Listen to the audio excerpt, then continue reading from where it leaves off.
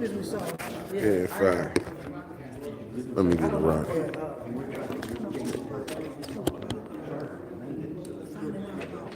What? Yeah, I don't like how that just did. Okay, there we go. I feel like Paul right now. How Paul used to be up in here.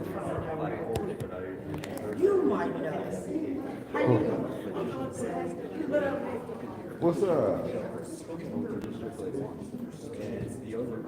What up, family? I'm in the buildings. Presente, what it do? Y'all come in and hit that like button.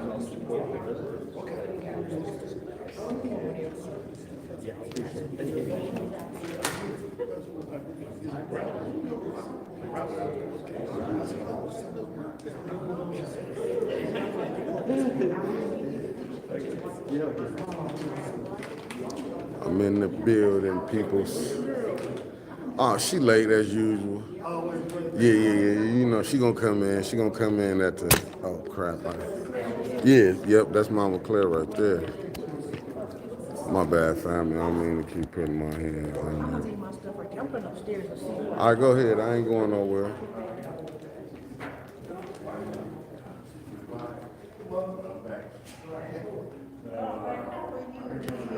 Sister Taliba, how you doing? I can't complain, but I am. Dana Bryan, good afternoon. LaWanna, good evening. Y'all know I'm messing up. Good evening. Good evening, family. Good evening. All I can do is tell y'all good evening. Good evening. Carson Newport, good evening. Good evening. Mary Davis, Dana Bryan, LaWanna Terry Jajavor, Cicero, McGill, Francine Johnson, Carolyn Hendricks, Marcia A. Tarver. Y'all know what Winter's at. We go through this every day from Monday through whatever going on. I'm gonna be early, gonna pull in. She gonna get her what she would, but I think she at Taco Bell though. JoJo, thanks for tapping in. Kobe Fatty, aka Elizabeth P. Finney. Good evening. Angela Lynette, good evening. Nakia Harris, good evening. Presente, thanks, good brother, for tapping in. Tiffany Annette, Amy Hannigan, Sally Belly, Wanda Smith, Mary, everybody, good evening. Good evening. I am in the building, baby.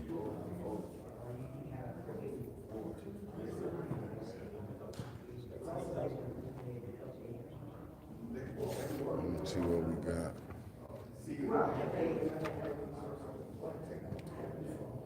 Oh, this is governmental income. Hold on, let me go back. Debbie Clark, Meat Freak, Juju Lamar. Hit that like button, family. Let me go get that.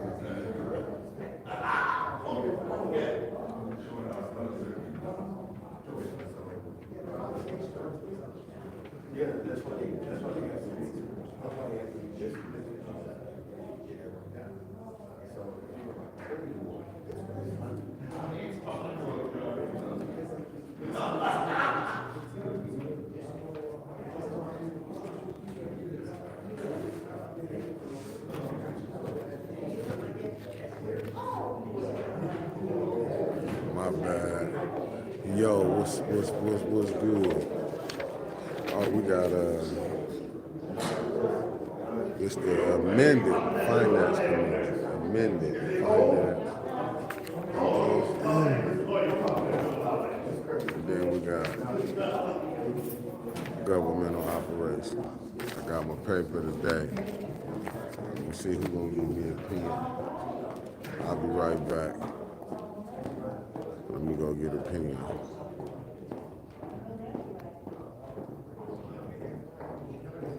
Let me go. Miss Spring here around Sir Gregory. Good evening.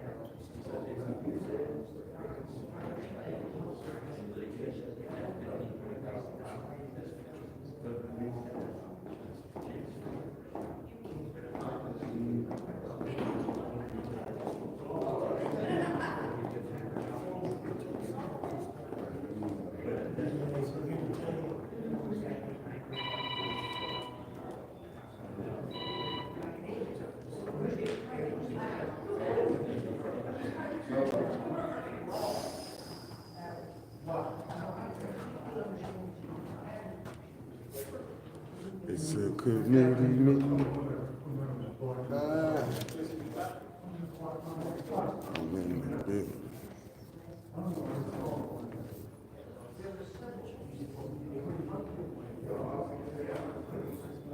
Donnell Dumas in the building. You know what to do. What up, let me get this. Cause I don't be wanting y'all to think I don't be having my notes. I say I got my notes. I got my paper because I do what I need to do. Y'all got me going back to when I was in school, barely making it. Shit, I think I think this is this another budget? Dennis, it's another budget hearing after this? Why y'all still got them up there? Oh, all right, nah, ain't no budget hearings over with. They just left it up there, the decorations. They wanna look like they're handling business here. But the people is rolling in. What time is it anyway? Odie, what it do? Nicholas J. Gaddis. Sandra Nichols Martin. Oh, it's gonna be 5 o'clock. We're gonna see. Just Oil, what it do, fam? Thanks for tapping in. Y'all smash that like button. It's 73 y'all watching. It should be 100 likes already.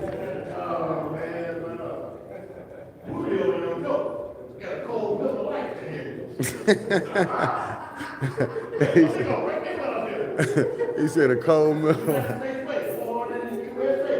All right. Our ale is the gift to keep giving, man, a treasure. Common sense, what it do? Thanks for tapping in, man. Trade Day 03, hey.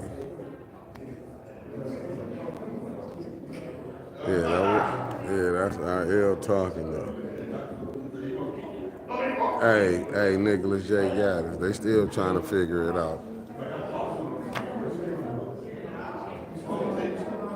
Asaya Quill, aka Mama Quill.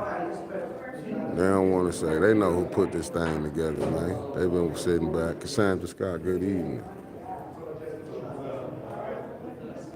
Oh, Trey, that's what's up. We got nothing but love for Georgia, the state of Georgia. But yeah, it's gonna start about 5:30. Georgia board, top of the evening. I know I'm trying to get Winter Zone up in here. This is unbelievable.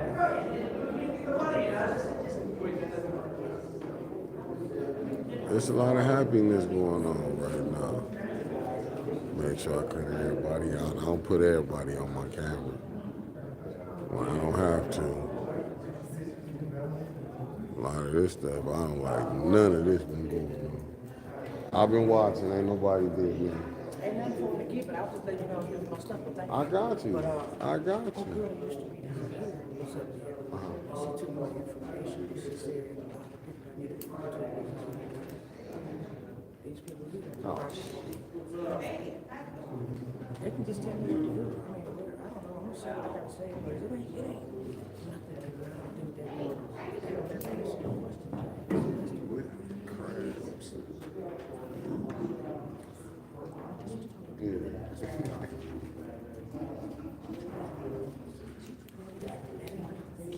Yeah.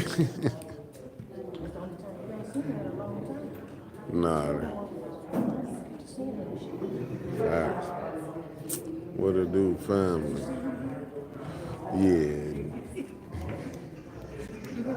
Yeah.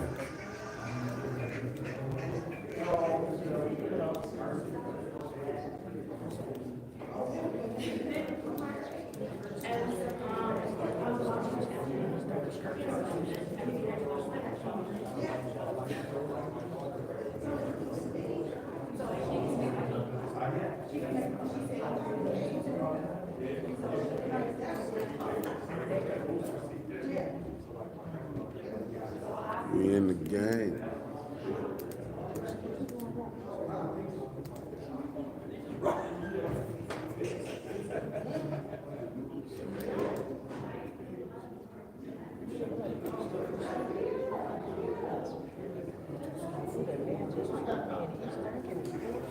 Yes, the other day it was worse, but I'm study backing up, he's study coming up on. I'm like, God damn. You know what I'm talking about? I know you're talking about. Yeah.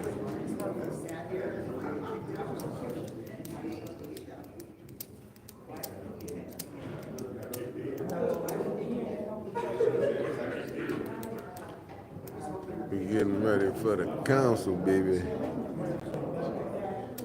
Ain't nobody showing up. We ready for it. Nobody. So far, we got 2 council people. Let me go and put it on. Candace just left the seat.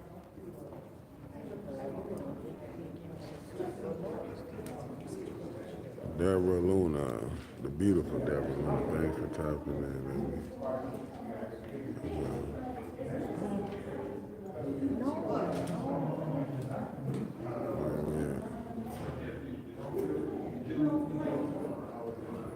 We good to go.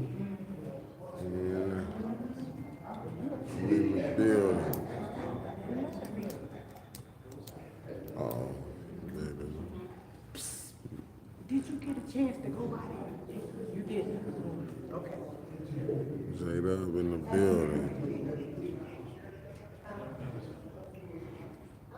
Good brother Rodney in the building.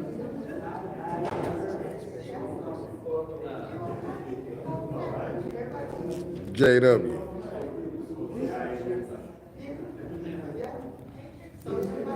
I'm good. I come here to see. He good. He good. Yeah, he good. Yeah, he good.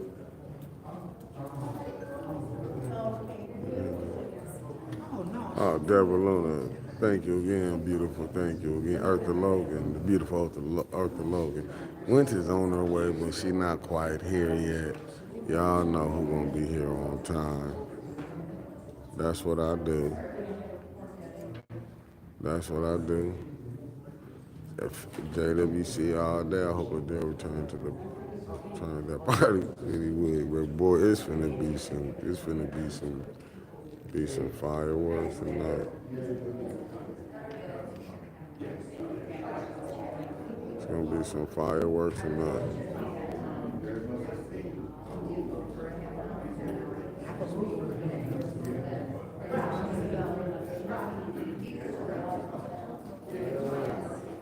My back is killing me.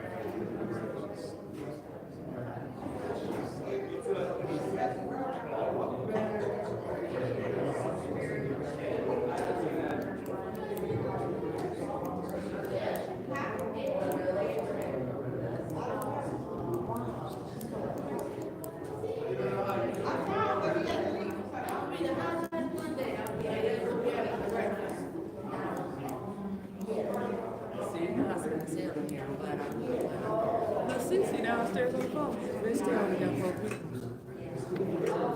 See? What's in that box? Cluckers.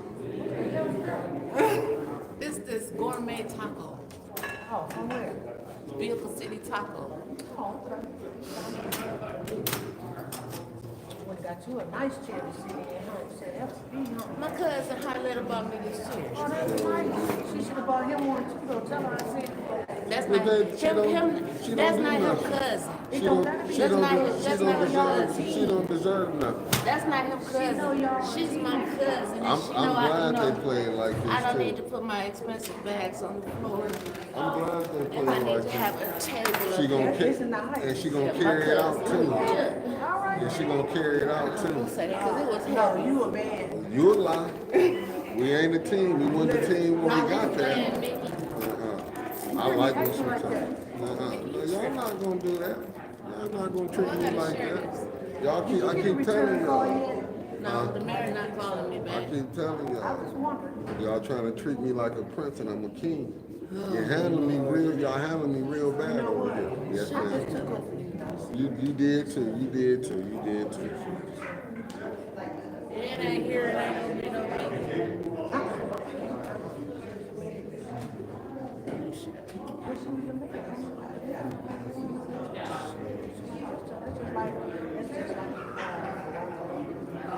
Tell my head ain't here either. He get paid for those. So it's gonna be a quick meeting. It look like way longer. Oh, ask the Capitol here. Oh, they're showing up. I'm gonna ask him if he wanna come on the show Hell no, he can, for about 10,000. he can go back on AC show for $250 and He reach ain't the gonna get. He radio ain't audience. gonna get the reach. You wanna come on for 10,000? 810 open for bid. I know that's right. It costs to get the news to the people. What's his name? RL. Where RL at? What's going on, RL? I'll tell you what's going on. Uh-oh. KK. What's up, Shatay? Look up.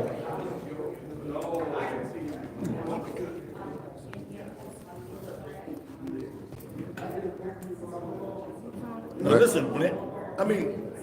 Now listen, New York. She just asked me what's going on. And this is what's going on in Flint, Michigan.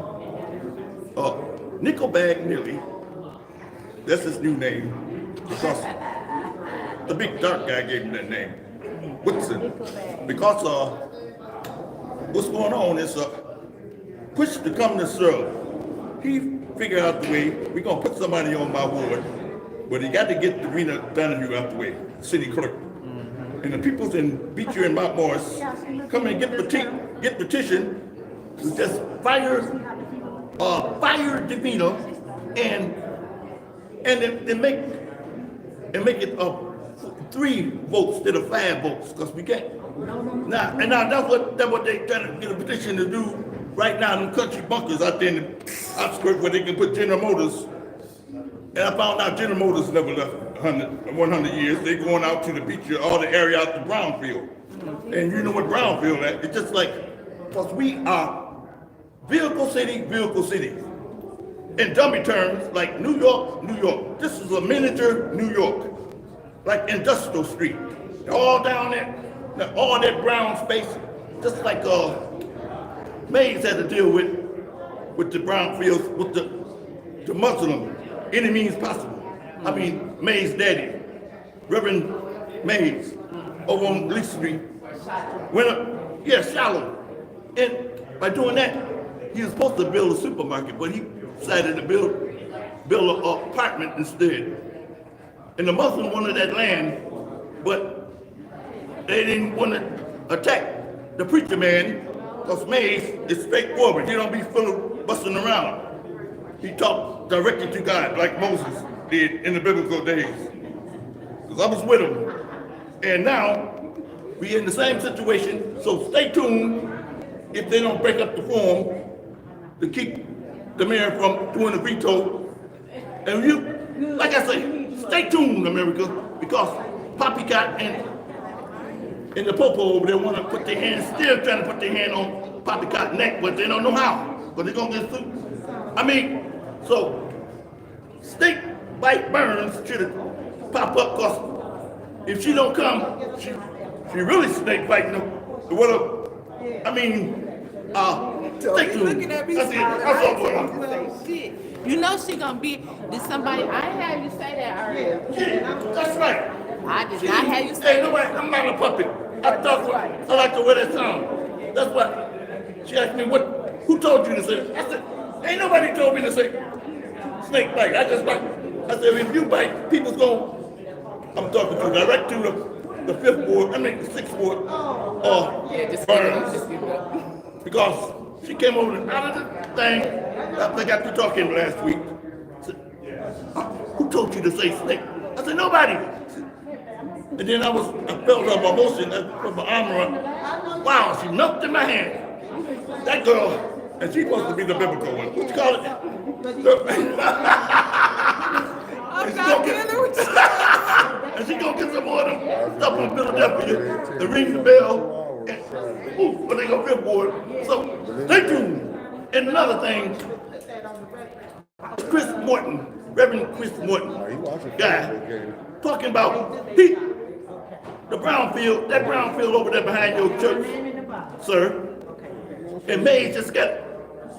And somebody can walk through there and throw a cigarette on the ground and blow and burn Mays building down, and he just got it.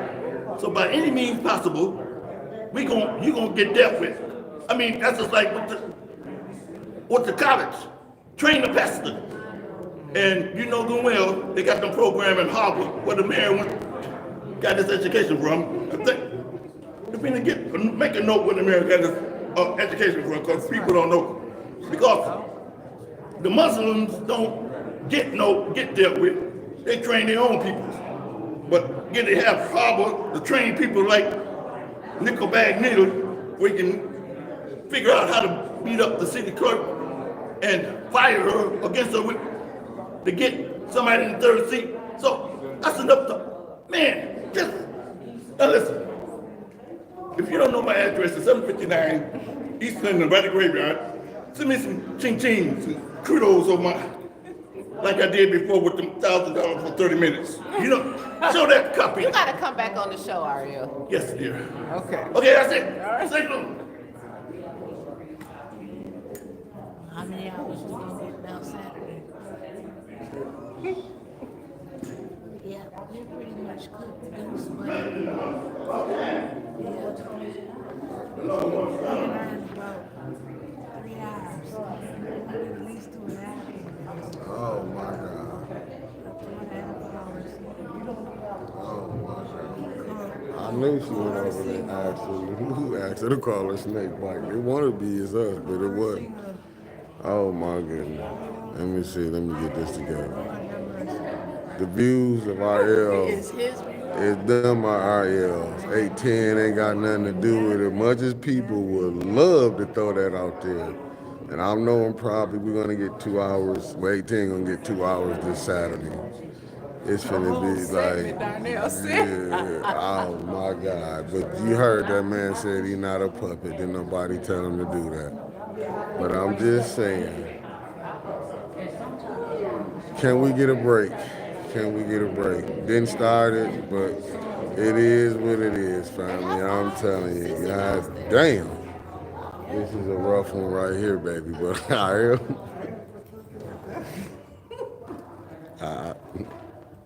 didn't ask Ariel. He gave us a lot. But I know Ariel be on Facebook, because I would know that pastor. And he said, give 810 some money, ching ching. Give it to 810. Yeah. And Sherman Davis, good evening for tapping in Michelle Smith, a.k.a. Ann. I see Eartha Logan. Y'all know we here, man. This is...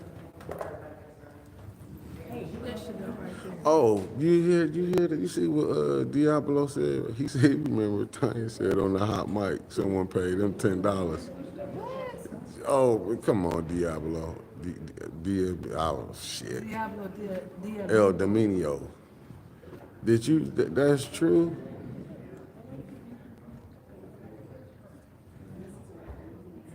Yeah. You ain't lying. What up, Jeff Johnson? Thanks for tapping in.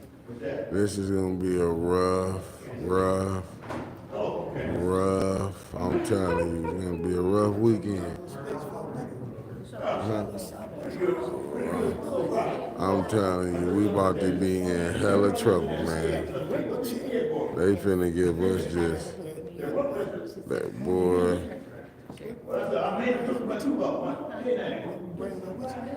I was there. That's what I keep trying to tell.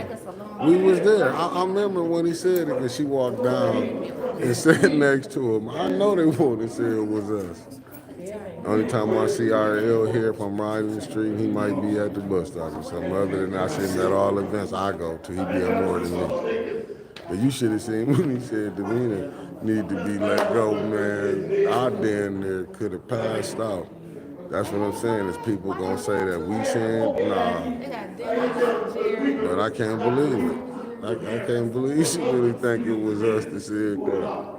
But if anybody got that video, can y'all clip it and send it to 810 News Media Group? That's all that's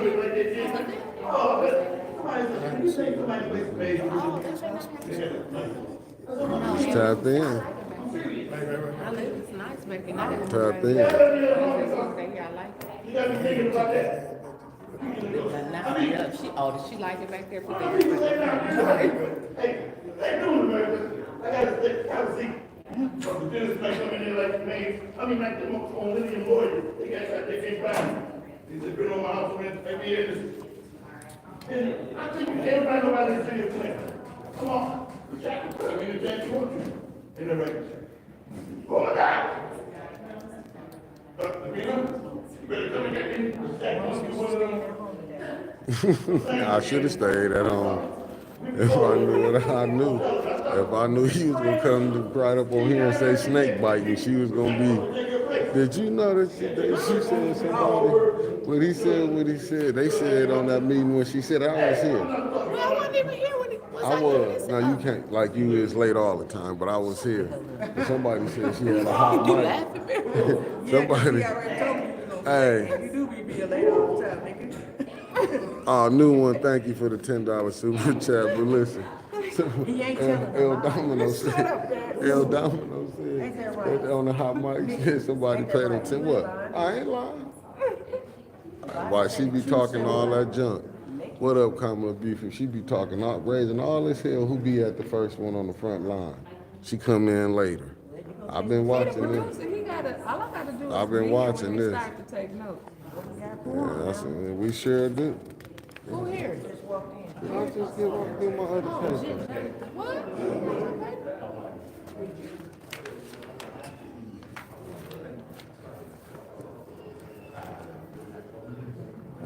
Is there somebody baby playing?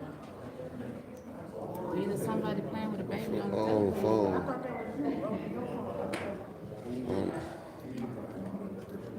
That look got me nervous. Well, I couldn't. No, okay, I thought you was coming over here to me. I was gonna say, what I done done? Because if I don't need another stunt like what IL just came and did, that's gonna get when he said, no, you seen what he said. You was sitting right there, about snake bite. I didn't hear that part. You didn't hear that part? Yeah. He called, he said, Tiny name is snake bite. And you was just sitting right there like I you was on didn't the hear. phone too, though, remember? And Tiny came. Well, Winfrey came to talk to me. Well, yep, she was right here. I don't, he said he liked the name. So that's her new name. Well, now, wait a minute. I'm jumping off the plane. Oh, Jumping off the what?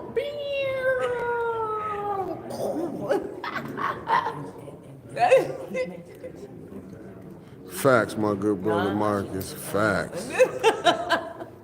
You right.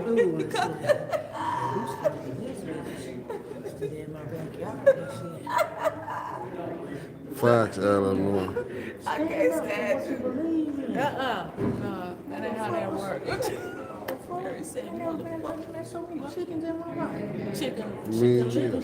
Chicken little. Uh-oh, Marcia just gave the 2 members for 2 months. Time is 5. Oh, here we go. And hereby call this finance committee of the Wood City Council to order. Thank you, Marcia. Talk. Mr. Alvin is not in. I believe he's not in.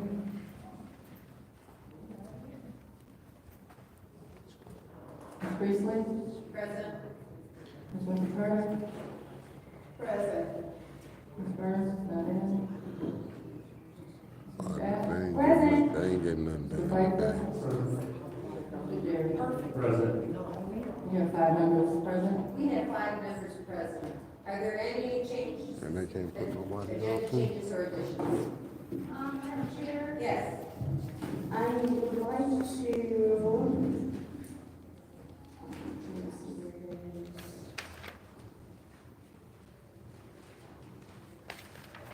One second, I'm sorry, I didn't have my.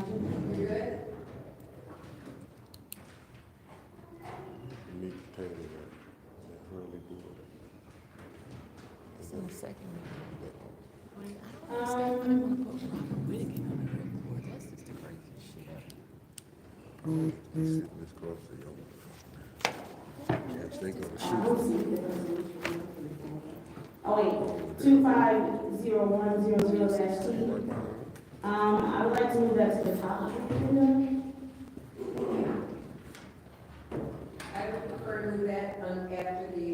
She just wake up and grab that motherfucker and say, when my wig, I'll put it on. What's she saying? What's she saying?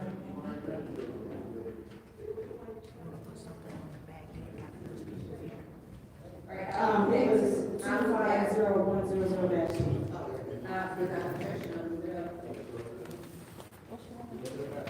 Okay, it's now time for public comment. I couldn't see, I For didn't your catch information, that. our timer Did is you not catch it?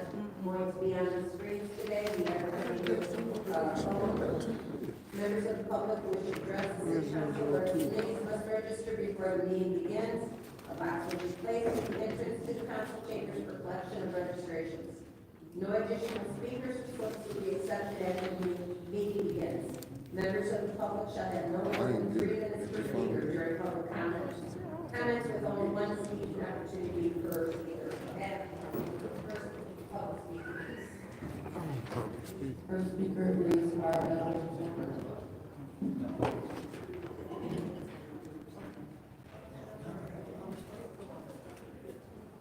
Hello, I'm Bill Mitchell.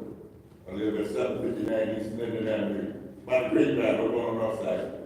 Okay, for the record, to be about the Brownfield situation in Flint, starting with Reverend Chris Martin, this church over there by Mays Hassel Center with his name on it. All that Brownfield out there, all they gotta do is throw one cigarette down there in the wind or coming road. Burn the whole church down, everything around it.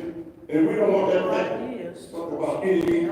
Why come we can't, the question is, why come Reverend Martin, whoever, be like Bishop R.L. Jones over on Door Elevate? He don't have to come and talk with us. He let the first lady is like, and when she speaks, things get done. $50,000 and a washing machine to wash them kids' clothes over on Holbrook, and just like that, in the doctor who sent his son down here, he talked just like his mom. But all Roger Jr., big brother though. But another thing about the gentleman with the preacher, I think that's the second word. Can't say that about it, she was busy in the phone right now. But anyway, because you will be dealt with, sir, if you let them college students try to make you train you how to learn such a thing, train them. That's they have the program by using that stuff in any means possible, taking the people's money from the land back houses. And the Muslim dormitories, they train their own people. I wonder who in the world gonna train a man of God to give $50,000 with the people over there on Pasadena bag somebody on pocket for the people. Now, Chris Martin, you're in the booth with the priest that just bit the dust. And now we have to like the Bruce, see the Bruce smoke come out. This priest, is that true? The priest is gonna go on to glory? What we gonna have to do about that? Now, the lady with the money bag, listen. That's unbiblical. Somebody told me that he wouldn't. And you talking about the people in Flint, you got to train the kids how to play basketball, girls basketball, got this new guy. And anyway, forget about talking about the rest of them. I just want Madam Burns and me to right with it. But Idi Amin The night board, he showed up. Oh, looking curious. Curiosity killed the cat, sir. But money else, no. Money else, he brought him back. Thank you. What That's your time, Ara. Okay.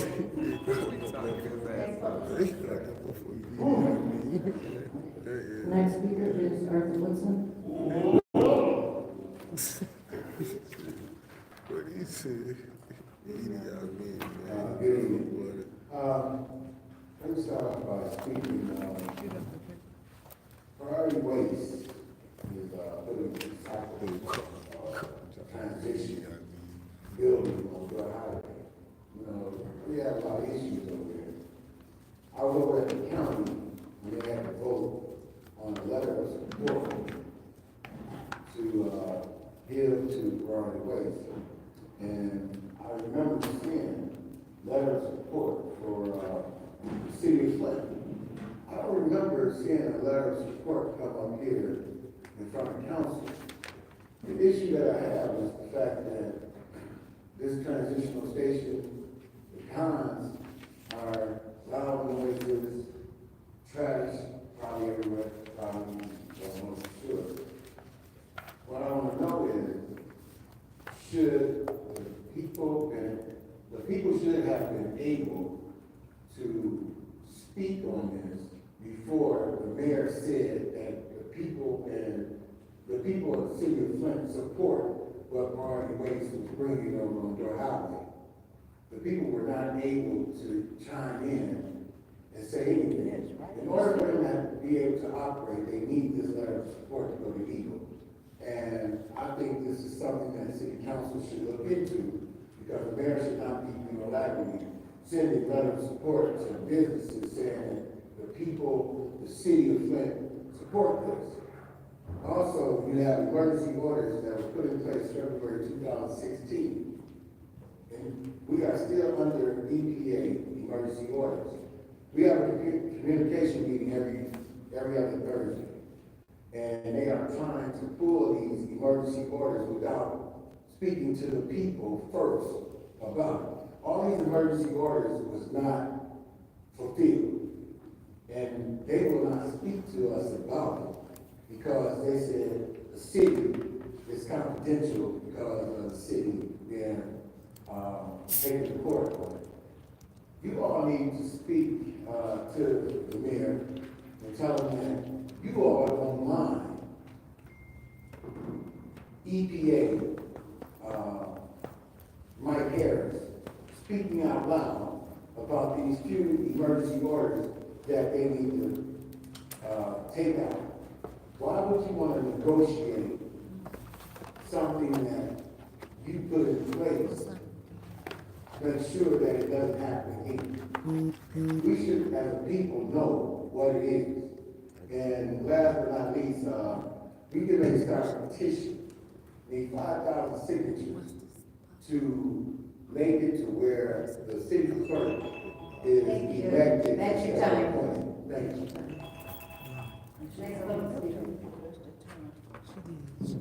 Next speaker is Mary Brady. Come on, man, bring it home. Good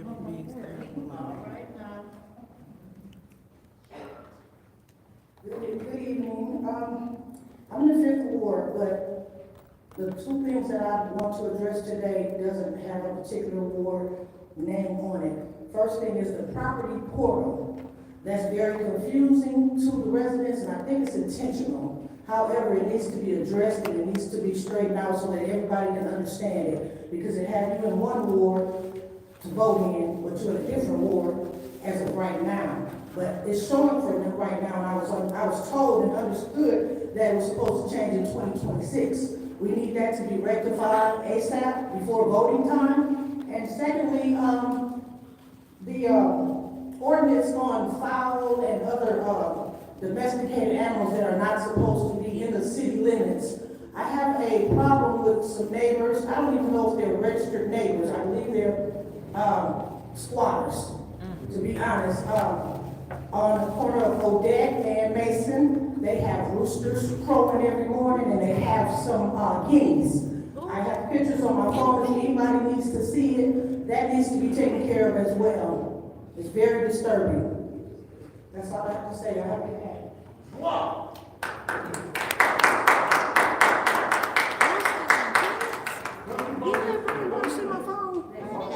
A rooster. They got a chicken house and everything. All right, Mama Claire. Come on, Mr. McClendon. Good evening, a couple of things. I want to repeat what was said the last time I addressed this council. It's time for us to take the lead and not just be reacting. And again, I'm going to repeat, on February 26th, when Gleewood had a public meeting, one item was on the agenda, raising water rates, which we are in Flint customers of that, and nothing came from the council or the administration objecting to the rate hike. And then when the council did come out with this, use our money to mitigate, that's not the answer. You're responding and you're not taking leadership. You could have said something to stop the water rate hike. You made it sound like it was inevitable. It was not. The other thing I want to talk about is my neighbor just lost their home. We was all of us in the neighborhood was shocked. We don't know how it came about, but what I want to know is there still an effort or an intention among council members to look into the right of first refusal on these foreclosed homes? Something that was initiated by Councilman Mays and Councilman Pfeiffer. You was working with him on that. And I was wondering if that is still an option for people to recoup their homes. And that is just very disheartening that all of this is going on after $90-something million was sent here. And last but not least, I want to announce 11 years this Friday. 11 years of suffering, pain and suffering. 11 years of unfinished business. High water rates, unmet health care, unpaid settlement, and other unmet needs of this community as a result of the water disaster. All elected officials have been invited to come and listen, not talk. Listen for a change to the suffering of the people. Behold your people. You don't even know your people. When we come down here, we get shut down. So that's at 5:30 at UAW Local 659. Friday. This Friday. And I wish we was treated as good as Ashley Capital. I know that's right. Yes, ma'am. You get treated like royalty. Yes, ma'am. Nothing you ask for is turned away. That's right. That's right. You didn't have to come down here and spend a year asking for home repair and rehabilitation. I know cancer and nothing else. Bless your heart. Manage your time. Thank you. I know it is. Right. Right, Mr. Clinton. The next speaker is Rodney Thomas. Come on, come on. Come on, good brother. Hello, council. My name is Rodney Thomas. Like Papa Jerry say, Essie baby boy. I'm Luther Dean's baby boy. Okay. King Bill Harris' grandson. All right now. And so I'm still waving the flag. You know, this nervous shit coming out here, but I feel I have to do my part. I don't want to come down here because it's like I say, this is nervous shit. And raise my blood pressure. I'm almost 60 years old. I really ain't got time for this. But I know we Flint strong and we can do this. You know, we go a lot of places. I go a lot of, well, not a lot of places, few places. And people recognize Flint. And recognize us as being a small city with a big city vibe, with a down home twist to it. And we gotta get back to that, wholesome, treat people, like they people, especially our residents. Look like we got it backwards now. We treat people from out of town better be treated to residents. But I ain't gonna point no fingers, cause I ain't here for that. I'm here for us to lock arms and move this thing forward. Cause we all watching, the streets watching. You know, and I come up under a lot of people who taught me that your word is your bond. And my people always taught me, if you ain't got nothing in this world, your word will carry you. And you know, people say a lot of things, but one thing I've learned in life, time tells a story of its own. You know what I'm saying? It ain't what you do, is how you do it. You know what I'm saying? And all them old cliches, I go on and on. From Papa J to Larry White to Maurice Day, come up under all of them. And when the neighborhood was vibrant, we can get back to it. Hell, there ain't that many people left. Sure right. You know, so, you know, we can be a pilot for other cities around the country because they watching. Because big is here. When we was in that water crisis, they had the water prize up under Mary Weaver administration. I was driving trucks to bring the water to the pies. And they come all from around the country, want to know how we still rocking. You know what I'm saying? And we can be the pilot to show we ain't out the game. But we got to get back to that and stop acting like a bunch of people. Thank you.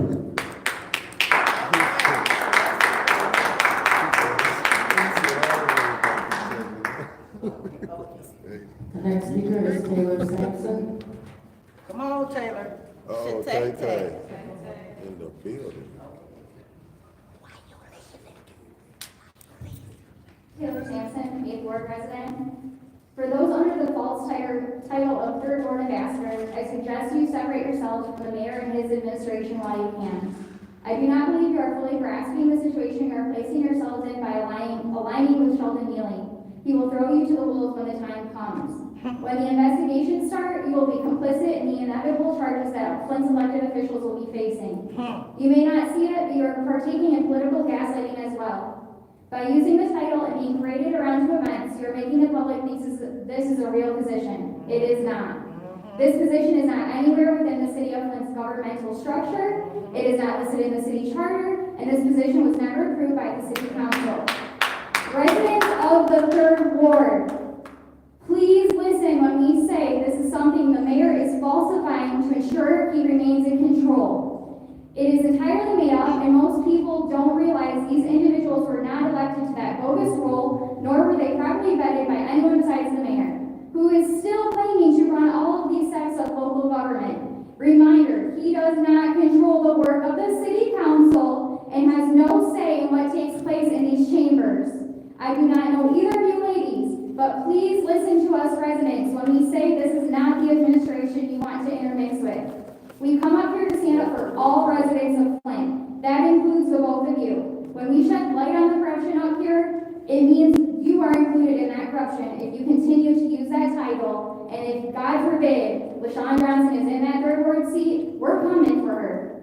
We're not going to let her get away with anything. She will be scrutinized as heavily as the rest of you are. All right.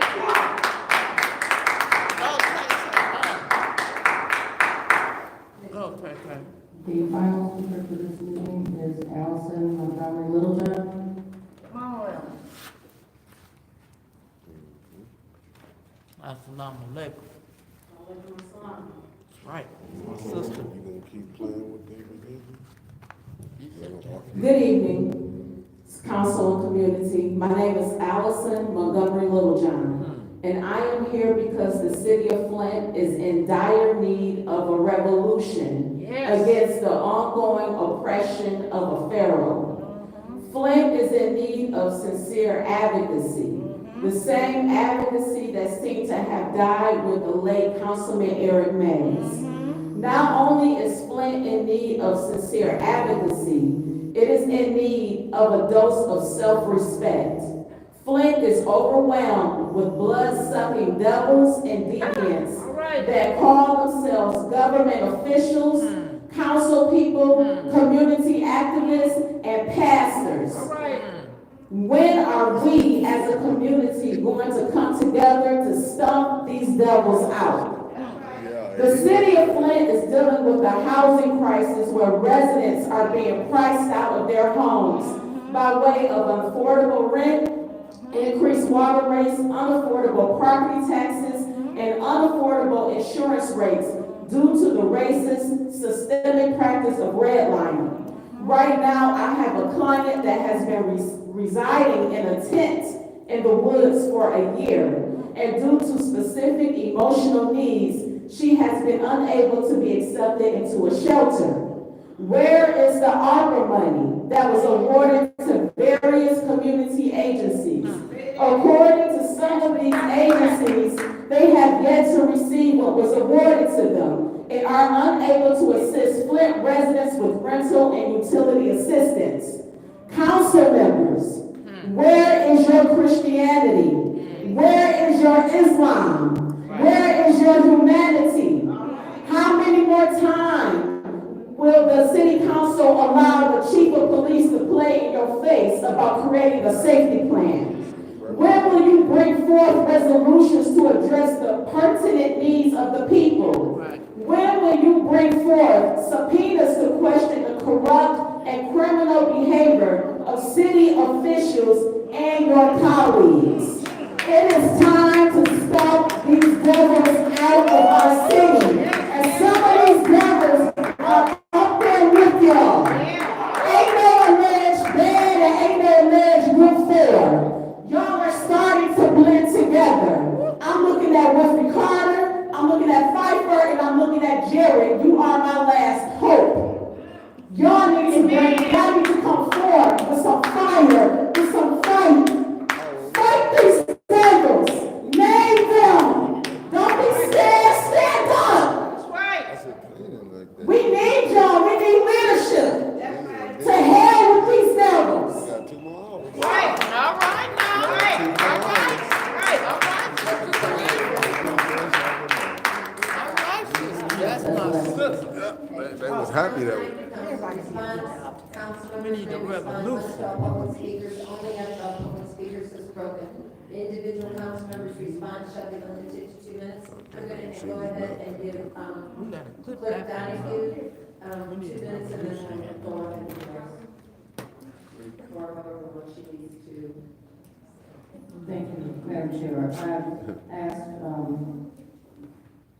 Ms. Priestley to allow me to respond to one of the speakers in the confusion about the property portal in relation to the third ward situation, and I think there was some confusion as to how this is all operated. So, a lot of people talk about 2026. The city charter, the new charter was adopted in 2018, and in that charter review commission decided that they wanted to have the terms of the council and mayor run at the same time as the governor's election would be on even years. And so section 3-102 speaks to commencing with the election in 2026, that council members will serve a period of 4 years. In order to do this, at that time, they had to have the mayor's term be a 3-year term and the council member's term a 4-year term. Section 9-102 of the charter speaks to the first primary election, general election for the council under this new charter would be in 2021. And it speaks to that 5-year term for council. And commencing in 2026, the voters of the city shall elect the mayor and council in the primary and general elections at the same time as the primary and general election for the governor, for the term. So that's where the 2026 comes in. So every 10 years, the census comes out and the ward boundaries are dictated on those census numbers. The census numbers would have normally been sent to the clerk in 2020. But at that time, we were under a pandemic, and the census figures did not arrive before. They would normally come in spring of the odd year, 2021. Council adopted a resolution at that time but they didn't. The election was held in 2021 based on the population figures from the 2010 census, because we hadn't received the census figures at that time. Once the census figures did come, the following year in 2022, the City Council adopted a resolution restructuring the ward boundaries. That resolution was legally adopted and it was undertaken, and those are what we are calling the new ward boundaries. Those are the boundaries that are in the property portal. Those are the boundaries that are on MVIC. Those are the current boundaries for the council members.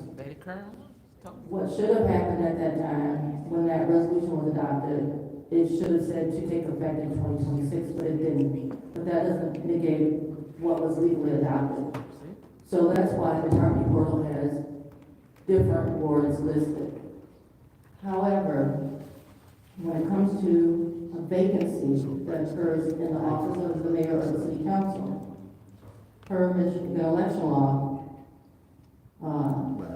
you have to, a person will be, the replacement or the elected officer that will fill that vacancy has to be elected under the district boundaries for which that person was originally elected. In other words, we've had 4 vacancies since 2021. One was a resignation, another was the ninth ward council member who did not decide to participate in the recall, and unfortunately we had 2 council members. Every time we had an election or an appointment to replace those vacancies or fill those vacancies, if those members, the people that sign petitions, the people that can hold those offices, all fall under those old district boundaries. So that's where the confusion comes, and that's why we speak to the old and the new. So the property portal is right. When you check MVIC, it's going to tell you your new board boundaries. When we sent out voter registration cards early last year, 2024, it had the new board boundaries, because those are the boundaries under which residents are currently. It's only in special circumstances, for example, when there's a vacancy in office of the council, that those elections have to be held under the old ward boundaries. It's important to know also that it does not follow the voter, it follows the address. So, if your house, if your address is in an old district, then you qualify to vote. And for example, this 3rd ward election. My office sent out a postcard recently in the last month to everyone that's in every address in the old 3rd ward and the new 3rd ward. And basically it just reads, special elections for Flint City Council vacancies must follow the district ward boundaries that members were originally elected to represent. Only voters who currently reside in the old 3rd ward district are eligible to vote in the special primary election. If you are unsure whether you live in the old or new 3rd ward boundaries or have questions, please call the city clerk's office. So if you were to go to MVIC, unless a lot of people know, they know where they were before, they know where they are now. If you have any questions, I would ask everyone to please call the city clerk's office at 810-766-7414.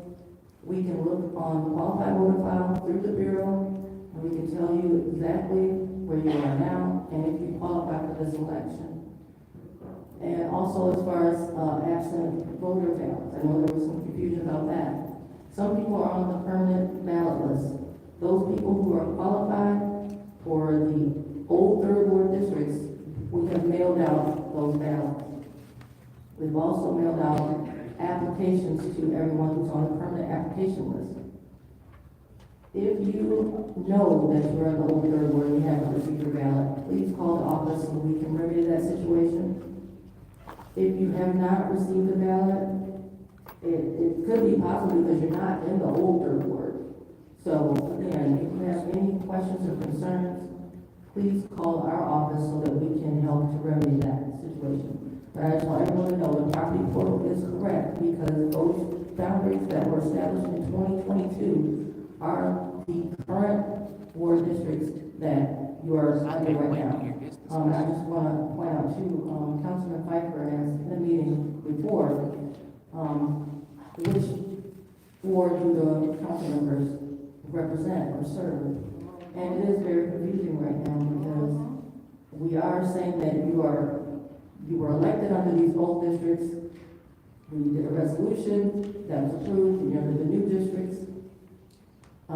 So it's almost like you're representing both, but it really depends on the situation, but that is why the confusion is there. That resolution that was adopted in 2022 kind of caused all this, but as of 2026, This is crazy. it will all just, it won't matter then at that time because the old districts will no longer be in effect because there won't be any recalls or anything possible. There'll be a new election under those boundaries that were approved in 2022.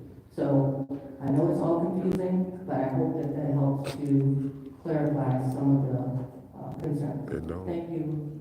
Thank you. Ma'am. It don't. Thank you. Is there any council response? Go ahead. Thank you. Thank you to all of the speakers. For the most part, everybody came up here and highlighted some things that are actually very important to our community that we should be focused on. From the people who came up and talked about the water to the resident who has the complaint. If you want to meet me right up here, I can take your complaint right now and make sure I turn that in for you so we can get that solved. Especially if they have an animal they're not supposed to have in the residential area, we want to make sure that we get that taken care of immediately.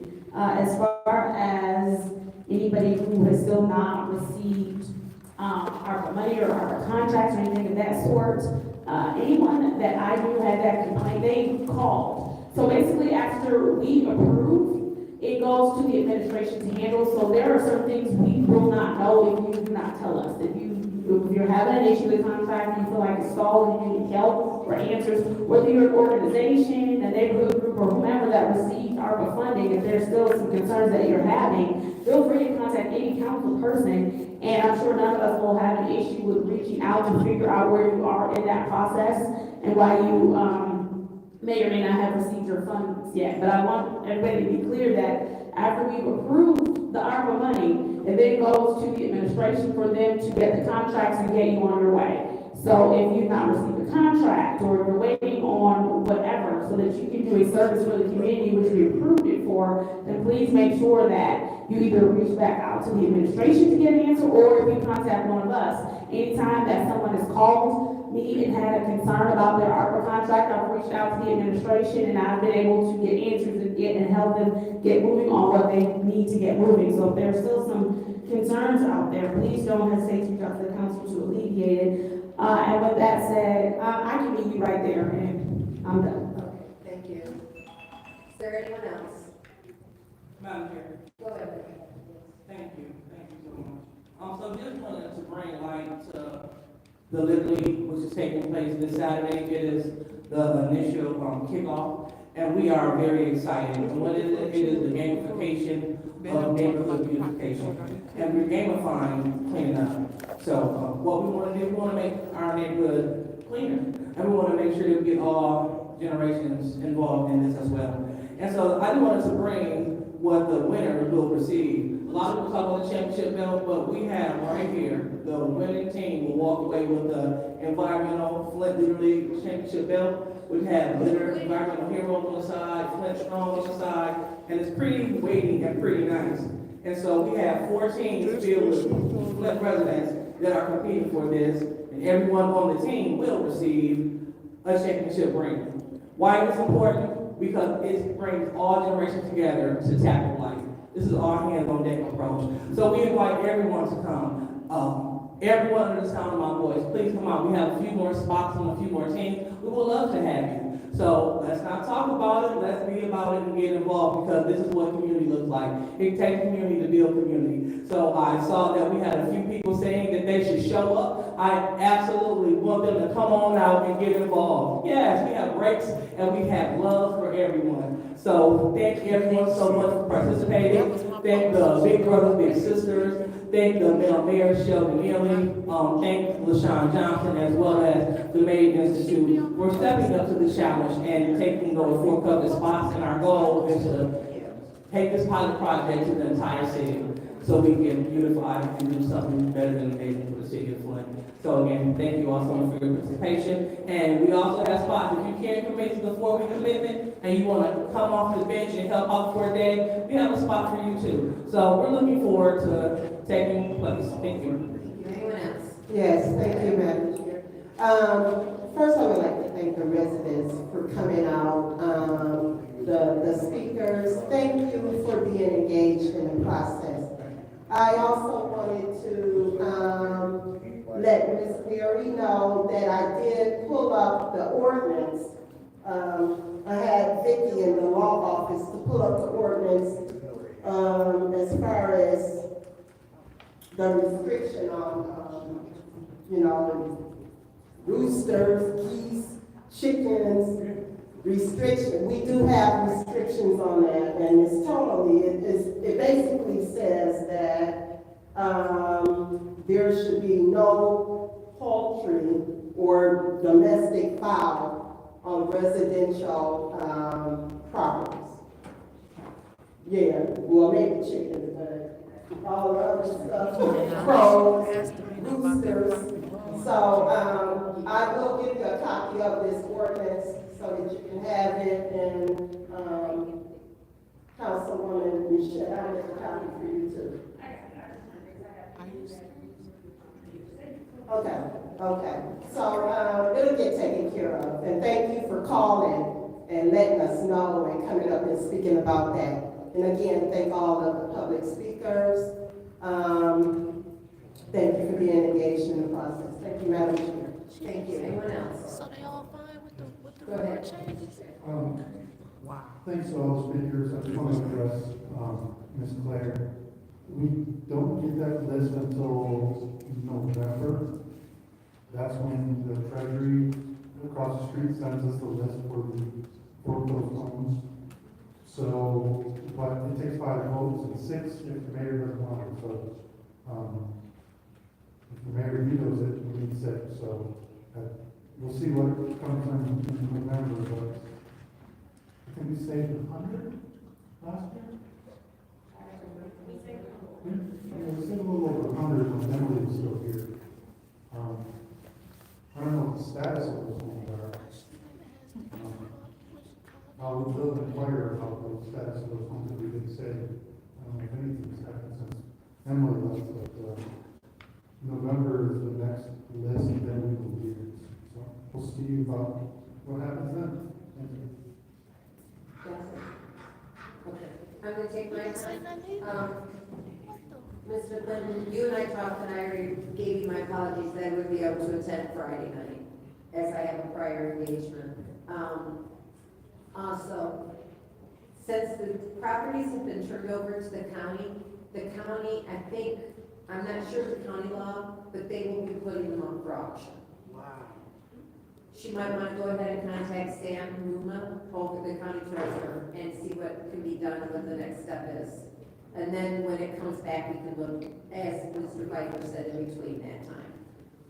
Also, I want to, guinea fowls and roosters? Absolutely not.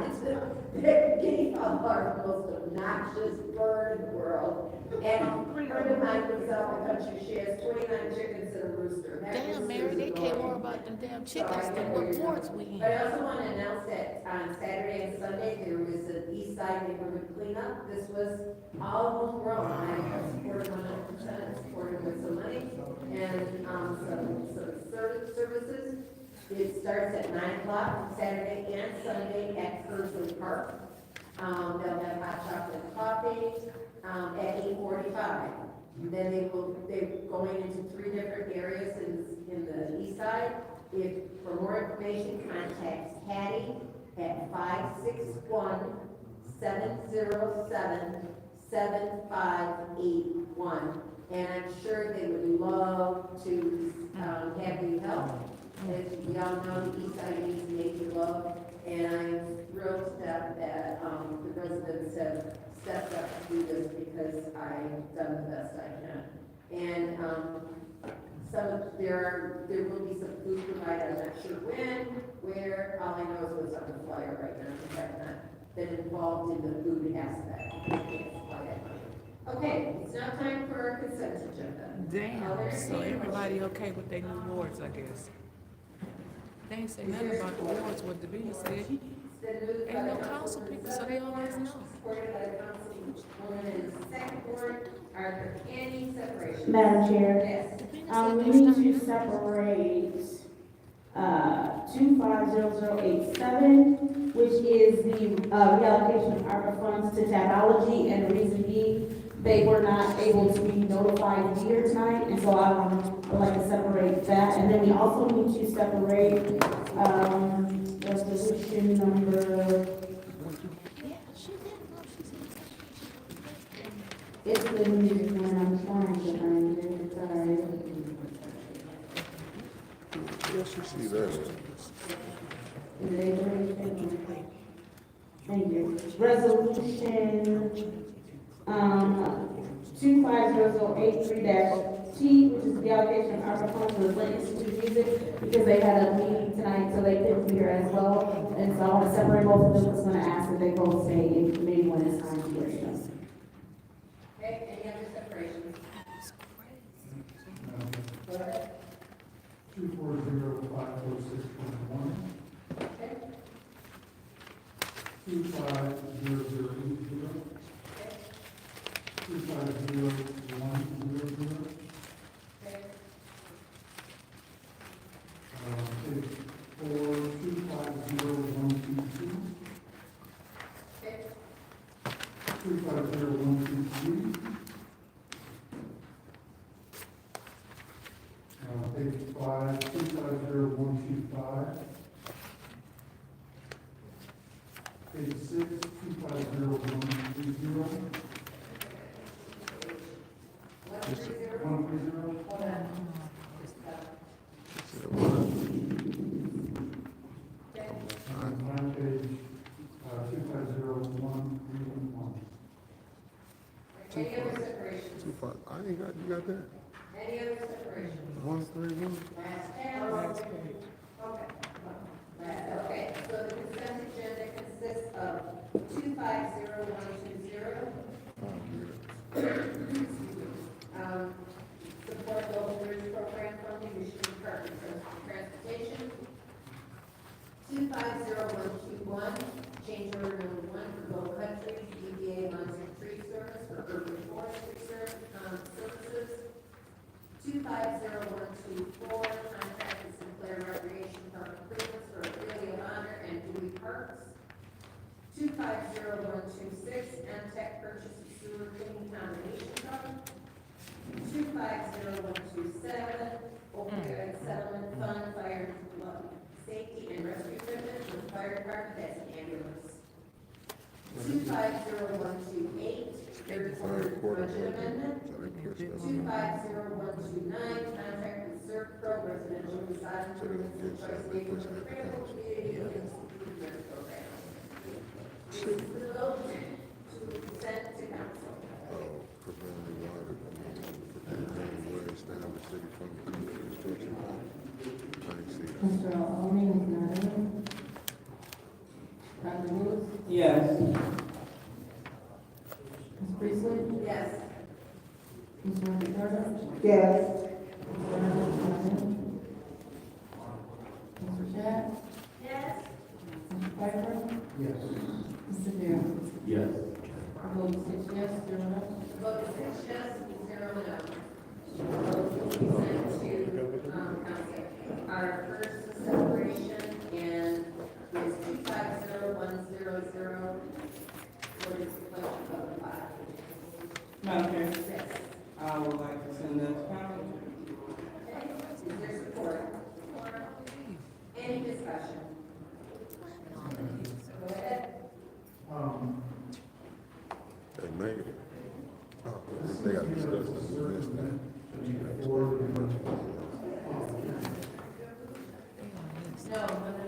103. We're on 501000. Oh, I'm sorry.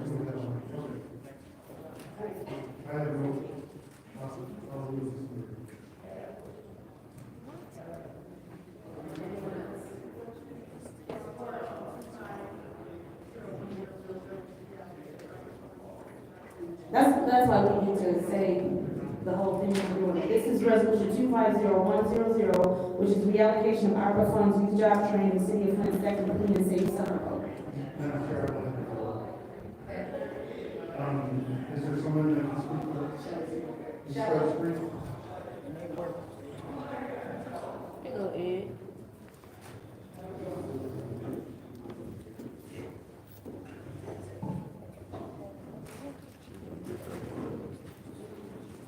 Madam Chair, if you can clear the clock, because it's a little easy. Shelby, tell them you'll get them the names when you feel like it. And you don't hold them no explanation. They ain't nobody but counsel. Because we were short. This first reading, did you, have the name of the organizations that are? I don't. That's right. Then, I would not support this evening. Any other discussion? Madam Chair. Go ahead. Thank you very much. Hi, Ms. Scarsbury, how are you this evening? Good, doing well. So I do want to say, the reason this is super important is because we were able to see how much it impacted families last year, as far as providing income for youth, and then as far as providing them something to do to keep them safe. I do recall that there is a story about two family members who both applied for the program. Only one of them made it, and unfortunately, the one that did not make it had a tragedy. And while we can't say for sure whether or not this program could have helped, I think it is a good inference to say that this could have made a difference in their life had they been able to have an opportunity to have access to a summer job and summer activities like their sibling. And so I do want to support this because we do have families that come up here all the time and say that their children are in need of something, that they would love some help and support from the city to help keep their kids safe, to give kids something to do. I think all of us at some point in time in life, as teenagers, we had summer jobs, we had opportunities. This program also gives you the opportunity to be exposed to different career paths. And we know that's been missing in our city for quite some time, right? And I'm not knocking people who want to be entertainers. I'm not knocking people who are social media content creators, people who play basketball, all those other things. I think those have all proven to be lucrative careers for those who have been able to tap into that. But we know that that is a certain niche kind of thing, and that not everyone can tap into that. And so what we want to do is make sure we're preparing the next generation to be able to go into some of the careers that actually keep communities stabilized, whether we're talking about being police officers, whether we're talking about working in the water treatment department, talking about lawyers and doctors, because those are still quite prestigious careers, and we need them right in our community. And who better to have a heart to love people in the community to be able to take care of their family members in those roles than someone who grew up here, right? And so we're giving kids the opportunity to do that. Now, it is my understanding that the way that this is set up is that in order to be able to invite programs to participate, you first have to make sure you secure the funding so that people don't already start making plans and make their way or start counting money that doesn't really exist, because you did reach out to different nonprofits who can't afford to make preparation for something and then take a hit if it doesn't happen. So I do understand that you're being conscientious of that for them. And I will support this, knowing that the same way that you were prepared and ready and you had job sites last year, I trust that you'll do it again this year. You've shown us that you are a professional, and you've shown us that this program works, that the city was able to run it well, and it provides excellent opportunities for you. So I do thank you ahead of time, and I also understand where you're coming from of you need to make sure that there is going to actually be a program before you start reaching out to people for the program. So I will yield my time in the first round, and I'll see you again in the second. Thank you. Thank you. Anyone else? How much minutes should I? Go ahead. Good evening. Good evening. How are you here? Okay, doing good. So my question is, I understand that we have some success stories that we can share. Do we have reporting that can be provided? Yes, we do. For us? Okay. How do we go about doing it? I can just sit there if you like. Please. It would be, and she can send it to everybody, is that okay? Please, I would like to begin to see the reports out on the impact of the funds, how the funds were utilized, and ultimately where they wound up going. So that's going to be helpful to me in moving forward with this and life. Yes, so we have a financial report and we have the written report. I'm sorry. We have a financial, we have a financial report and a written report, so I can get them to you. One that account for the, I think we get 200,000 last Yes, year? yes. Okay, and it would account for all of that? Yes, it does. Wonderful, Okay. thank you. When, I can do it, tomorrow morning. that would be wonderful. Okay. Anyone else? Madam Go Chair, ahead. thank you. Ms. Martin, one question. Do you know how many kids applied last year? Yes. Applied. We had 171 that applied. So 171 applied, right? But they don't know how many got killed last year. Kids decided that they wanted to get a youth job. Yes. Because youth jobs are in No. you've been working for a long time. I was 1 year. Yeah. And I know I wasn't working, I was playing basketball. Well, I had other friends that worked. So 171 youth decided that they wanted to carry on the legacy of obtaining youth jobs. So how many youth replaced? 91. 91, right? All right. So let me take out the old trusty dusty calculator. So 171 kids said, hey, instead of playing sports, instead of running the streets, instead of playing video games, I want a youth job. 171 kids said that, right? Okay. So then the city of Flint came back and said, we only have funding for 91. Okay? That what I'm hearing? So with 91 carried all right. So it looks like we have 80 kids that were left out.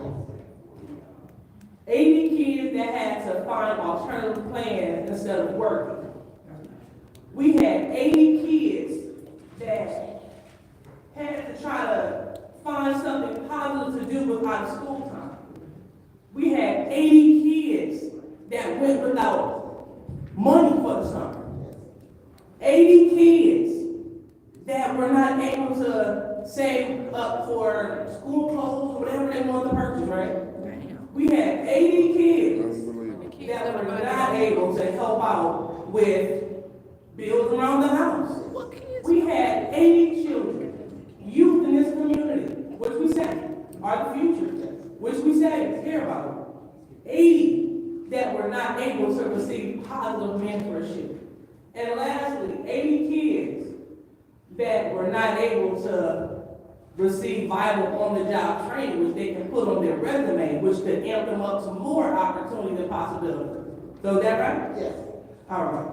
So 91 kids received it, and 80 did not. Just wanted to make sure I was clear.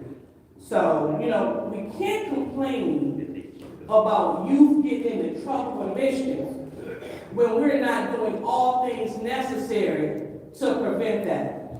Now, I do understand that this is not the end-all, be-all answer because there's many layers to this onion. But what I do, being raised on the north side, coming from a blue-collar family, I understand that this is very important.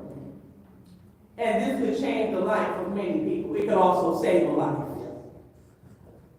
I was told, I don't know if I shared it here, but I went to church one Sunday, and this lady, she had a few children, and she got word that her house was shot up while she was at church. Thankfully, no one was home. But the unfortunate part is, no one wants to have their house shut up. But I am grateful that she was not there. Where am I going with that? Wait. Having a youth job, being out of a toxic environment, it might not be that youth that's active, it might be someone in the household. But removing youth and putting them in a positive space is what we signed up to do. And so what I don't want to do, I don't want to come up with excuses why not to fund it, because I've seen it with my own eyes. So a young kid, 18 years old, This got murdered a few weeks ago. Gaslight. That could have saved a life, could not, I don't know. But I don't want to roll the dice and have my hands dirty because I didn't do all things necessary for my seat, which could save a life. I don't know what kind of report is needed. I don't know what kind of testimony is needed. But if we know that youth jobs have been working for the last few decades, I'm quite certain that they will continue to work for decades to come. So I would like to compel my colleagues. Let's think outside outside the box. Now, thank you. Dennis didn't say it was wrong, he just said, who getting the money? Ain't that a fair question? All right, I'm gonna take my time. So, Now the kids don't know where to go fly. why do we not have a list of agencies? Cause she's not giving it to We me. don't have a list of agencies because we don't have funding yet. And it takes a lot of work to put the program together. But I have been calling other agencies that have youth job training, like Youth Quest. Beecher has a good program that they will recommend the jobs that they have, like Walmart. They have big clients that we will be able to send the clients to, which could cut out the middle person and we can hire more kids. So I have been looking at a program that does that as well. But the program is just to save lives. It's not about anything else but that. If you remember COVID, you had a lot of grandparents that died that was taking care of these kids. So that was income that was missing. And so by funding the kids, you also help the household income so that the kids can have school clothes and just stay out of trouble, period. That is what this is all about. Simple as that. It's safety for our kids.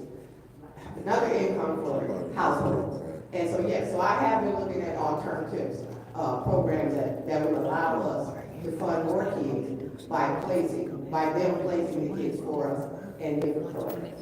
So is it true that because council hasn't approved the money, agencies are leery of contacting us to participate? Yes. And that's why we don't have a list of agencies that will, or companies willing to participate in this program? Yeah, it's part of the reason. When I call them and contact them, that they always ask, well, council, because they watch council. Council hasn't approved it, so if it's not gonna be approved, I'm not gonna go through the process of trying to find kids for some of these things. So I'm battling against that as well. So yes, the answer to that question.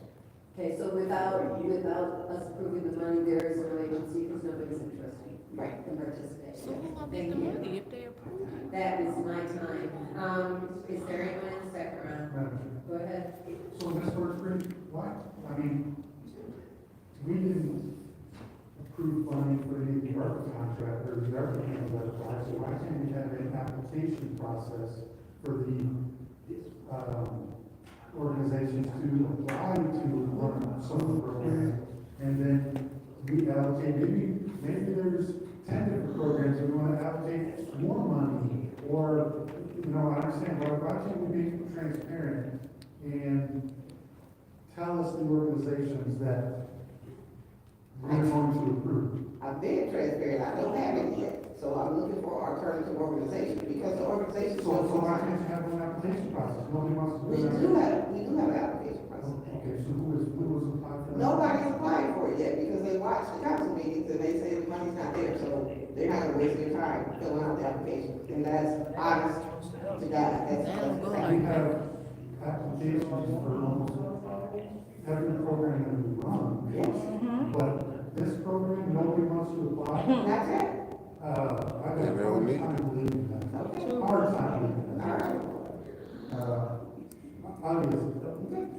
I wouldn't fund it. This sound like some old Chris Martin something. Thank you. I don't have a hard time believing it. We know you. Because people are tired of their time being wasted.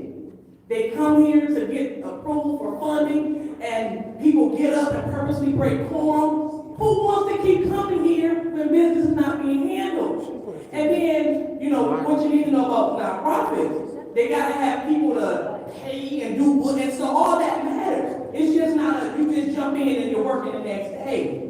It's system. You gotta have people in place. You gotta have people that are gonna watch these people that are working, these young people.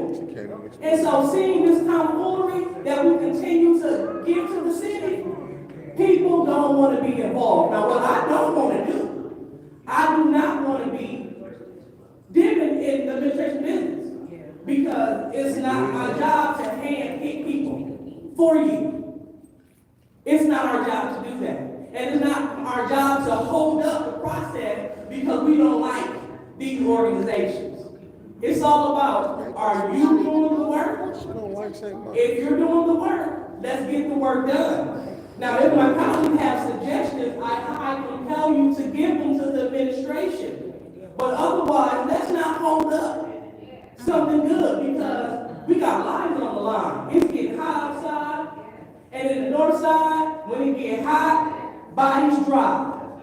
Young people walk around the land with nothing to do. So let's stop playing games with people. This is our reality.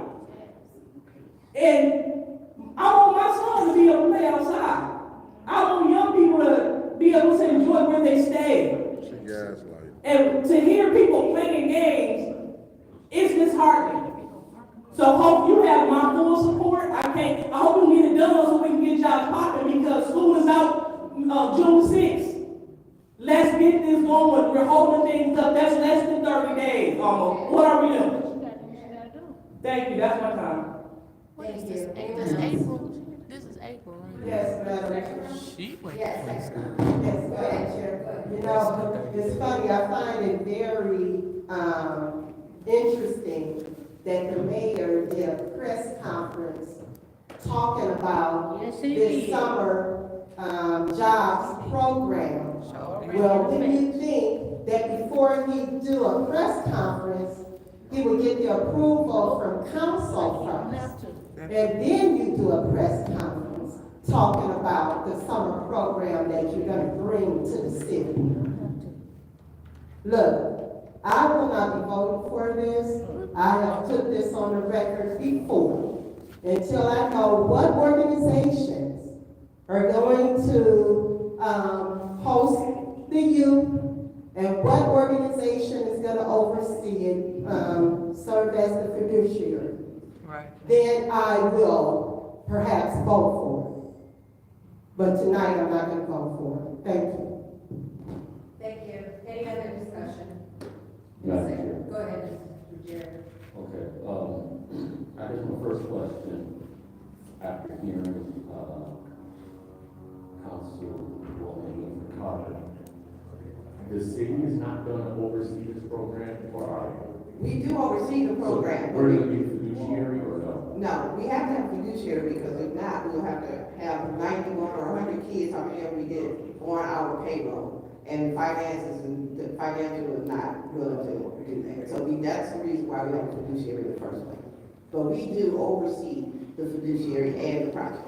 Okay. So the city itself doesn't really, we don't facilitate, or the city doesn't facilitate to ensure the quality of the learning that the students receive. Yes, we do. How so? They have to send a report to us every week before they get paid, before any checks go out. They have to send a report to let us know what the kids have done. And we also send people out to the different sites. We have 3 people in the office that work on this. Before they go on site, do you get any soft skill training? Yes, we do. So what does that look like? It's, we call them all in, before we get started and the organizations are picked, we call them all in, we have a meeting with them. We let them know that this is not just a regular summer job program where you just send somebody out to pick up trash. They actually have to learn business skills or some kind of skills on the office. We also teach them, different things that we want them to learn. So we do have a list of what we tell the client. Do we actually have a curriculum, or is this a list of? It's not Is it an curriculum. organization that it is Yes. instruction? It's an orientation. So my question is around instruction. Do we provide any soft skill training as the city of Flint before we send these persons on site? No, because the organizations that we pick already run youth programs, so they already have the soft skills needed to do this, or they wouldn't be selected. They have the soft skills, but outside of, okay, I'm an able-bodied youth. I come to your site ready to work. Is it just that I'm going to work? Or is there some type of pouring into me that allows me to have skills outside of a physical skill to pick up a shovel and dig a hole. Yes, there's orientation for the youth as well, and we teach them what they need to be thinking about, what they're learning. So it's a whole process, and that's why we don't do it before the funding, because it's too much to do, and to say no. And then question, as you made mention to partnering potentially like a Walmart. Yeah. Would it be to the city's benefit to maybe think about doing orientation, not orientation, but soft skill training in preparation to have persons go out? Yes. Outside of this one. All right, I Yes. want you to answer that question. Okay, so we do, with the Teen Quest, they have, going to partner with us, and they want to do our orientation and our soft skill training this year for us. Okay, thank you. Any other discussion? I think that leaves Candace and myself. Candace? Sure, why not? So I can answer a few of these questions, because I'm gonna say this, I'm going to preface this by saying, even though I've said it before, last year at the last minute, the Water Lab was asked to participate. We did not receive funding, we didn't receive a dime. We took the students on at the expense of the lab, because the city said they ended up having more people than when we did the second round, whatever you all had going on the second round. And so we took on, 5 students, again, the lab did not receive a dime, the lab did not receive a dime, the lab did not receive a dime, the lab did not receive a dime. We took them on at our own expense. And even though we weren't getting any of the costs, we still had to fully participate in the program. So what we had to go through was the lab itself, we had to go through the city's orientation with the fiduciary that was in place. So there was training that each job site had to go to in order to be a job site. There were expectations laid out, there were plans that we had to present and have for the city. Then, before the students could come, the students and their parents also had to go to a separate orientation. And then the city required, before they worked at our site, that we also then had to have our own orientation with the students and the parents. So there were several steps before this. There was a list of things that they expected the students to know by the time they left all the programs, whatever your program taught. There was a list that the city expected them to have in mind. There was also a curriculum or soft curriculum that we had to present. There were also, in order to answer your question, soft skills also had to be taught. That was part of the requirement. We had to have at least 2-3 days where we talked about job interview skills, we talked about handshakes, all that basic stuff, even though that's not what we teach at the lab. We had to go through that training. We had to do it because it was a part of being a part of the program. We had to do customer service. We had to go through all of that and also still go through our own curriculum, had to do evidence-based. Like she said, they came around, there were no warnings. They came around to everybody's site.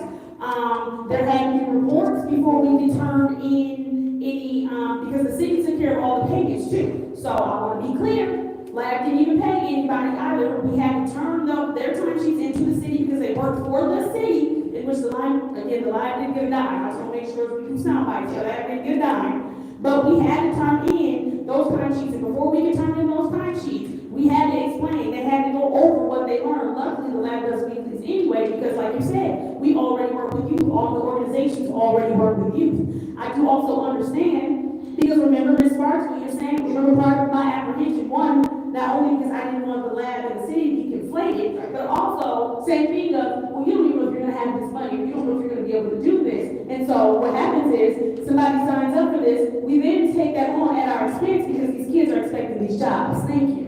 They fight hard for people that they don't know who get the money. Thank you. So I do understand people not wanting to sign up if you do not have your money in place, because it costs a lot as far as company time, getting people in place to work with these kids, and then those organizations who did get money, which the community labs did not, they are counting money that they don't have, that you don't even have. So I do understand people not wanting to sign up until they see you have that money. That makes sense. You don't have the votes. I was thinking that as well. Okay.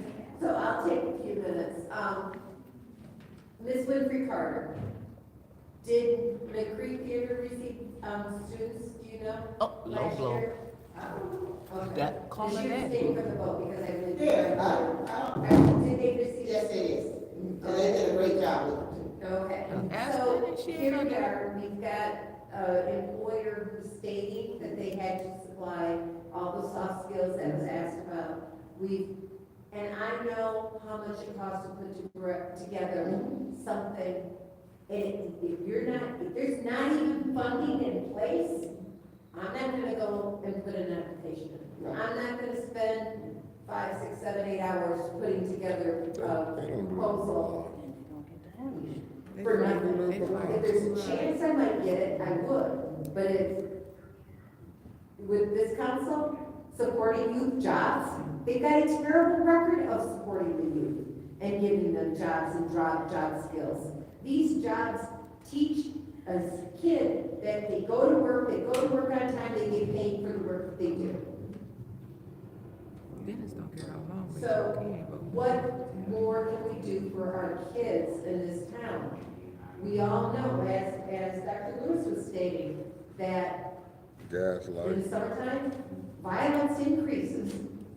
That's Gang all. activity. We can keep them out of gangs, isn't that the best thing for the city? Ain't nobody For in the the gang, no students, for damn the job. children, for their families. So, I think This that gaslighting. this is well worth the money. Thank you. But This who is it will going send to? resolution 250100. You think the kids that's doing bullshit out here is trying to get a summer job? They ain't even going to summer school. Yes. Ms. Priestley? Yes. Ms. Murphy Carter? No. Ms. Burns is not in. Ms. Jack? Yes. Mr. Pfeiffer? No. Mr. Jarrett? No. Mr. Allen is not in. The vote is 3 yes, 3 no. Vote is 3 yes, 3 no. Madam Chair, Go ahead. I'd like to, because I know that my colleague in the ninth ward expressed wanting to receive something from Ms. Sparks Green that she said that she could have to him tomorrow. And so maybe if we give him a little time, maybe I would like to make a, substitute motion. And I would like to send it to Special Affairs. Still ain't got the vote. Okay, there's a motion on the floor by the second ward. They working hard for it. They still ain't got the vote. Support. Supported by the second ward. Even if he do say yes, they got the vote. Send to special affairs. Ms. Priestley? Yes. Ms. Murphy Carter? No. Ms. Burns is absent. Ms. Jack? Yes. Mr. Pfeiffer? Just fail again. Yes.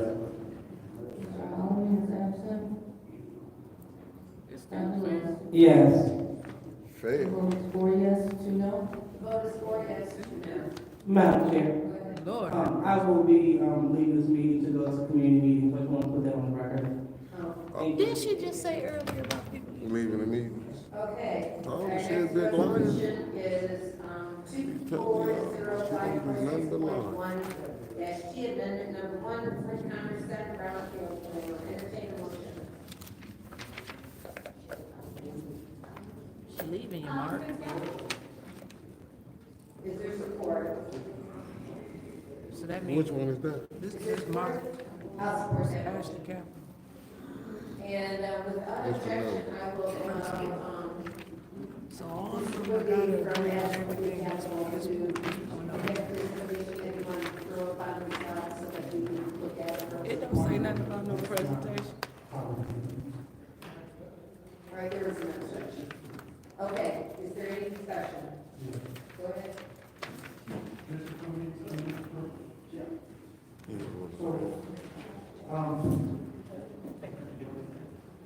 Like I previously said last time, this seems like an end around to get approval for the public hearing.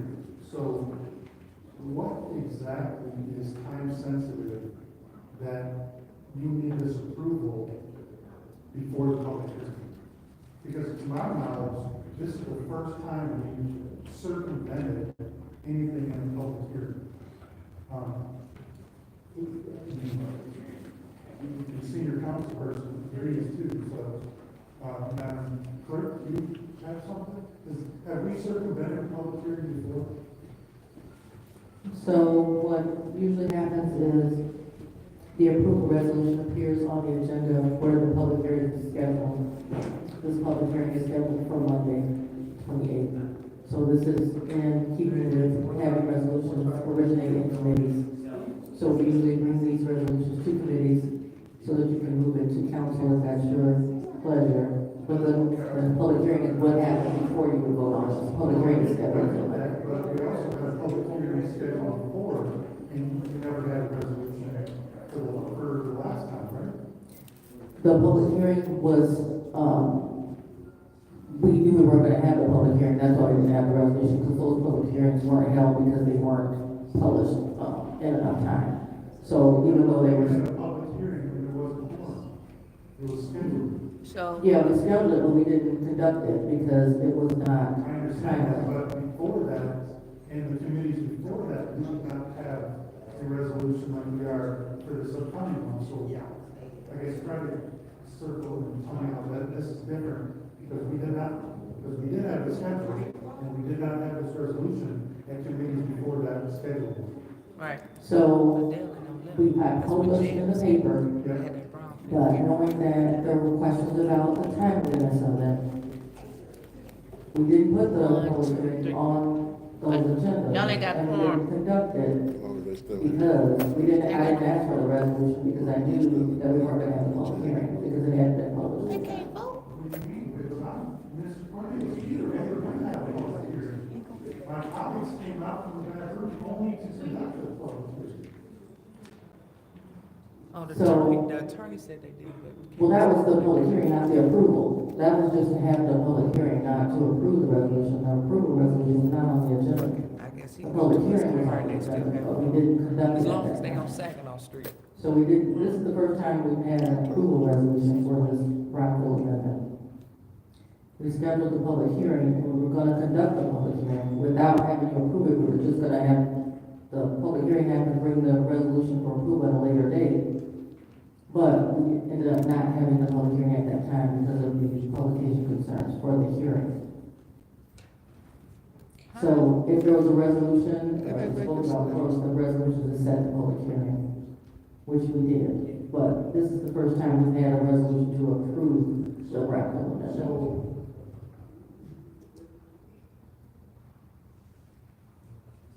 to me, this is not the way we had done any of this before. This is usually how it happens. Because in the past, we would bring a resolution on the day of. That was an issue, so we bring it to the committees. It's discussed in committees, and then usually we have the group or whomever comes, they can discuss it in committees, and then you move it to council if that's your pleasure. And the public hearing is conducted at the meeting where the adoption could take place. So the resolution usually comes to the committees. So we do it for street vacations, anything that requires a public hearing, we try to bring the resolution to the committee right before that public hearing date where the approval resolution will be on. Same, the resolution to approve is usually on the same date as the public hearing. But this is the first time this resolution has been drafted. Why wasn't this time 2 weeks ago? Because we were going to conduct a public hearing to just have the hearing without bringing the approval. We were gonna have the public hearing because we had already published it. And we were scheduled to have it. We would have had the public hearing, had to do a presentation, and then bring the approval at a later date. So that Action Capital could do a presentation before you would consider it. But this is the first time that this approval resolution has been on the agenda. Any other discussion? Any other discussion? Go ahead, Mark, you want to think a little bit about why this is changing and everything? Oh. But I asked you before I took my time. Okay. I'll give up my time for you if you want. Go ahead, Mark. Thank you. To answer your question, Dennis, I'm also confused.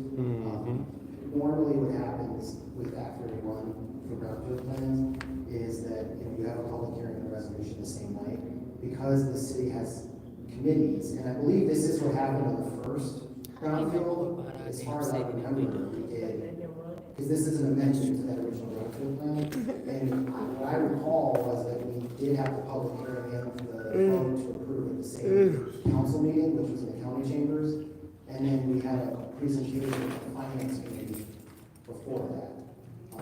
But I'm still sometimes confused on the way things come and go. I thought the resolution was gonna be on the previous meeting. I didn't find out it wasn't until I got Take it it. easy. And it was We just getting a that public damn hearing answers from and Mark. my presentation. Ain't this some It shit? didn't happen because, the corner didn't happen. Yeah, but as far as what this is, so this is a brownfield plan amendment, so this is amending the originally approved brownfield plan. And you need to amend the brownfield if you add money or add land, because you're adding parcels. What we're doing with this plan is we're adding additional parcels that we bought because we can't combine them unless they're all in the same plan, which we need to do for site plan approval. But we're actually reducing the brownfield budget. So the original approved amount was 72.9 million. What we've done is we've added in additional activities related to building 2, which is the additional land that we added, but then we're subtracting out additional grant funds that we received, that was 5.9 million. And so the total brownfield plan amendment is adding an additional investment in additional land, but it's actually reducing the brownfield capture from 72.9 million to 71.8. What's your request? Yes. It is related to the parcel that we purchased from the city for Oak Park, and then also the parcel that we purchased from the owners of the Buick City Event Center, that we then combined all of those parcels together for the building 2, which included the Oak Park piece, the piece from the Buick City Event Center, and the 2 parking lots that we already owned. And for what it's worth, we also added another parcel that was combined north of Stewart. We found out that for Consumers Energy didn't realize that they owned it, but apparently they owned like a 1-lot parcel that was north of Stewart, and our property went all the way around it, and we bought that from them and combined it with our parcel to have, a coherent parcel. So ultimately what this brownfield plan is doing is it's adding an additional investment in land. The tax capture is accelerated because there's more investment, and the overall capture reimbursement is lower. So, Mark, I believe we've scheduled 3 hearings for your brownfield plan. Am I correct, or was it just 2? I don't know. You're talking about the brownfield plan originally, or? No, for the amendment. I don't know. I mean, It's lost. obviously, council is, has 8 members, and there's been some conflict. And so this was approved by the Brownfield Authority of Flint in November of last year. We've been trying to kind of have this issue come up since then. Was it November? Yeah, it was November of last year. So, and we were wholeheartedly in support.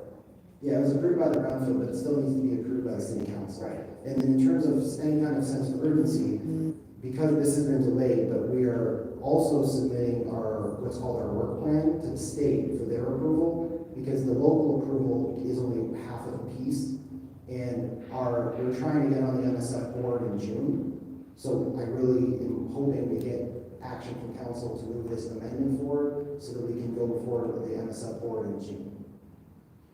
Okay, thank you. Is there anyone who would like to have time in a second? Go ahead. So, Mark, can you explain how the price is decreasing? Yeah, we obtained an additional grant from the MEDC, from the state government, and so we're subtracting out from the activities that we were asking reimbursement for to credit the plan, the $5.9 million grant that we received.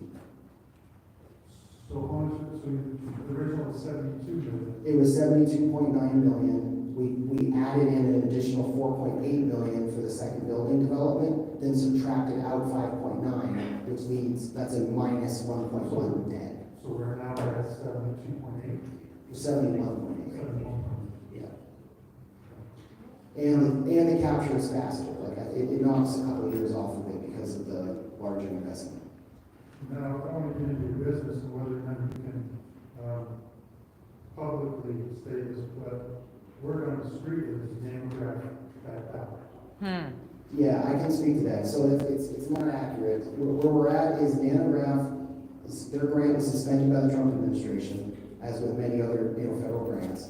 And they are trying to work with the Trump administration to release that grant. If they are unsuccessful, I don't know what would happen. Our position is that, as we just had a ribbon cutting, I think it was last week, building 1 is now full. And we think that there is market demand. Now, granted, with all the uncertainty in the market right now, especially in tariffs, not a lot of people are making decisions. But if Nanograph drags their feet, then our intent would be, with market conditions being favorable, we would start our second building similar to the first building. And lot number 2. Yeah, building 2. Nanograph. Yeah, and then if Nanograph delays too long, then we would have to try to relocate them to somewhere else on the site, which would either be in land that we've already finished demolition for, or we'd have to demolish additional subgrade to accommodate them. And I guess in terms of an overall update, we're also we're moving forward with our commitments on Oak Park, and our intent is to have that work finished by the end of July, so that the brothers and sisters of Oak Park can have their event on the third Saturday. Mark, I hope you don't take this the wrong way. I'm not voting for this. I just have questions on this process because this seems odd. Yeah, no, I mean, it's been a challenge because it's been a while and things have come before council and come out and whatnot, but the typical process, like not all cities, right, Flint's a bigger city, so we have all the committees. A lot of cities don't have these committees, and so typically you just do the public hearing and you do the approval at the council meeting. It's the council that has to hold the public hearing, so it ends up being, this is what's creating kind of like the perception of a procedural thing, because you could vote this down, right, which then doesn't allow us to move to approval resolution for council, but we would still end up doing the public hearing, and then still have to just come back again, but because of all the delays, we're running into time issues, and we're trying to get all this paperwork buttoned up so that MSF can do their approval in June. Thank you. Anyone else? Second round? Anyone else in the second round? Yes, Go ahead. Hi, Mark, Madam Chair, good evening to Mark. You mentioned the tax capture. How much did it increase of the taxes that the city will receive? Well, so the total amount of tax captured in the plan, like I said, goes down by 1.1 billion, but the investment goes up. And so the net effect of that is taxes are generated faster. So I don't have the presentation in front of me, so like for instance, the previous plan, say it paid off, like it meant the full payoff in 25 years, for instance. With the additional investment, I think it's more like 21. So it's like the plan essentially resolves itself quicker, and when it's finished, then the city gets all of the taxes which are no longer captured, and that happens faster. So it's less money, and the city gets the money faster. Oh. Thank you. Any other discussion in the second round? Yes. Go ahead. I do want to give you an opportunity. I know you'll be here Monday, correct? Yes. I do want to give you an opportunity to do the presentation. I think it's important for the council to, not the council, but, well, obviously us too, but for the community to see your presentation as well. And so what we'll do is just add time in special affairs for you to do the presentation before we have to go to the council, or before we do the hearing in council. Thank you. And I haven't looked at the agenda. I don't know if there's a special order for me to do the presentation. She could. I just said, how long is the presentation? It's not long because the She just agenda gonna put is it not on complicated. picture. I mean, it's probably 5 slides, like maybe a 7-minute presentation. So maybe 7 minutes? Yeah, 7 to 10 minutes, Okay. depending on how many questions you have. Most of it you can see with the map, and then there's some charts. Cool, no problem. We'll just do a 15-minute presentation for now if we need to. If we need to, extend it, we'll extend it. Thank you. Anyone else? Anyone else? Seeing none, this is the vote to send resolution 240546.1 to council. Ms. Murphy Carter? Yes. Mr. Brown is absent. Ms. Machad? Yes. Mr. Pfeiffer? Mr. Jarrett? Yes. Mr. Allen is absent. Dr. Lewis is not in. Ms. Priestley? Yes. Vote is 5 yes, 0 no. Vote is 5 yes, 0 no, that will be sent to council. Okay, our next separation is 250080. Reallocation of our funds, Franklin Avenue, Michigan, food access and food support system. Entertain a motion? Madam Chair, Go ahead. I would like to move resolution 250080-T, reallocation of ARPA funds, Franklin Avenue, Michigan, food access and food support system to council. Is there support? I'm going to support that. Any discussion? Go ahead. So, we have one resolution that all three, including state marks, are now on this. Any other discussion? Madam Chair, Yes. I echo the sentiments Oh, that ain't passed. of my colleague in the 9th Ward, the 8th Ward. I also a no, because like I stated before, until we can include St. Mark's, I will not be voting on this. We have needs in all quadrants of the city. The east side, west side, north side, south side, as far as food access. So until you guys can vote to secure funds for St. Mark's, which is in the 2nd Ward on the north side, I will not vote for this. I'm sorry. Thank you. Any other discussion? Any other discussion in the first round? I'm going to take my time then. It's a shame that the east side again is going to be screwed by the council for access. And once again, we get very little money, we get very little funding. And several times, the pastor from St. Mark's was here and never came to the podium and spoke on his, not even during public speaking. Never. Y'all done gave money to people So, who didn't thank show you. up. This is, any discussion in the second round? Vote. Madam Chair? Go ahead. Yeah, so I do want to point out something that we have to point out often, and it's okay, I'll be redundant in this case.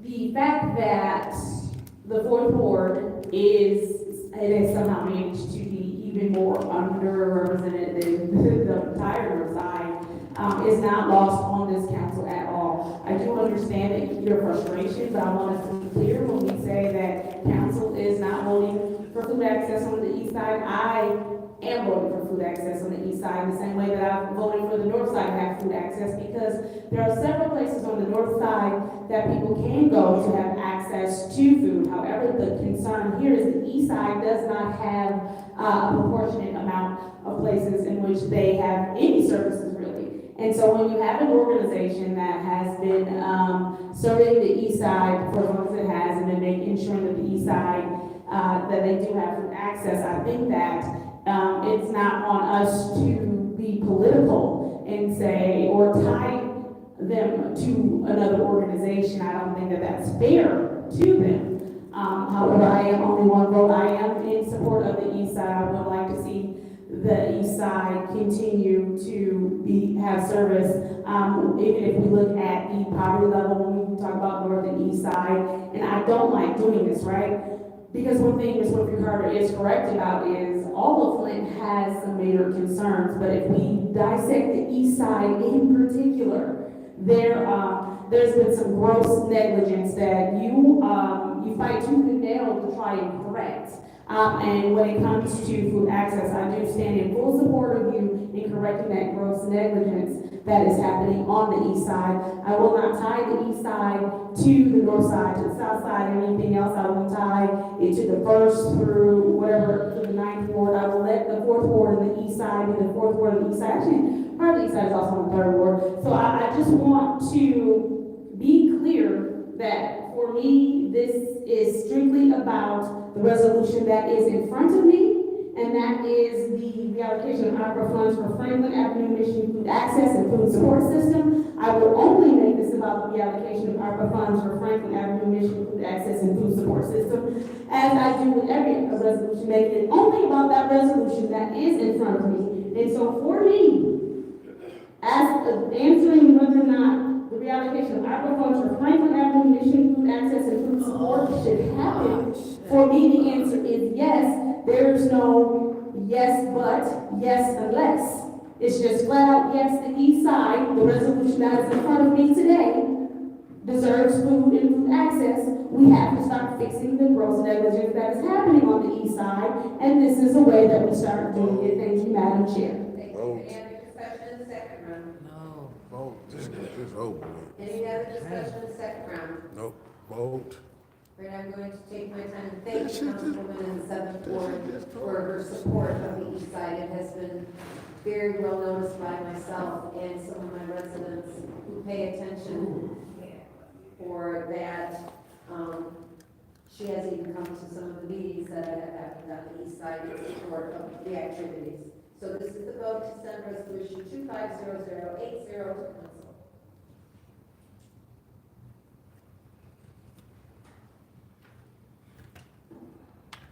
Ms. Burns is absent. Ms. Michelle? Yes. Mr. Piper? No. Mr. Jarrett? No. Mr. Allen is absent. She quit bringing it up there then. Ms. Priestley? Yes. Ms. Wendy Turner? No. The vote is 2 yes, 3 no. The vote is 2 yes, 3 no. Going on. 25. Madam Chair, Yes.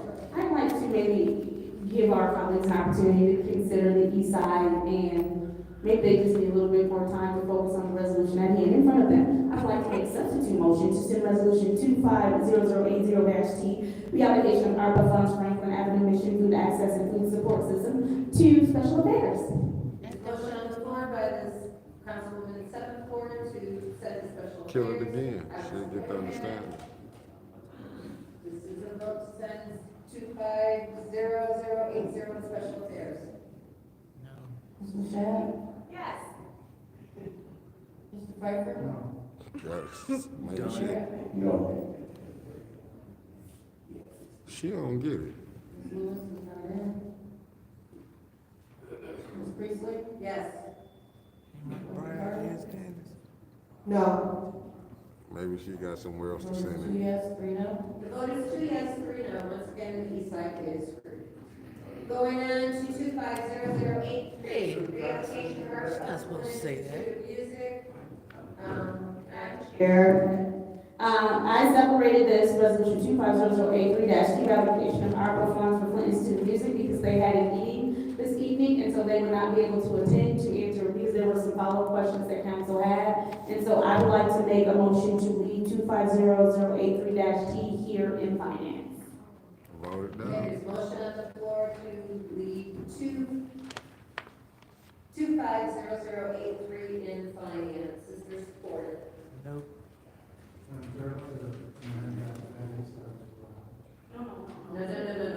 No.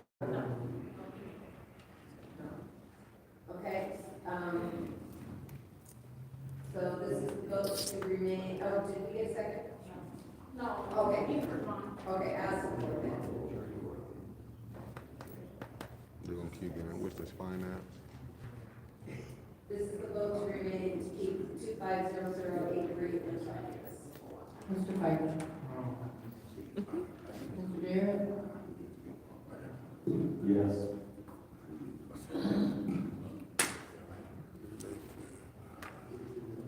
Dr. Lewis is not in. Ms. Priestley? Yes. Wendy Turner? Yes.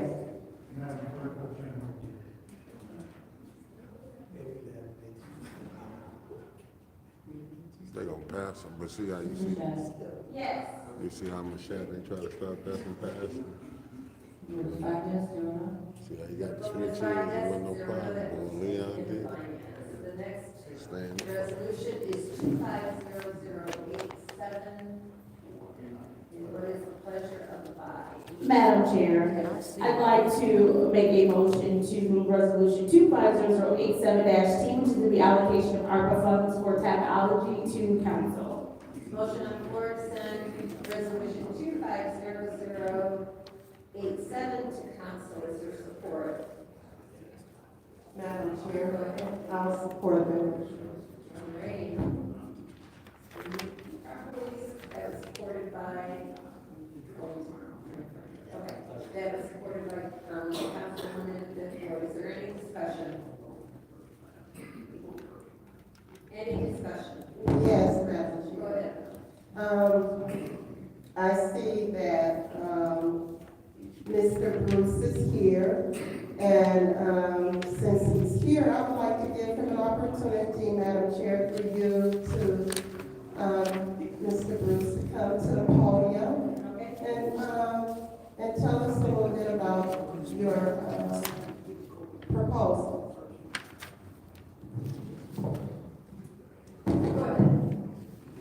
Well, our proposal is to promote our tap dance to performance, outreach, and community, and education, and community outreach.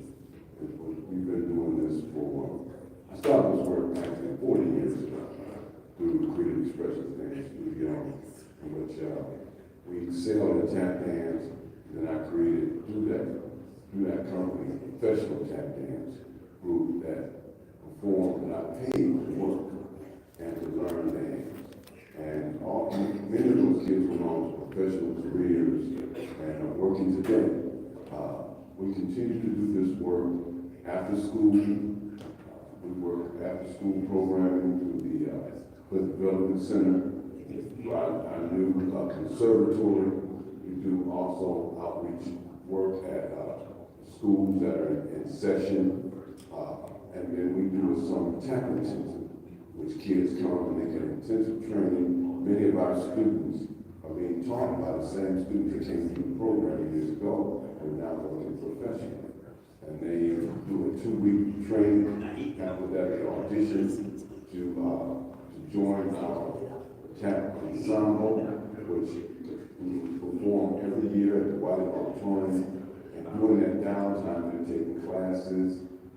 They take them virtually, they take them in class instead of getting more training during the off time. We train kids when the school is out up until the summer intensive, and then we run a year-round program. Many of these kids don't pay. Many of them can't afford. I buy tap shoes for them. I bring in top flight instructors. I feed them in the summer. Many of them don't have. We take lunch breaks and we go over to the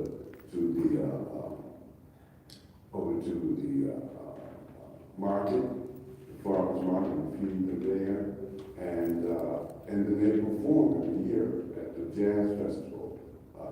And they audition at the end of that week to be part of the team that performs on stage with live musicians at the White Auditorium. And many of these classes that we provide, there's no cost for them. We also provide up to $200 and $300 free tickets to the home show to come and participate in our show. And this has been going on for, this is our 25th year of doing this, as well as the work that we continue to do. We just performed down in Detroit last week, and one of our students just graduated from Eastern University. Many of these kids have gone on to use this art form to work at the college. I can name many of them who just got a master's degree from Harvard. Quinn Johnson, she's now teaching around the world. Also, Leilani Clay just finished Oakland University, Eastern University, and now she performed with us last week down at the River Rouge University School, which we had through the Reach program, which we had teachers from all around the area that learn how to utilize tap dancing to teach their subject matter. So this is educational and it's historical. Not only do the kids learn about the dance, the discipline of the dance, it's a healthy activity, it keeps them off the streets, and and they learn skills they can pass on to future generations. And they can learn the great history of dance. This American dance form that has been influenced greatly by the African slaves and the Irish. It is as African as American as apple pie. Amen. So, you know, this is something that we're proud of. I've seen the training from lives. I have just a number of people who come to our program who are still giving back. Candy Hogan was one of my teachers. We will have to stop. Amen. That's our time. We have 5 minutes. Yeah, thank you. Someone will probably let you continue. Well, somebody will let you continue. We have 5 minutes each. Yeah. You know, continue to So stand up there still. Y'all get a man his money. Any other discussion in the first round? Up there making him stand up there and talk. Madam That's Chair, money. Mr. Bradley, welcome. Thank you for joining us this evening. I know you've got a lot of other things going on, so we appreciate you coming before us to discuss Tapology and the incredible work that you've been doing. Literally hundreds of students have come through you.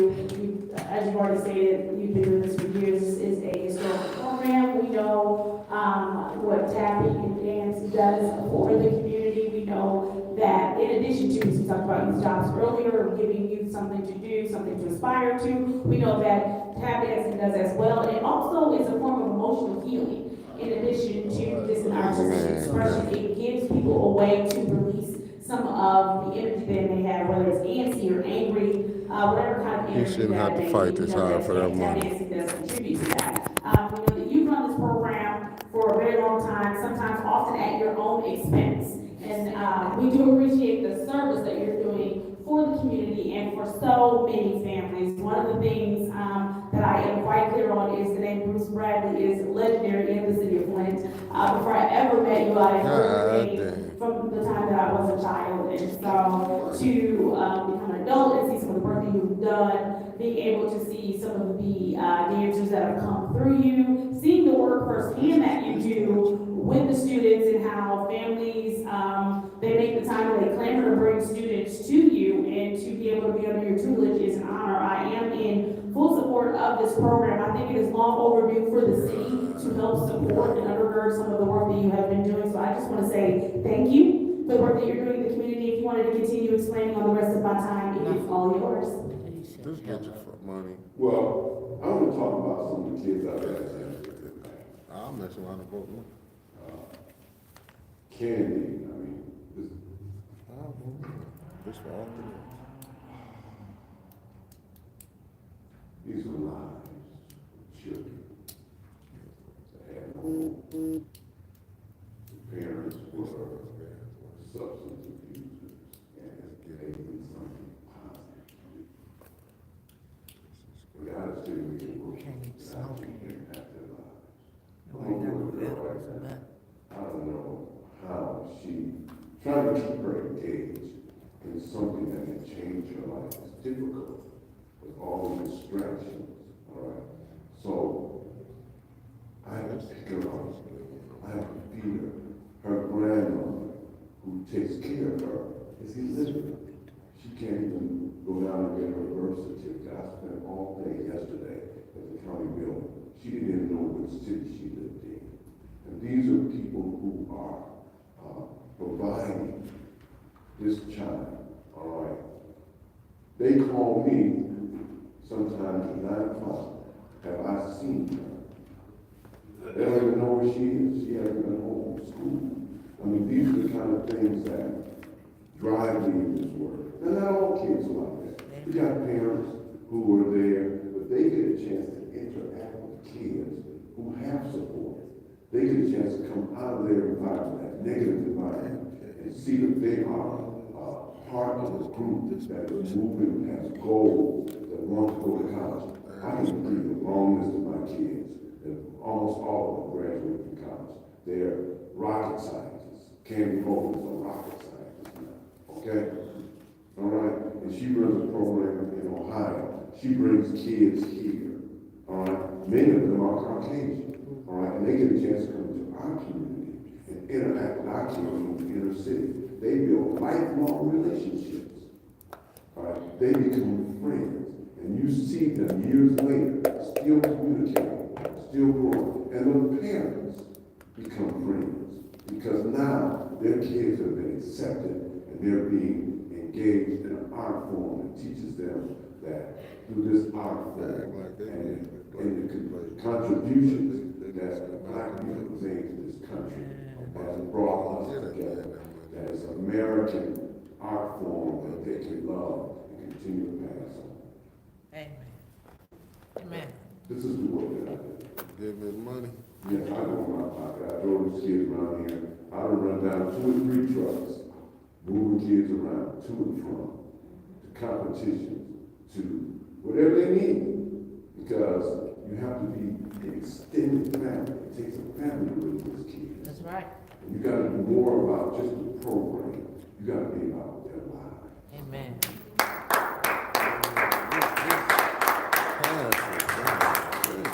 Thank you. Any other discussion? No. Go ahead. Can you explain to us exactly what these dollars are used for? Instruction. Many of these kids that I got working come in and teach. They're professionals. I gotta pay them a wage that is worthy of their time. All right? Because their skill level, they can go anywhere and do this. They come here because of the program. I use that money to buy tap shoes.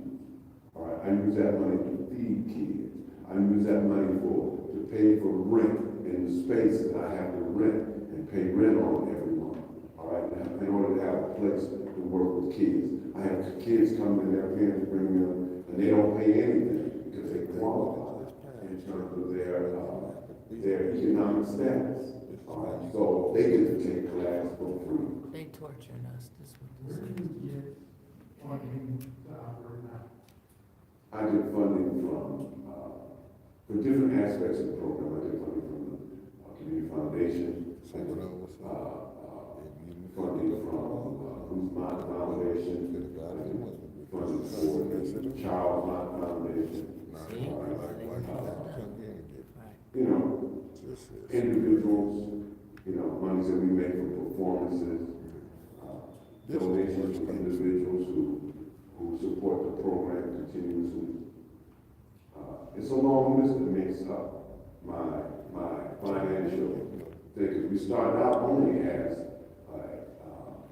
Tapology started out only as maybe a weekend or a seasonal thing, but now we're a year-long program. I have accountants that I have to pay. All right, I have to have, like the lady was saying, we have to have people that can do the things that I don't do well. That are necessary for you to be able to apply for. I have a grant writer that is a student and can put the things, my passion, into a format that you can come before you and say, I want to do that, I believe that. And then we have to be able to yearly, as things change, my orders change, and funding works. I have to make a pivot as to how I can still do this work. That's right. All right, and find a way to serve these kids. Amen.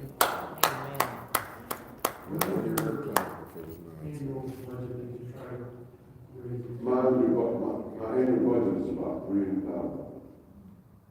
All right, the whiting is not cheap. All right, and the Charles Mott funds that. My operating costs in part is paid through the roof line. The summer intensity, I think that's how you like that. Not the United Community Foundation, the Wells Foundation, they support that. But there are many other things that I have. I use the Job Corps, the lower the floors, many times I have to pay them to move things if it's times that they're not in their working, doing their school time. I have to pay them, and they get at least a minimum wage, to do that. So, there's just a long list. I don't have a budget in front of me to give you a breakdown. But, and our budget continues to grow as need grows, as things become more expensive, and has opportunity to provide for me to serve a greater number of kids. And we did not stop serving kids during the pandemic. That's right. All right, we continue to serve. Sure do. We served through the Broom Center. Yeah. I was there, 2 spaces that I kept on. We served kids through the Broom Center. We served kids virtually as well. So, mentioned this before, any given time, how many kids are in your program? How many minutes they get? we served about 80 kids over the summer. 80. All right. We serve over the year's time, we may serve up to 300, 200, 300. When you take in all our programs, you think about summer intensive, you think about our fall festival, you think about our outreach classes that we do with the schools. We can add those up. All right, we're looking at 2, 3, depending on the year. Sometimes, and we do a visiting schools thing every year. During our festival, we bus kids in all the schools, the FIM. They get a free tap class. They get a historical lecture. They have lunch there. We bus them in. We bus them out, and they get a performance from top flight. I never seen so much. Thank you. Is there any other discussion? Nope. Any other discussion? Vote. I'm gonna take a few minutes. As a musician myself, music is a major part of my life. Good, vote yes. Started when I was in first grade learning Here piano. we go. Still continues. I play in 2 groups. It's a lifelong thing, not only lifelong thing, I'm still learning. I'm still learning. Amen. And,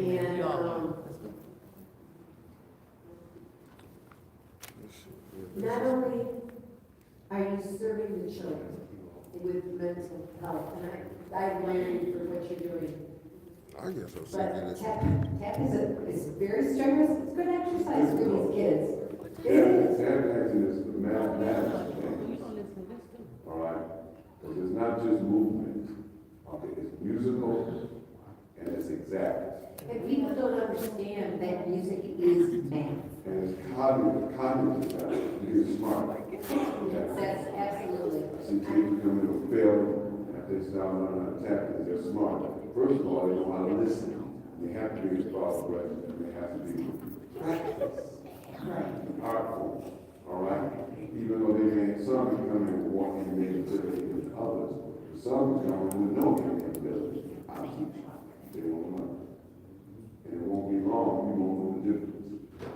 If they continue to come, and I work with them, after a while, you won't know the difference between the ones who had the innate ability and the ones who it took longer for them to learn. I admire your passion because music in any art, in any form, and I consider dance part of music. Yeah. It's absolutely 100% math. You have to be able to divide to get those counts in and Polyrhythms. 1, 2, 3, 4. Mathematics. Yep, it's all Okay. and all. Times singing to, and they not only have to learn it, they have to feel it.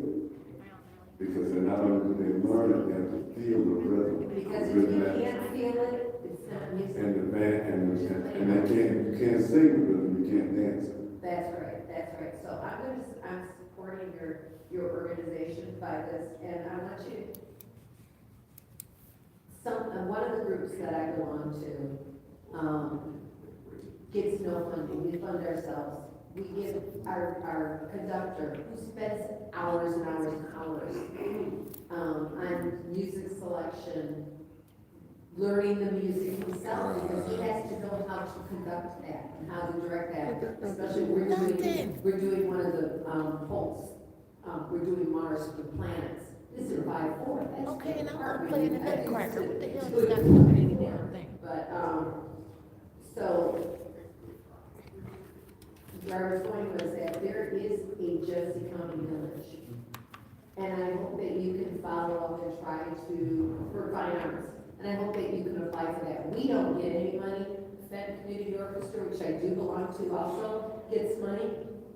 that can help you to expand your program or to cover some of your costs. And I want besides this one, because this is only gonna be a one-time short-term thing, I want you to consider that for the future, so that you can help. Right, because I'm in the process now of moving these young people that I've been training into the positions of leadership. At some point in time, I'm 74 years old, okay? And although I'm still able to dance and do things, all my students eventually get out dancing. And that means that I'm doing something. I'm teaching them something to do better than I can do myself now. Not only am I teaching them, I'm giving them the passion of giving back. And they're coming with degrees. All right, one girl right now is working on her doctorate degree and working at early hospital. She teaches my classes. So I will tell you that in each of the Come on, man. each one has different gentlemen who are 90 years old, who are still playing their instruments. And it still continues. And the founder of the band that I play in, this will be his last season because of his health, and he's 89. So it's lifelong. Music is lifelong from I don't remember a time when I couldn't read music. I don't remember a time when I couldn't read words. That's how long I've been doing this. So it's great, and I'm supporting you 100%. Is there any discussion in the second round? Any discussion in the second round? And all the people say, amen. Any discussion in the second round? Seeing none, this is the vote to send resolution 250087 to council. Y'all better vote yes. Mr. Jarrett. Yes. Dr. Lewis is absent. Ms. Priestley? Yes. Ms. Carter? Yes. Ms. Michelle? Yes. Mr. Parker? Uncle, I swear to God. Man, I won't. Yes. yeah, goddamn. Ask this man more damn questions than the ARPA committee. That's going to be voted on in council on Monday. Thank you. Amen. You're good. You're welcome, thank you. Amen. This for 40 minutes, man. Amen. Got your money. They put you through all Okay, that. next resolution is 250122. DM Burr Security Services Professional Security Officer. We got it. Tap What box. is the pleasure of the body? Move to council. There's a motion on the floor by Councilwoman Davenport to send to council. Is there, oh, I'm sorry, yeah, it's 122. What's the number? All right, is there support? I'll support that. Is there any discussion? Again, y'all better ask a question. And we want you to talk like you did too. Like Mr. Brad. Chief Green, can you tell me why we're doing this 6 months into the contract? That's a great question. I was wondering that myself. I mean, it's one thing that it's 6 months, I mean, it started in October. I mean, we are mid-April. So that's clearly 6 months in, and I'm trying to figure out why we need security guards at a mini station and basically connected adjacent to the police station. Yeah, so, What instances did we have where we needed a security guard at either one of those places? well, first and foremost, at City Hall, the Treasury Department, they felt safer. They had some minor incidents where they would feel safer with a private security guard on campus versus calling 911 or calling over to the police department and having an officer respond to any incident over there. It also frees up my officers, instead of responding to TVs every day, type of incidents within City Hall. It doesn't require, arrest. It might be minor disturbance, something of that nature. So it frees up my officers, and for the Cotton Road mini station, it also does the same thing. They're bringing in currency, so having Police station is technically there's police there during business hours at some point? not at all times. So, would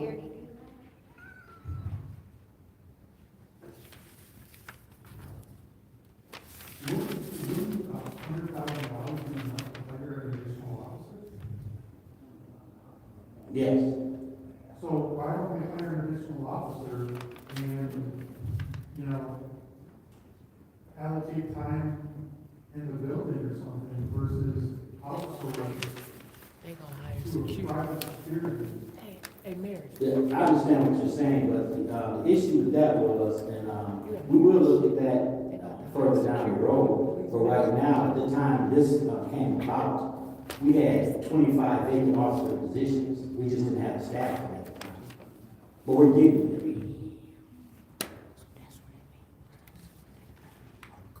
It's just that boggles my mind how we should have private security in our building. Both buildings, one is a mini station, so there's people brazen enough to need that type of security in this building. We can't make this shit up. Well, this day and time, nothing surprises me.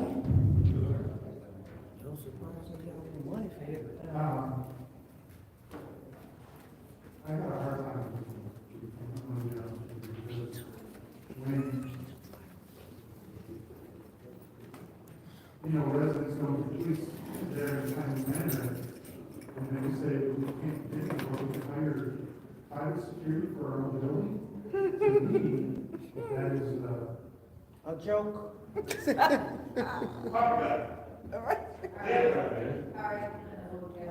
you know, that's not putting public safety first, that's putting, our own interests first instead of the public. Because I'm gonna have a hard time. Because I'd rather one go to your department, or another, how long I have to get, or if I can't get else that's tired to do this work versus outsourcing. So, I mean, if we want to allocate it to, you know, bring back up somebody retired part-time, you know, I'd rather do that than, here you go. Blame it. Blame it. Blame it. I was thinking maybe it was well, if we come up with a different plan, I don't agree with somebody else protecting their own house. So, I'll leave it at that. Thank you. Thank you. Any other discussion, first round? Madam Chair. Go ahead. Thank you. Through you to the chief. Good evening, sir. Do you know the hours of these facilities? Or of the particularly Hallwood Plaza? So Hallwood, I know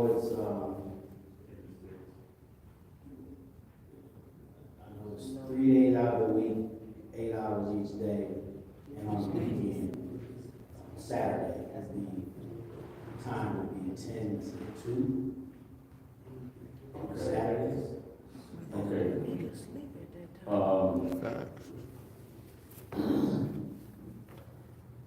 I have same or similar concerns as to my colleague in Haywood.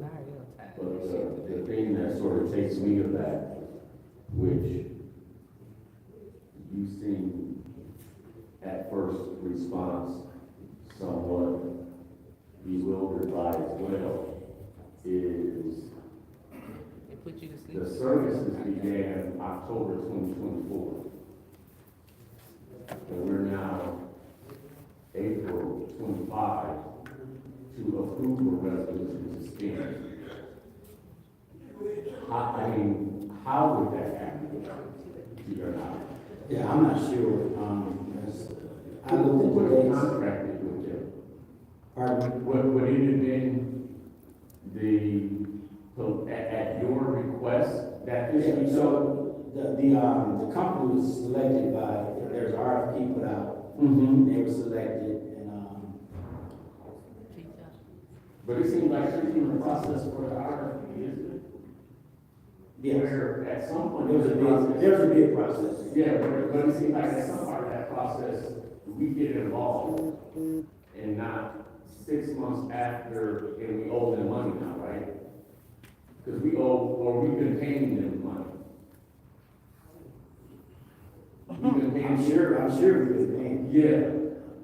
And at some point, this body should have approved that expenditure prior to. I believe it was under that, don't quote me, but I believe it was under that threshold that, as far as the cost that required, city council approval. Initially, back in October. But now I believe this is coming about now due to the fact it's going over that threshold now, $100,000 definitely over that threshold.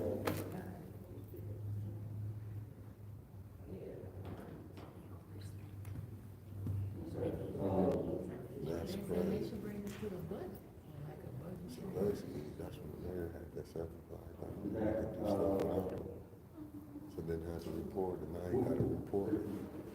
They should have never. In that we're talking about, the service our community. Where are we with our bodies? Are we still several persons down or? No, we reduced the amount of vacant positions. Currently, we have 5 that's scheduled to graduate from the academy next week, in 2 weeks, May 1st. We've been hiring certified officers. I hired 3 certified officers this last week alone. So, I'm hiring, filling those vacant positions going very well, please. It's even looking more promising. We could have all those vacant by this time, it's coming up September, depending on the size of the class, we could have all those vacant positions filled.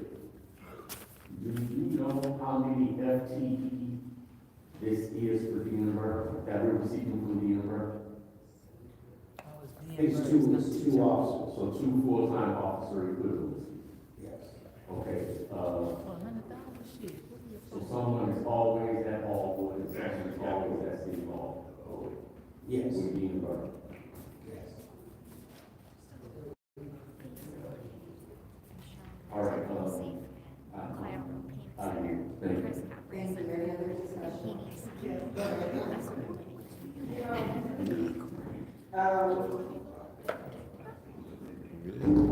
seems as though, didn't we vote against the customer service center over at Hallwood? You can shut it Hallwood. We voted against that.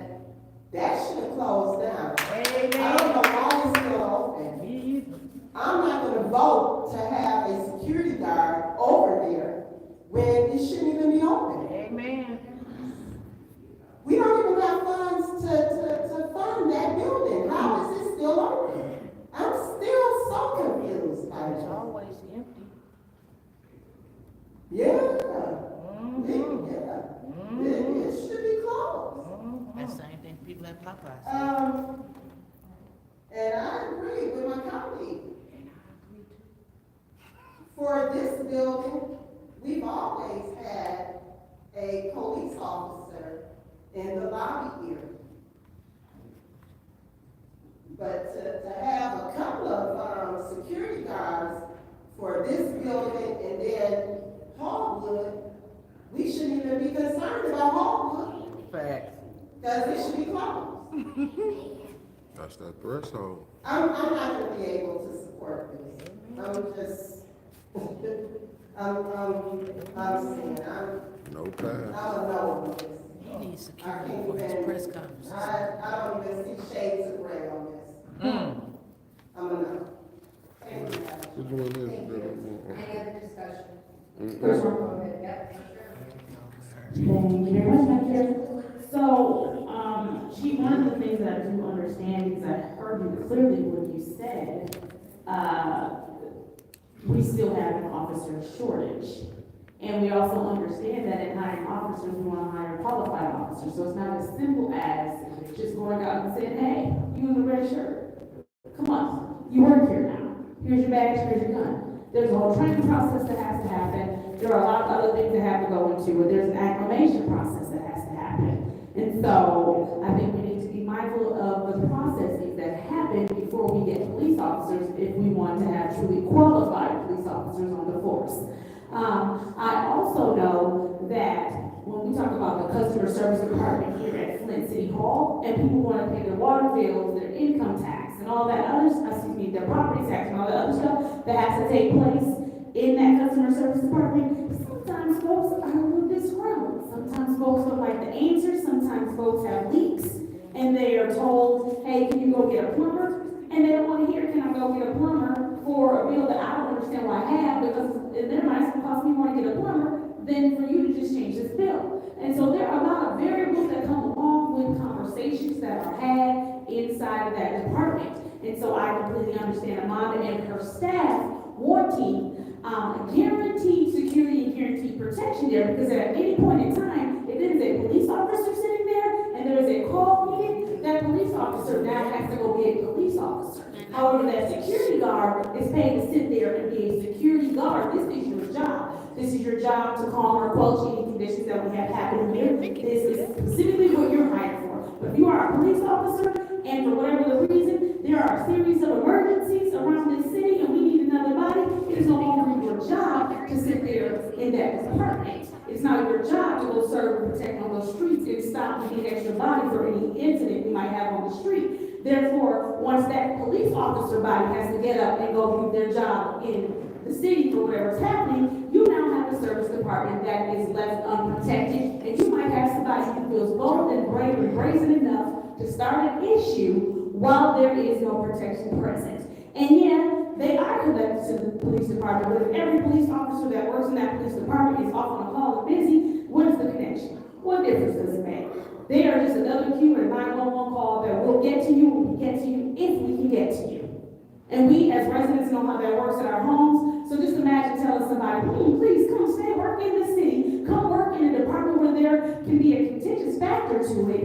And don't worry, we won't protect you though. And chances are we're probably not paying the most competitive rate, but we still want you to sit here and work. The least we can do is guarantee them some security when they're already working in a different environment. They do not set water rates, they do not set property tax rates. They don't set a lot of the things that they have to take payments for. However, even though they do not set them, guess who's the first line of defense against those rates that are in place? Guess who's the first line of defense against those property taxes are in place? People do not care that you don't set it. They do care that you're the one in their face telling them they have to pay it. They do care that you're the one in their face telling them about the policies and procedures. And so you are the one that does need that guaranteed protection and that security guard sitting there. So I completely understand what you're saying, Chief. It makes perfect sense to have guaranteed protection there, as opposed to someone who might have to get up at any point in time and take a call. That makes perfect sense. So I do want to support this on behalf of those in that customer service center downstairs who, although they don't make the policies and procedures, they are on the front line and they have to take whatever blame that comes along with those policies and procedures. Thank you, Madam Chair. Godly. Seeing how everyone's spoken, myself, I'm going to take a few Oh, minutes. God. Not only are your officers going to have to go on calls, they're a lot more expensive than having these rent-a-coms. I quote that in air quotes. So it makes more sense fiscally to have someone outside sitting here rather than one of those sworn officers who are going to get paid better than the security guards. Is that not correct? That's correct. I mean, not only do people have to, our employees, they're protecting our employees. And the North End Service Center, for example, how far away from the police station are they?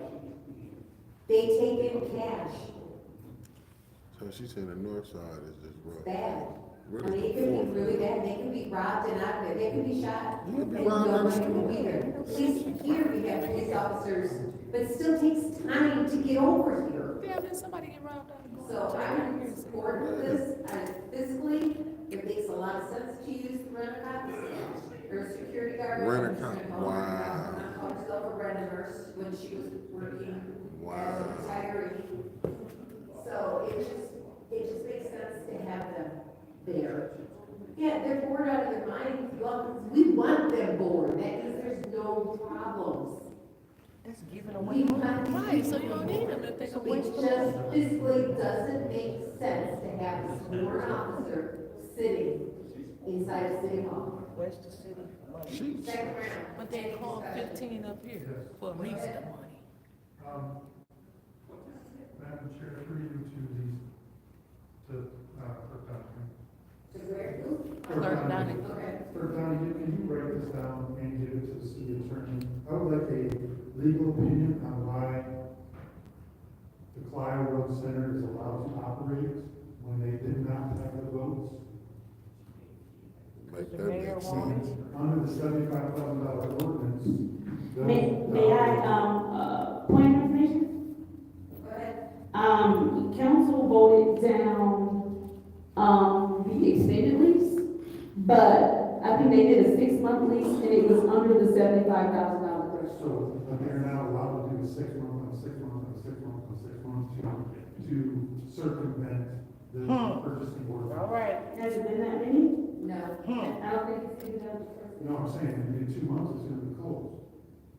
See? But no, you were asking like, why is it open now, and I was explaining why it's open I now. understand why it's open now, but just, to my knowledge, we didn't sign a 6 month lease.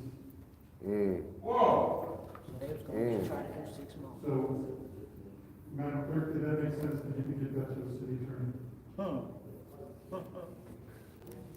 Can't swing that, Yeah, so can legal opinion, the why the Clyde Road Center is allowed to operate and didn't have votes. And if it does not have the votes, So he after just the been taking that $75,000, $75,000 doing what he was saying. Ain't no checks and balances in this thing. does it close? See all the things they've been letting go down? They have a press conference this week, Chief, taking services from my the colleague, north Mr. Ortman, this Clyde Road thing, side. They're saying they taking services from the north side. it was Press conference expensive, from with just the expenses that they laid out for us, to begin with, it was $300,000, we were only making $1 million, now we're going to put another $50,000 on top of that? Make it make sense. I would much rather you come to us with $100,000 of, hiring bonuses or something like that to fill seats. Than that, so I'm not gonna go support this. Thank you. Thank you. Any other discussion, second round? Any other discussion, second round? Madam Chair. Go ahead. So then I will venture to say that since the Clyde Road, mini section is still open because they were able to legally extend for 6 months because it was under 75,000. That I'm in agreement with my colleagues in the fourth ward in the fact that they need protection over there. That is a legally operating building where they are getting money, that passes through there all day. And so, and then they're even open on Saturdays. And so I just want us to go ahead. What's your request? So can't we implement a $75,000 limit on this for the next 2 months that it's scheduled to be open? Can't answer that. I'm talking about what's in front of me. So, let's see what's in front of me. From the 7th Ward Vice President of the Flint City Council position, I do understand, that they need security over there because of the money that passed through. Then they're open on Saturdays, a day in which City Hall is not open. I don't expect you to be able to answer questions about the mini City Hall in the same way of, how much revenues pass through and all of that. So I won't even bother to ask or put a burden on you to give numbers for something that's completely outside of your duties. Your duties now are to stand here and talk to us about the security needs for both places, which the security needs for both places are clearly outlined. They make perfect sense. And I think that in order to honor the safety of those who work for the city in both places, both on Clio Road and here at City Hall, we need to consider their protection. And we need to consider their safety. And a part of considering their safety and their protection is making sure that there is someone who's able to sit there with them from open to close, Monday through Saturday, depending on which building we're talking about. And so, just in honor of them and making sure we're protecting them, they're just trying to come to work and make a living and provide a service for residents. And so we need to protect them while they're doing that service. And while the police are fully capable of protecting them, we're also clear that if a call comes, the police have to go. And so having this security service only makes sense. So I am in support of protecting the people that work for the city. Protecting the people that ensure that we are able to collect the funds needed to collect, the revenue needed to collect, to continue working and operating as a city and providing the services that we do provide to the residents. So you have my support. Thank you. Thank you. Any other discussion on the second round? Go ahead. Whereas I can appreciate, do appreciate, want our staff to feel and to be safe. To say that we're really at a point now where whoever already decided they're going to do it with or without us. They've already done it with or without us. So it almost is as if our vote 6 months after the fact is not going to stop being birthed from me in there tomorrow. What I want to try to understand is how we got here. Who even said, after we go through the process for our RFP, forget council. We don't got to do that anyway. We'll take to them when we get to them. It's how I feel in this moment as it relates to getting a resolution dated 4/23/2025. And the service dates are October 15, 2024 through October 14, 2025.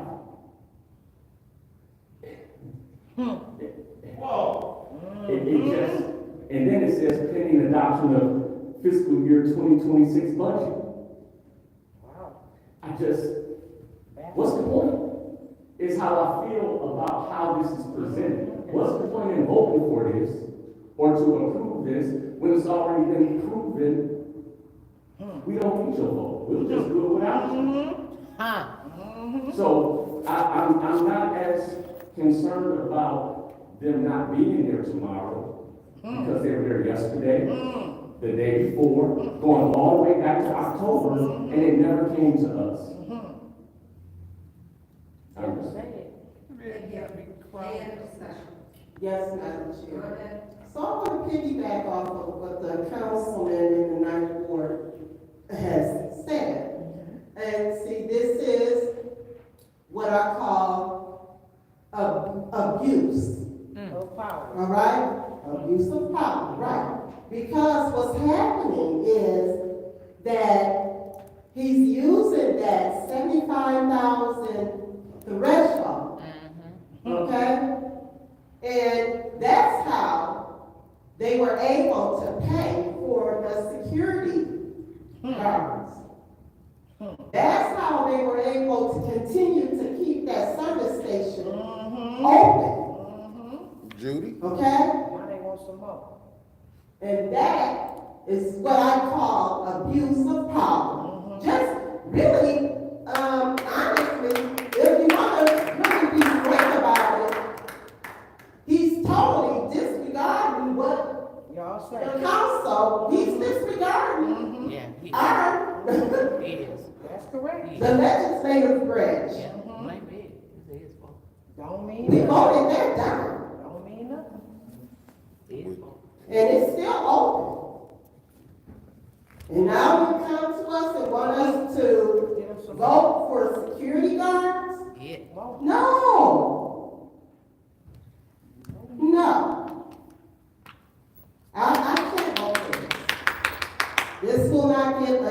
vote for me. Thank you. Thank you. All right, this is the vote to send resolution 250122 to council.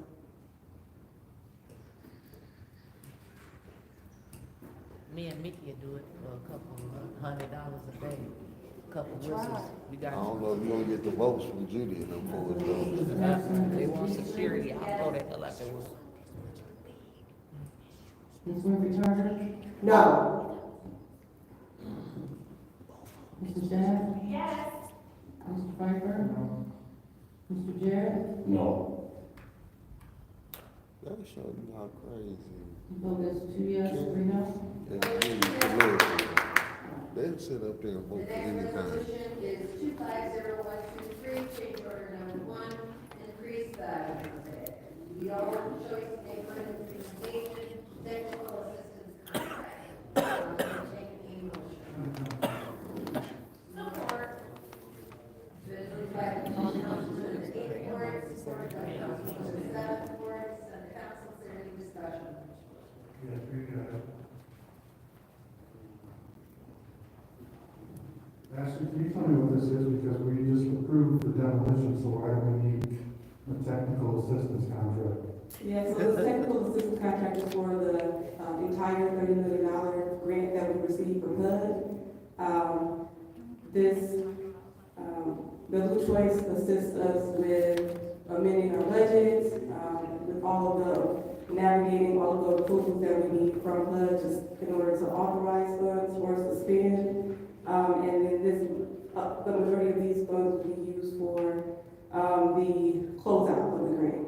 So Choice was awarded in 2017, the grant ends this year, and so there will be a period where we're closing out the grant, gathering all of our data, conducting surveys throughout the community, but a lot of it will be data collection and gathering all the necessary documents for HUD.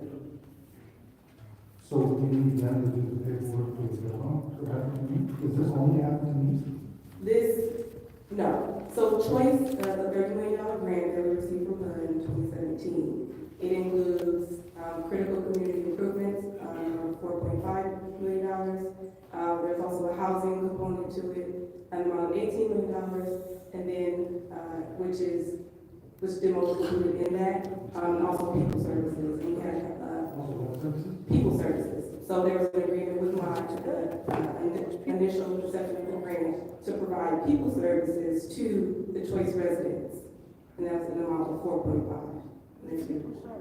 So does our contract with, how do you say the name? The Blue Choice. Say it again, please. The Blue Choice. Lou? Yes. That's a weird name, you're weird. Point of information, point of information. Is the I silent?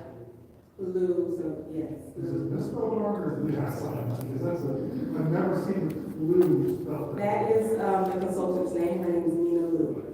And that is the correct spelling. So this contract ends at the end of the year when there's $11 go away. No. So when the grant ends in September of this year, there will be a period where we are closing out the grant. And so these funds will be used from now until the end of the grant for technical assistance. When does that end? The grant ends in September of this year. So these funds will be used over the course of a year, 1 year. September. I'm confused because We can't estimate how long it will take to close out this grant. It's a very large grant. And so we want to, provide enough space. It is a hourly rate up to contract not to exceed. So all of her billable hours will be submitted to us with each activity that she's working on. And we approve that and pay for review. So, I guess my question is, after this is there going to be another change order to extend this, or this is when, my question is, when this will take us to the end of that grant, and then there's no more, right? There's not gonna be another change order for additional amount, if, how would we pay for that if it's beyond the grant period? So we actually were, included it in our budget for this next fiscal year. And I believe the amount was about $20,000 just to have some contingency after this grant ends. That will come out of general fund, right? Not out of grants. Correct, so we have, as a department or division, we have a professional services budget line item for things like these. So, so are we able to spend these grant dollars past September? No. So this $75,000 is for 3 months, or for 5 months? So it's for, yes and no, so it's for the next few months, but also, Actually, what's on the people service? there are some funds that have been spent, that we've also included in this amount, so today. Where's the invoice showing that? We don't provide invoices. I mean, we can provide them upon request, but for a resolution like this to increase the Well, I contract. understand, so $75,000 covered for last year, but now we got $75,000 that's gonna cover 5 months? Correct, so we exceeded that. She has an hourly rate that she included in her proposal when we initially went out for RFP. So where's the invoice? That's enough, no, that's time. Wow. Whoa. Dang. She didn't do that to I her. will let her answer your question and let you finish the question, Regional. Is there any other discussion on the first round? Yes, ma'am. Continue what you were saying, Ashley. Yes, I was just explaining that there's an hourly rate, that the consultant has, and that is what we, base the number off of to increase our contract. And again, wanting to have some contingency for, the end of the grant. Thank you. And I know you guys are glad that this grant process is coming to an end. We are very glad. I'm glad. Me personally, I am glad. There were a lot of components to this grant. And it was monies earmarked for just several different things. And I know Councilman Pfeiffer and the council members that got elected in 2021, it would have been a good idea to, actually meet with them to even explain that whole $30 million choice grant project. Because it was so many layers, so many components to the grant. And we're coming to an end, and I'm excited, and I know you guys are excited. And I guess my question to you is that, okay, she will continue after September, if need be, to close out everything. As far as doing a report of everything. yes, correct. She essentially assists us, our team. So our team is the majority of implementation of the grant. It's a lot of money. So we're essentially implementation. We only have one dedicated planner for choice. Right. Yes. Yes. Yeah, and it was a lot. It was a lot. You lost people in development and planning during the whole process. So you had to rehire and bring people up to speed. So I know you're excited, and I'll be voting to support this movement to council. Thank you. Thank you. Anyone else in the first row? Anyone else in the first row? Ashley, has all the money been spent, or we still have some lingering monies Yeah, there are some lingering monies. Actually, another resolution tonight is to spend some of our commercial facade improvement funds. That's for community Correct, service. yep. Anything beyond that, or? And then, the residential facade program, we're working on a few homes. That's right, I saw Yeah. that too. And then third ward. There's a possibility for another choice neighborhood in the third ward. Yes, we're really excited about that project, and with the work with the housing commission. Everybody's tired of hearing that, but I'm not tired of saying it. All right, any discussion in the second round? Go ahead. Actually, this is the first change order, and this was, the original contract in 2023. So they went 2 years, and then for $75,000, and now in the last 6 months, it's going to be $75,000. So how did we get from 2023 to mid-2025 on 75,000? But we need 75,000 in the last 6 months. Yeah, so the consultant, she submits, really on a quarterly basis, and so submits her invoices to us on a quarterly basis. And so that will make up the 3-month, the 4-month, difference that we do not, we haven't currently paid her for.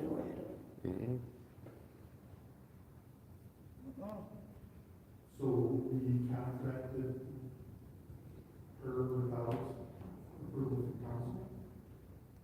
Right, we expended these funds? Correct. It seems to be a habit of this administration. Well, there are thresholds put in place, so we are able to work with vendors.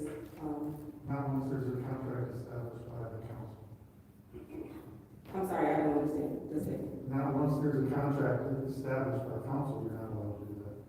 When we put out a bid and we accept applications, if the amount that we're contracting is under $75,000, I believe, That goes away once it comes to council.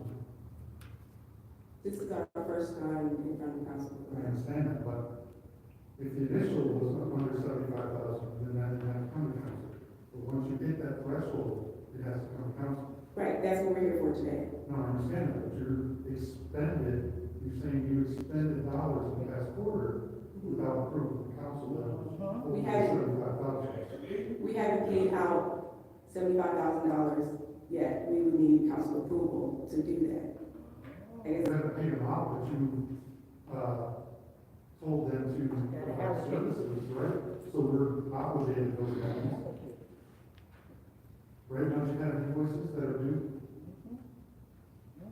Not in the amount of $75,000, no. We paid out today about $63,000, and So you only paid out 63 of the first 75. So now you're telling me you need, in my math, 80,000? Correct. For the last 6 months? Correct. How is that even feasible on an hourly rate? The rate is $200 per hour, as in her RFP. And that is the amount So that she's gonna expend 1,600 man hours in the last 6 months? Yeah, Judy don't want that question answered. Make it make sense. Judy be cutting them off. Anyone else in the second round? Anyone else in the second round? Yes, Go ahead. Madam Chair, through you to Ashley. So Ashley, what I'm hearing too is that she's gonna go past the 6 months, right? past the 6 months from The cutoff time. Correct. Yes, because she still has to work to close out the grant. They still have things that's happening until the end of September. When we enter into agreements on an hourly rate, we have a contract not to exceed a certain amount. Yeah. And so once we realize that we're going to exceed that amount and we need council approval, that's why we're here today, to get approval for council. See what happened. They've been supplementing them, now they gotta come. Earmarked. And, correct. And when we voted on it initially, in the beginning, all of this is already earmarked. From what I remember. So, I hope that answers you. Thank you, Ed. Is there any other discussion in the second round? Any other discussion in the second round? Seeing none, this is the vote to send resolution 250123 to council. Jody knows she couldn't sell it.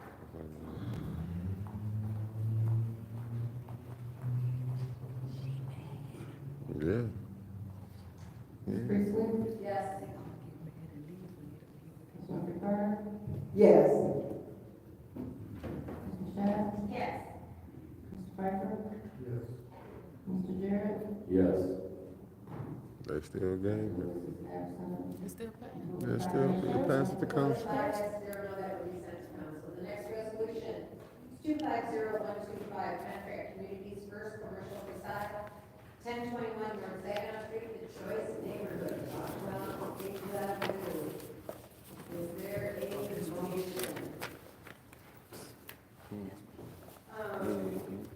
Madam Chair, I'll make a motion that we send, resolution 250125 to council. That one Is there support? Implementation. Contract passed. It's been moved by Councilwoman in the fifth ward, supported by Councilwoman in the seventh ward, to send resolution 250125 to council. Is there any discussion? Go ahead, Joel, is your mic.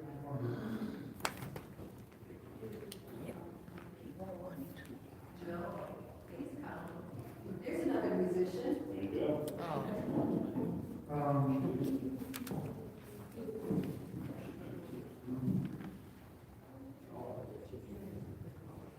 Man, I don't even know why I'm here.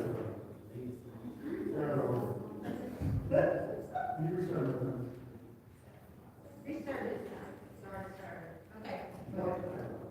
So, Yes. Please. tell me about the project in, So 1021 North Saginaw is a whole commercial structure across from Bill Ryder Elementary. There's behind this old warehouse. We acquired that building several years ago. At the same time, we acquired a liquor store that was causing problems in the neighborhood. We demolished that. Big strip malls in the north that we also demolished. This structure, we're working to redevelop it as rental office space. It was used as office space for a long time, but the interior's gotten in pretty bad shape. So the grant here today is to fund exterior improvements to that. So facade things that'll benefit the public appearance and benefit the choice investments, while we keep working on interior renovations into that space to make it a affordable, leasable commercial space. And same thing to the warehouse that's immediately abutting that housing structure, the rear trucks and trucks. so, We already got to push through there. this is going to be rental office. That's our current proposal, yes. It's an office, it's always been an office building.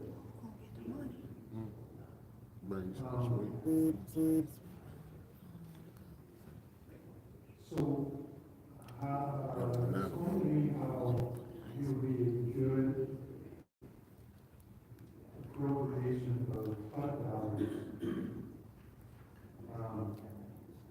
for this program, because to me, HUD, and I know that there's other stuff, HUD is housing, and if you were going to rent it out,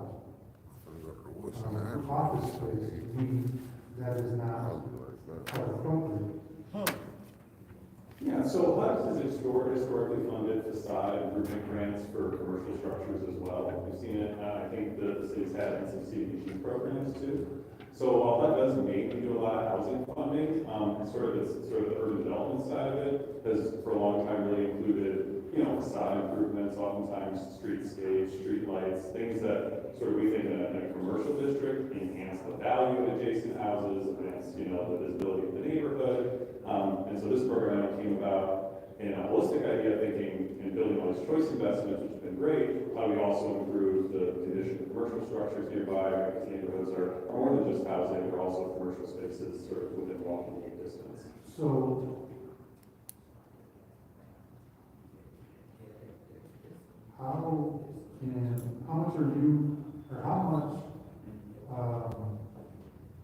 how much and where are you gonna get the financing for the interior? Yeah, so I would expect on that, I mean, it would be a mix of funding sources. So historically, we've done some bank financing where you get it, although we know unfortunately our cities like redlining private lending institutions. We're regularly applying for funding from other sources, whether it's congressional offices, state departments, the NEDC. We've applied for funding through their revitalization and placemaking grant program. So it really runs the gamut. For instance, I know our Orchard Grove and Banner project, that project has 16 different sources of funding, just because that's kind of what you have to do in development in the city to get it built, because, traditional lending institutions often just won't do it. So will this be rent subsidized for small businesses? Yeah, we usually almost any commercial space that we do below market rents. You have other commercial properties that you rent out there? Yeah, so 717 South Grand Traverse is on Grand Traverse Street, just north of 4th Street. We rent that out. It's got big white pillars in the front. You're driving up Grand Traverse. We rent that property out in a community enrichment center up on Hamilton. We do below market rate rents for community organizations in that space as well. And then some of our developments just have ground floor commercial spaces in general that are built in. And we've been working with folks to try and do more activation of those spaces, both at Coolidge over on the west side and at the Grand Island University at University of Grand Traverse. Ashley, how much money do we have in this account? And have we broadcasted this out that we have this money, or we just earmarked it for our preferred lenders?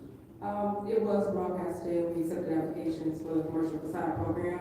The problem that we have with Choice is a very targeted area.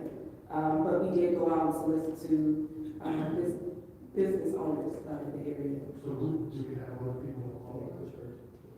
Yes, and we actually worked with a few before we decided on communities first. But the project did work out with the owners, with the commercial owners. So how much money do we have left? For, I guess, music, there's $4.5 million for our critical community improvement category for this grant. We've spent about $3 million, I believe, so it should be about $1.5 million. Okay, that's your aim, but that's. Any other discussion in the first round? Madam Chair. Go ahead. Ashley, I guess this question would be to you. Is that where on the staff review, when I see procurement, sole source, that refers to communities first and then being selected as the bidder? Correct. So when we initially were searching for applicants, communities first, they did apply. And so we're really thankful for them for partnering with us now to renovate this property. Okay, and we got to them as the sole source because They had already submitted an application. They're in the area, in our target area, and their project aligns with our original application to HUD. And I guess what I was sort of getting to is hearing what you were saying earlier. It's almost as if the other parties that apply, once we sort of sifted through, they didn't meet the requirements otherwise. Correct. Okay. Or wish not to move forward. Okay. Thank you. Joel, I guess my question is maybe a more direct question, well, not more direct, but a direct question along the same lines as what the councilman in the 8th Ward asked. What is the total projected cost of this project? Interior, exterior renovation, get it up and going. Yeah, so I think our exterior piece we expect to keep, would have to be cut under $250,000. It's a reimbursement-based contract, so we pay, we front the money, the city reimburses us the expense. I would estimate on the interior piece, we talked with a few contractors, since we haven't had a dedicated funding source, we haven't had a formal bid. But I would expect getting that interior built out would be north of $750,000. I don't hold me to that, because it can, as I'm sure everyone watches the news, the cost of building materials changes regularly. So total project, 750 or $1 million total? I probably expect closer to $1 million, Okay. would be my expectation. And what is the timeline for completion? Yeah, so the exterior piece, I think you have to be able to do by the end of August, is that correct? Yeah. The interior piece, we want to get the exterior done quickly, it improves the visual piece of the neighborhood. I mean, the interior will depend on funding availability, to be honest. But what I can say is we're actively doing that. While I was waiting in the back, we're working on a couple other funding applications for developments. So it'll be as quickly as we can receive appropriate funding for it. But what we can say to you first, right, is that the warehouse piece in the back continues to be actively used as storage space that's regularly used, and we maintain property maintenance, security on the building, so it's not like it'll get improved and then the grass doesn't get cut, no one's weeding the building. Yeah, and I wasn't as concerned about the grass not being cut. Amen. My concern otherwise is, okay, we do an exterior improvement, and how long does it sit before it's spoiled in some way or another, because there is an active tenant or tenant activity that would maybe detour, we say vandalism. Yeah. No, it's a very valid point, and what we can commit to, one, I would say is, we have staff that manages and keeps an eye on these properties constantly, whether it's through security systems or just our on-site property maintenance staff. We recently in-housed all of our property maintenance, so that we have direct control over that. But the interior of the building, we have the same interest that I think that you're mentioning here, and I think we're going to do it as quickly as possible, because we know an active building is a safer building than more eyes on the street. So does getting it done as quickly as possible mean if it be that communities first have to finance it themselves, meaning take out the loan, what have you, that is something that the organization is willing to do such that the project is completed in a timely fashion? Yeah, oh, absolutely. And we do that in other projects where we'll, often defer what are called developer fees in a project. We'll say, okay, if there's not enough, we'll just kind of delay that and payment back to us, put it into the project now, and try to get it done as quickly as possible. Because right at the end of the day, if there was any vandalism that happened, as the property owner, we're responsible for that. Okay, thank you, I do. Any other discussion in the first round? Yes, Madam Chair. This is the property that's the store. It used to be a store, right? Yeah, because there was just to the south of it was a liquor store that got demolished. And then it's immediately to the north of what was that liquor store. Okay, yes. The liquor store's not there anymore. Now, you know that apartment building next door to it is up for sale. Yeah, Glenn got something in the mail. Oh. I don't think we're touching it, but Oh, no, I can speak to it. You should, because if you don't, it might sit there and... I know. Well, that's one I'll refer that up top for that decision, but Oh, please. we did get a flyer in the mail on that. But, okay, my question through you, Madam Chair, to Ashley. Ashley, how many other commercial buildings are within the Choice neighborhood? I don't know the exact amount, but we targeted, I believe 6.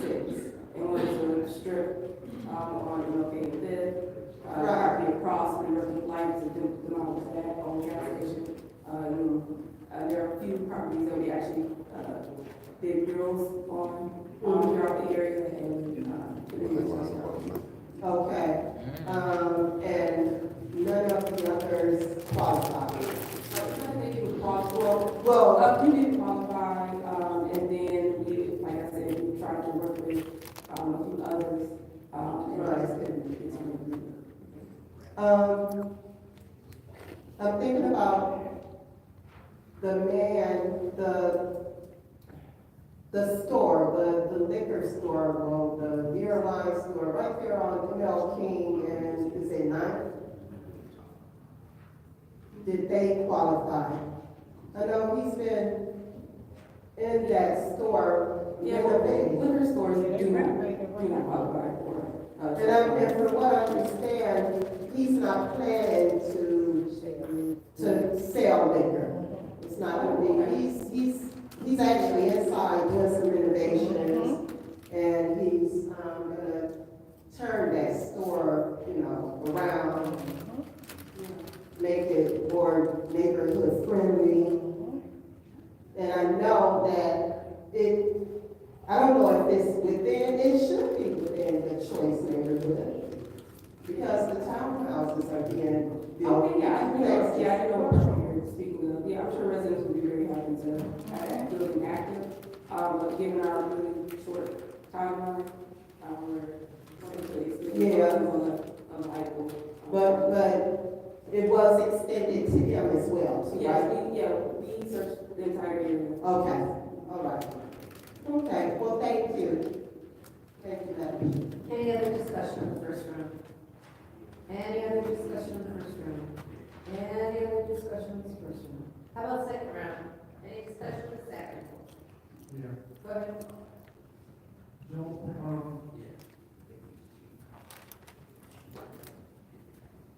how did we come with 250?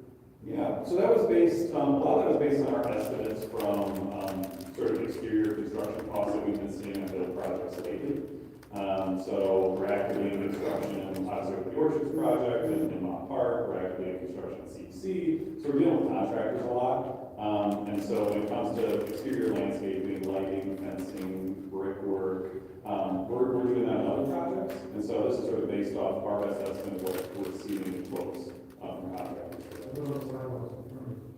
Yeah, well, we use sidewalks as well. So. No, I know, but I don't see that as part of it.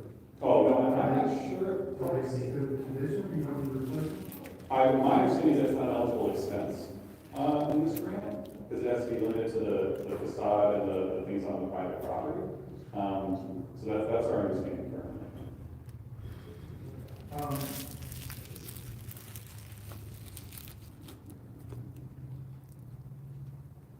I'm gonna vote to send it to council, but I will vote for I'm gonna tell you what. I have a problem with nonprofits coming in and taking all of the property and then not able tax exempt, and this won't, you will be getting services that you will not be able to, that will not be charged to you. And I have a problem with you having a for-profit building, but the city collects no property tax on it. It's owned by that. So, in fact, you're taking services away from us. So that's why I have a serious problem with this. And it's HUD, and not, to me, HUD is how Aaron said. This to me is for you to have a for-profit office center that is taking away services and tax dollars from you. I hope you don't take it personal, but that's the way I feel about this particular project.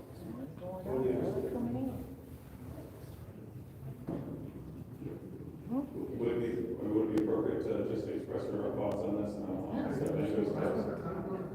Yeah, no, I think our thought on this, why as a nonprofit will sometimes engage in this, the first thing I will note is that on especially our housing developments, they're not outright owned by CFI, they're owned by a limited dividend housing partnership. It's the whole thing, so pilots on those. So those properties, especially the commercial properties, every time we go to mixed-use development, pay full property tax. And so that's the key thing there. I don't actually know if this is structured with an LDHA that we own or if it's outright owned. I'm happy to get that information. But the other thing, the reason why as a nonprofit we often engage in this is because these are properties that for-profit developers oftentimes just ignore, and lenders in the traditional commercial banking sector won't lend it. And so sometimes the only way to make it viable and not just become a derelict building is with a developer that functionally just isn't looking for a big ROI. So that's why we get engaged. I fully understand. Thank you. Any other discussion in the second round? Yes, Madam Chair. And this question is for Ashley. Ashley, let me get this clear.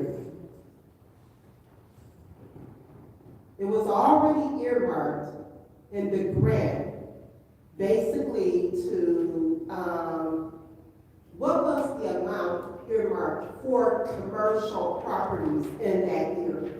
So when we initially applied for the grant, commercial facade improvements is included in the $4.5 million for critical community improvements. Right. Once we have projects selected, like the residential facade, commercial facade, we install a parking area, we submit that budget to HUD, they approve it, and we go from there. So to answer your question, $4.5 million for the entire neighborhood improvement category. And So- within that includes commercial facade. It did include commercial, Correct. but how much was included for commercial? So we included this project, I believe the total was 500. 500? Yeah. Because what else, okay, where did the other 250,000 come? Yeah, so we did move around some money in the budget. We completed murals in the area. Okay. And then we did move some funds to. I'm lost. Okay, because that, there's not that any commercial in that little area, little small area. Okay, This is crazy. the money was earmarked for commercial. Correct, and I can those exact numbers to you.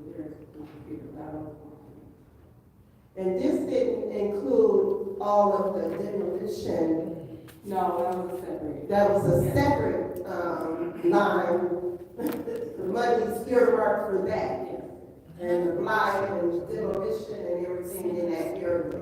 Did we finish with that? We did finish, we completed demolition, what was our 12 residential properties and 1 commercial property. Well, what about that property right there on ML King, that house that's, the porch has, I'm not sure if I have to. Michigan Works. Yeah, that, I think that was on that list. All the ones that we did on, they were limited on property, so that was a factor. So it may be probably on. Oh, okay. Okay, thank you. Thank you. Any other discussion on section round? Any other discussion? All right, I'm gonna take just a few minutes to Mr. Pfeiffer's thought about not supporting it. I am worried about nonprofits owning a lot of property in the city. Absolutely, but you already own the building. So it's already off the tax rolls. This is not taking stuff off the tax rolls. And it's so, we have to spend the money and it's going to help that neighborhood. So I'm going to support it, but I am concerned down the road that more, like, I want you to invest. You and I have talked about properties in the fourth ward. But I want those properties on the tax roll. We also have, pilot, isn't it, pilot program? Yeah, and I'll look at that distinction, especially if it's a housing development or mixed use development, they're right outright. So it does pay some, but this is nothing against communities first, and I'm gonna support the project because it's gonna support the neighborhood. It's going to improve the neighborhood. It's really nice to go back into a nice neighborhood and the front line on Saginaw Street will look like. Yeah. Make it a store. A beat up sharp. Make it a store. So, yeah, so that's all I want to say is that I understand where he's coming from, but the fact of the matter is that you already own the property. If this was for you to get the property, it might be a different story, but you already own it. So, and hopefully when you rent that space out, so people who rent the space will have employees that will pay income tax. Maybe there'll be the threshold for personal property tax, so that is a taxable income to the city, but you own the property, it's not purchasing the property. So, all right, this is the vote to send 250125 to council. Ms. Wendy Carter? Yes.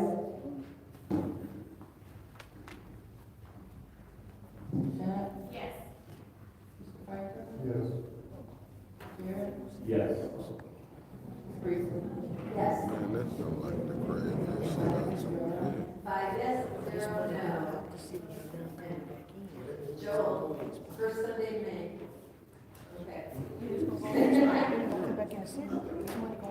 No, answer.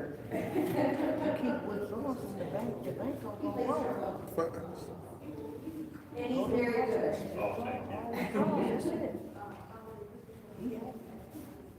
Yeah. Okay, the next resolution is 250130, authorize substantial amendment, City of Flint Home American Rescue Plan funding grant. Here's a motion. Motion on the floor, you've got Councilwoman Sellers, Council is their support. Go ahead, you want to support it? Okay, I'll support that. Any discussion? Go ahead. Ashley, how much is going to the fund housing authority? Is this 1.8 billion for the fund housing authority? Yeah, so that's our, scattered site, single family scattered site project. How would, and it's for 40 house improvements, right? Correct, that's the estimated amount that we want to approve. And it's in partnership with the house commission. Yeah, So that's my problem. the city, That's my problem. okay. Who selects these houses? The homes are, they'll be selected by the city and the house commission based on, if the property can be bought. Who owns the houses? They're owned by the house commission. They're scattered site homes, so they're housing authority. They're homes, for low income residents. No, I get that. Yes. The housing commission is so corrupt. They are so absolutely corrupt that you want me to vote to give them $1.8 billion? We want, council to vote on providing housing, to the people on the streets and to provide housing for homeless, people who are homeless, who are at risk of Well, homeless. most of the $1.8 is going to get skimmed off the top. So in the budget, 1.6 is allocated for the actual project. Within the home market grant, there are, operating dollars that will be allocated, but again, this project is in. And the housing commission is going to manage these dollars, right? No, that's not how any of our grants work. This is a federal grant. Well, I understand that. Yeah, There so- are people steal money, so apparently federal dollars don't mean shit to them. Well, they mean something to the city of Flint, and specifically, those who are in my preview. So, all funds that are spent, that are given to the Housing Commission is on a reimbursement basis only. And we are approving this project, it's in partnership, we're working on this project together. We are approving the houses together, the work that will be done on the homes together, and any funds that are provided to the Housing Commission, this is reimbursement only. They spend the funds, we approve it, we review this, and review for if how they spend the funds are in line with what we approved initially, and then we would reimburse. What kind of improvements have we already under this program? What type of improvement? Is this anything else we can do about? Anything to bring the house, up to be able to rent, to put homeless people in. So these houses currently are not occupied? Correct.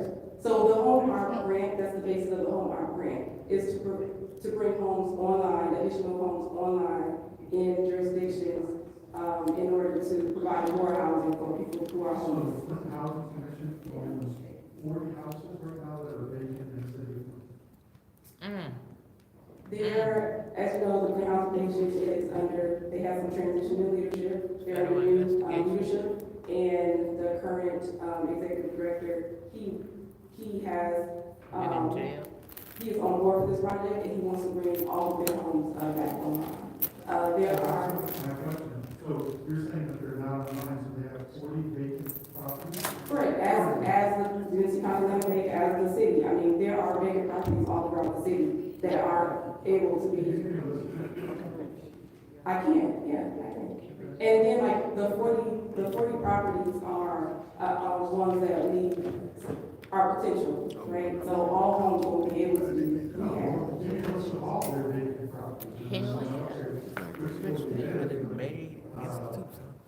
I wasn't aware that they had 40 additional properties that they're just sitting on, that they were inhabited and now they're not. I think over the years, homes sit, people own properties, own the city, homes sit, if funds aren't available, homes sit. I mean, I don't know the reasons why they are vacant now, but right now, we want our streets to be occupied with, homes that people can live in, and we want those people off the streets. That is our. As well, housing is a big thing for me. The problem I have is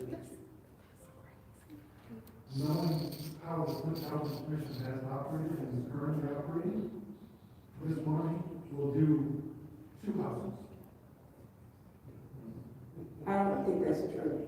Well, we'll find out in before and after pictures because they're the biggest corruption outside of this administration in the city. Thank you. Any other discussion in the first round? Any other discussion in the first round? Any discussion in the second round? Any discussion in the second round? Nope. Yes, so actually, can you explain again, because, given past practices, even though I know that they need Flint Housing are under transitional leadership. There are different people out of the old guardhouse that has resigned or left for whatever the reason.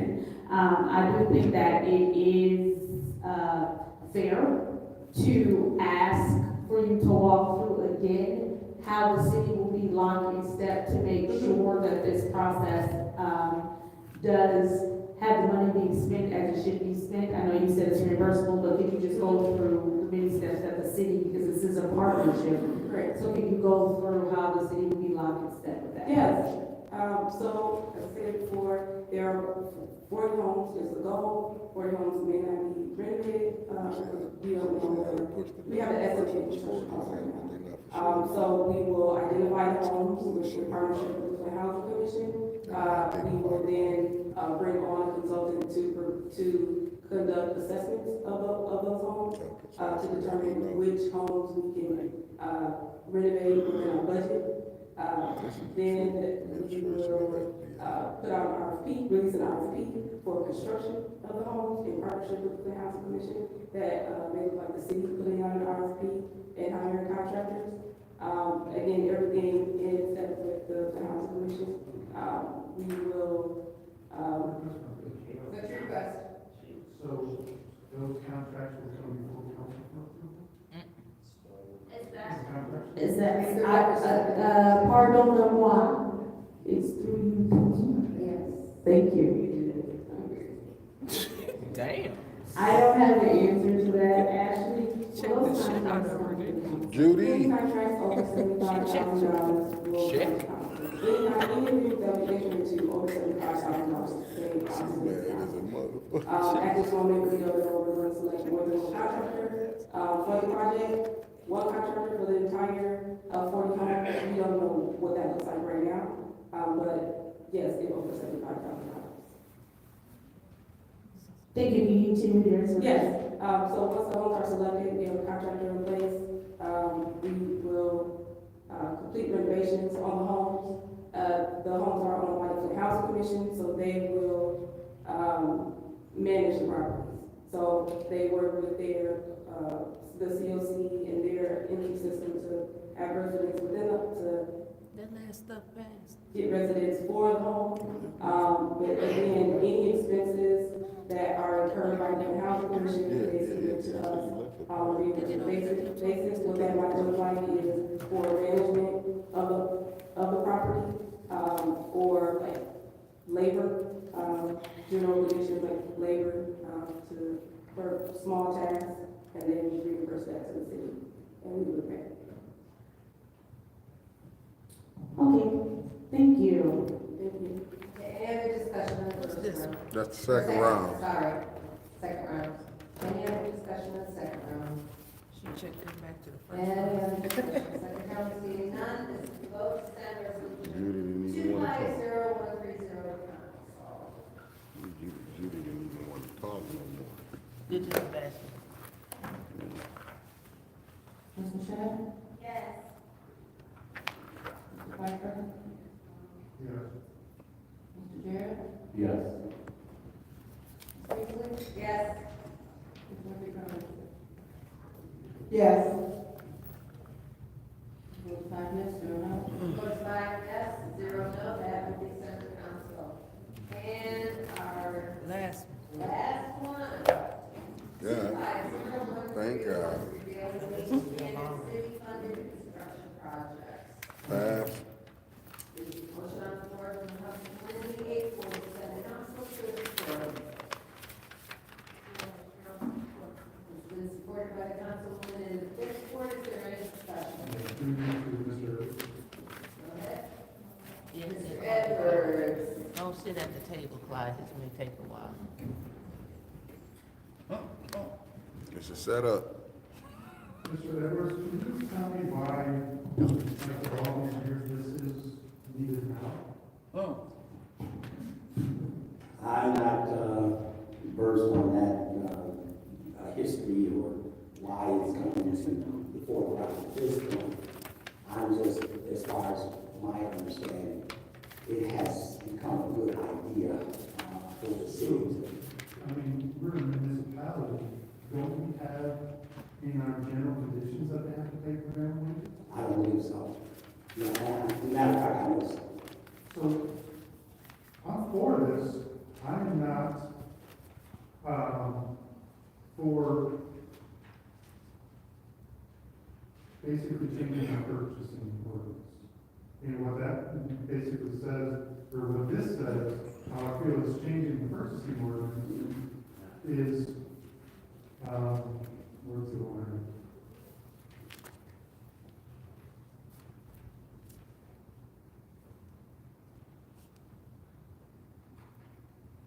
Ariel knocked out.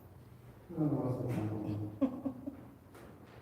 I told him to sit down at the table. I don't know why don't nobody listen to him. The city of Flint may preferably award construction contracts to successful bidders. To me, if we don't have it in our general conditions, we can say,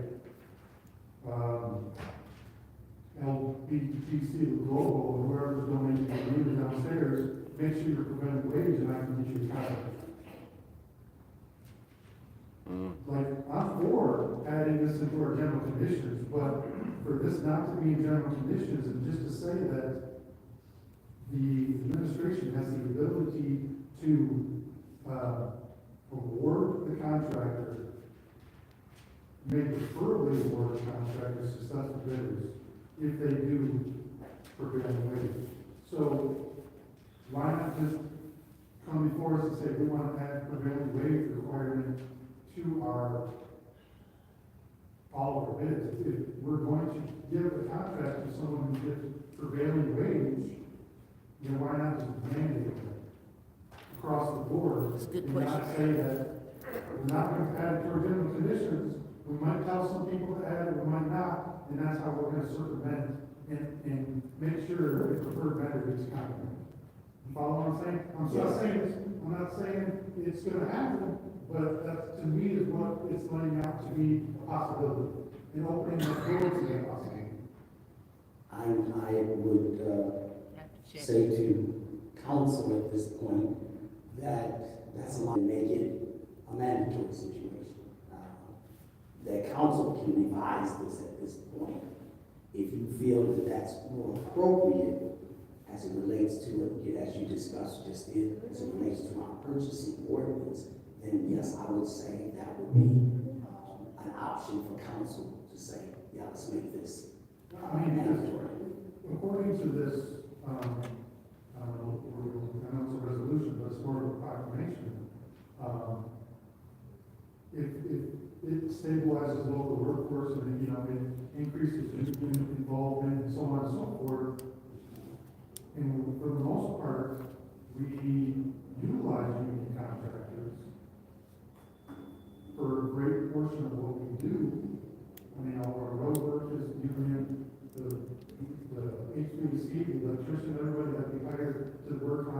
properties as union, why not make it mandatory? You not pick and choose that way.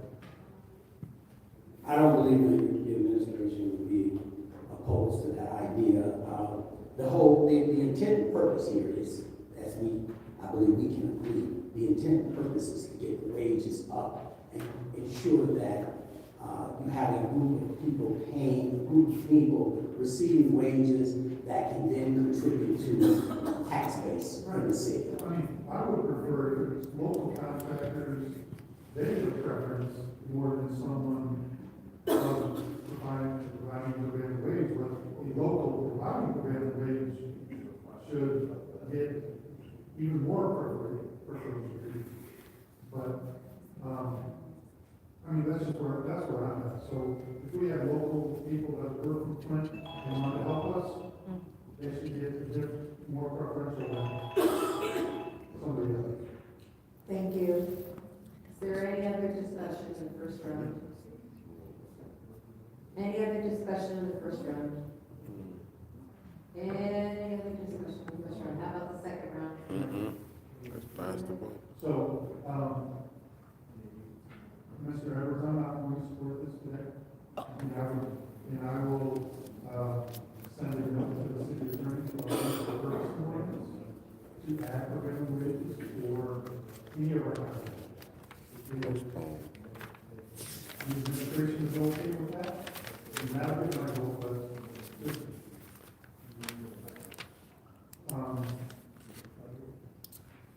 to me, this is a great area. And some people may not know about this once it passed, and some people will. So if we don't put this in our RFPs that they're going to get preferential treatment for breakdown wage, how are they going to know this?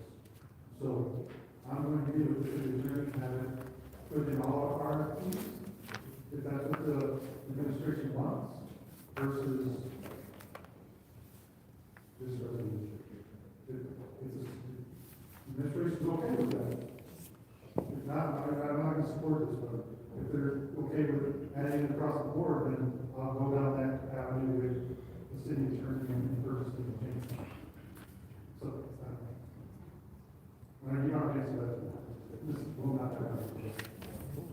Any other discussion in the second round? Madam Chair, Madam Clerk, I'd like to get a legal opinion on if we can do what Mr. Pfeiffer just asked.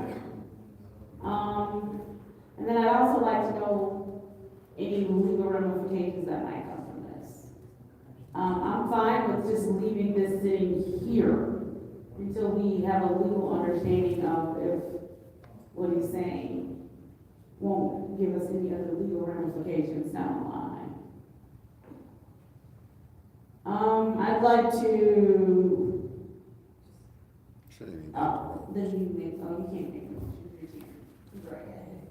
Well, I can, but so I'm gonna take some time, and Mr. Pfeiffer, I understand where you're coming from, totally, but we hear a lot of comments from, especially Black businesses, that they aren't able to participate in city business for one reason or other, but now you're going to take a struggling Black business, and you're going to force, although I agree with great wage. Gaslighting. If they don't prevent it, they're going to be disqualified. I understand that. I'm just saying, this is what I'm looking at, okay? She used the data So, color. Remember, she used the data color. There's been a lot of, so I know that I've had several clients over the years who haven't been able to pay their employees union wages, although they do great jobs. So they would be precluded from doing this because they're not paid prevailing wages. And a lot of businesses will be affected by that. So let's go ahead and get the legal opinion and go forward. And I'm going to make a substitute motion to keep this in finance. So it's been moved by the councilwoman in the fourth ward, seconded by the second councilwoman in the seventh ward to keep this in finance. Let's go for the vote.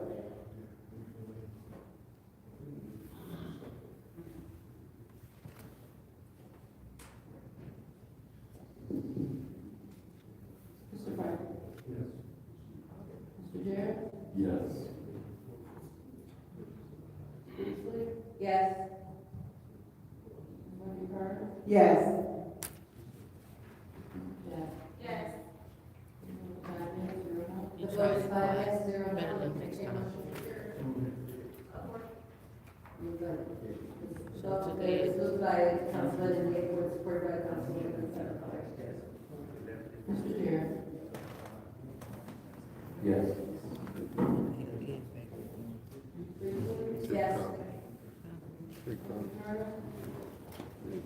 Yes. Yes. The vote is 5 yes, 0 no. This meeting is adjourned at 8:53. Got another one. We will, speaker slips as we go into our next meeting. Ain't nobody here though. Ariel. Ariel, wake up. Ariel, wake up. Go fill out your slip. You got what? The charitable gaming license for electrical. Uncle Phil's And then you the got. hocus pocus. Did typology rule? Yeah, I mean, yeah, it Oh, got you pushed to missed council. that. I know. It got taken. Yeah. Yeah. He fought like hell for it. Yeah, he talked for about 57 minutes about it. We learned. They let him talk that long? Yeah, they gave him extra time. We learned how to tap dance and everything. You lying? I can't wait till I go home and watch. Oh. Uh-oh. Recess with Ariel. Ariel, Yeah, what do you think about what's happened so far? well, so far, the happening is when the Popo trying to get more money. There's Take one, that there's little one more bank over meeting, there on family. Clare Road, when the boys in the hood try to pop somebody drive by with a grin on their face and shoot the baby through the house, and the security guard over there, and the Popo actually hiring them thugs on the police department. That was what they was talking about. And they jump on people going to the dollar store. Start a fight, nobody don't never mention this stuff. A black man against a black too. They actually training people how to get people's, make them look like they stole something when they come out. The phony cops, I mean, the rental cops, go and mess with the people. They say, you stole that, I saw you. You put it in the car, then you start smoking fruit you outside. Because it happened to me yesterday. And Ariel, what you think about them hiring a security guard to be here in City Hall all day? Poppycock. They just trying to get in out of the sun, let the people down south keep from having sunstroke. Because you're gonna stroke out there with the boys in the hood. Right on, brothers, upside your head and right on through the pawn shop with your stuff. It can't be stopped. Like Officer, see how Officer in his own world over there? You know, got Officer Coney. Well, yeah, to my piece. Anyway, in my shack, talking about this stuff, talking about, you see how the Hopper money, I was told that you gotta go down to the IRS and see about your money, sir, because they're gonna give it out the last chance. I went down there, but the man was, he said, come on back. And he said, get anything in your pocket. I was so excited, I put the knife in the knife. He said, oh, you can't come in this, that's a, I said, he said, you can come back tomorrow, though. And when I came back, he tried me again and said, you're back. And then the people's they gave me, he said, we're gonna try you out this time. And find out where your money, if you got your money. And sure enough, they found out my oldest sibling, my oldest sister's siblings, had got my money, but I said, what you do with it? She said, she got me I didn't know I had a private account. She said, Oh, shit. and then she said, I said, where that? I said, what about the little cop? She said, yeah, that's a good idea, cop. But I felt like when like the Mr. Shack over there when he was answering and talking about Tapology. Yeah, tapology. That's the black man. All the kids, all they can do is tap dance. 190 kids and 80 of them just go out and they got the money to fund them, but they won't even get it. But the man, so he'll pay out of his own pocket on the east side too and stuff. White kids and all kind of colors. You see that y'all drill that guy so he didn't he don't have to be here. They say, okay, you don't have to, but will everybody agree? Well, Ariel, what do you think about, with the current conditions of our city? And tomorrow is going to be the first day that we reach 80 degrees. What's your prediction for tomorrow? The act of God was going to happen issue is I'm standing here. That's why it happened so far, but nobody never recognized God. It's going to get worse and worse because nobody recognized God. God got an attitude. God got a sense of humor. And he'll and they're blaming the people talking about the weather change, make the black people do all kind of stuff. The kids take it out on the senior kids. Senior peoples, they don't recognize the seniors. And that's why they got the adopted kids, foster kids, and the other people telling the kids to just go over there and hit that man, your own kinfolks out here, just see what he do. And they back in the background, grinning, whoever took the cops. Like them drive by, MTA all in cahoots with it. It'll take it, just like the boys in Chicago, buying them popcorns, and when they run out of bullets, they just got a gun with taking chances on robbing people because they don't know they got no bullets. And that's Paleface doing that too, Donkey. Just because you can get legal guns but it don't almost work because they know exactly who's gonna run out of bullets, who don't. It happen to be most of the darkies and all that junk. That's what. Whoa, yeah, okay, and stay tuned, America, and go, and all like I say, the dentist. They try to tell me about blood pressure. The little girls and the little kids in the doctor's office take my blood pressure with me. And they try to tell me, say, if you don't take care of your blood pressure, sir, you go. I said, I gotta get this tube pulled. And they said, no, you ain't never get the pull. So I made them took this canine out of my mouth just a little while ago, before I come to City Hall. So I done beat you. I got this a snippet up. Anyway, they said, don't be telling all you. What up? I'm here. And now to deal with this City Hall stuff. But keep on staying tuned. Wait, you asking something else?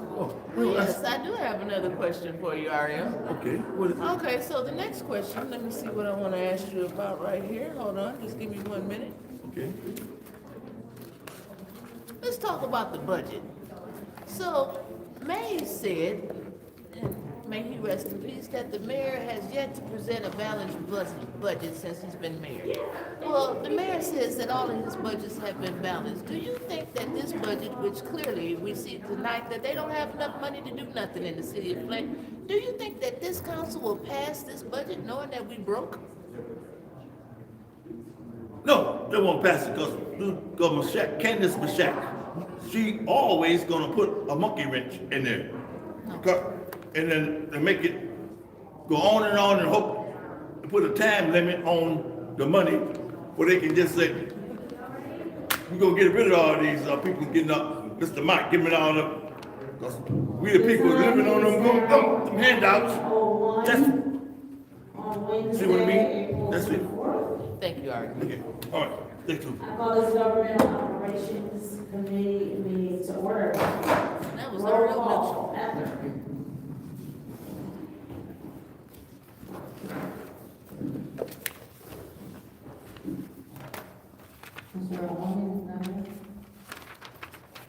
Almina, that's what St. Louis called it, Almina. Ms. Priestley? Ms. Winfrey-Carter? Present. Ms. Burns? Ms. Shaq?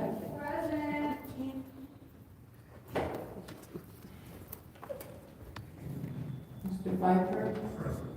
Mr. Derrick? And 5 members present. We have 5 members present. Are there any requests for agenda changes and/or additions?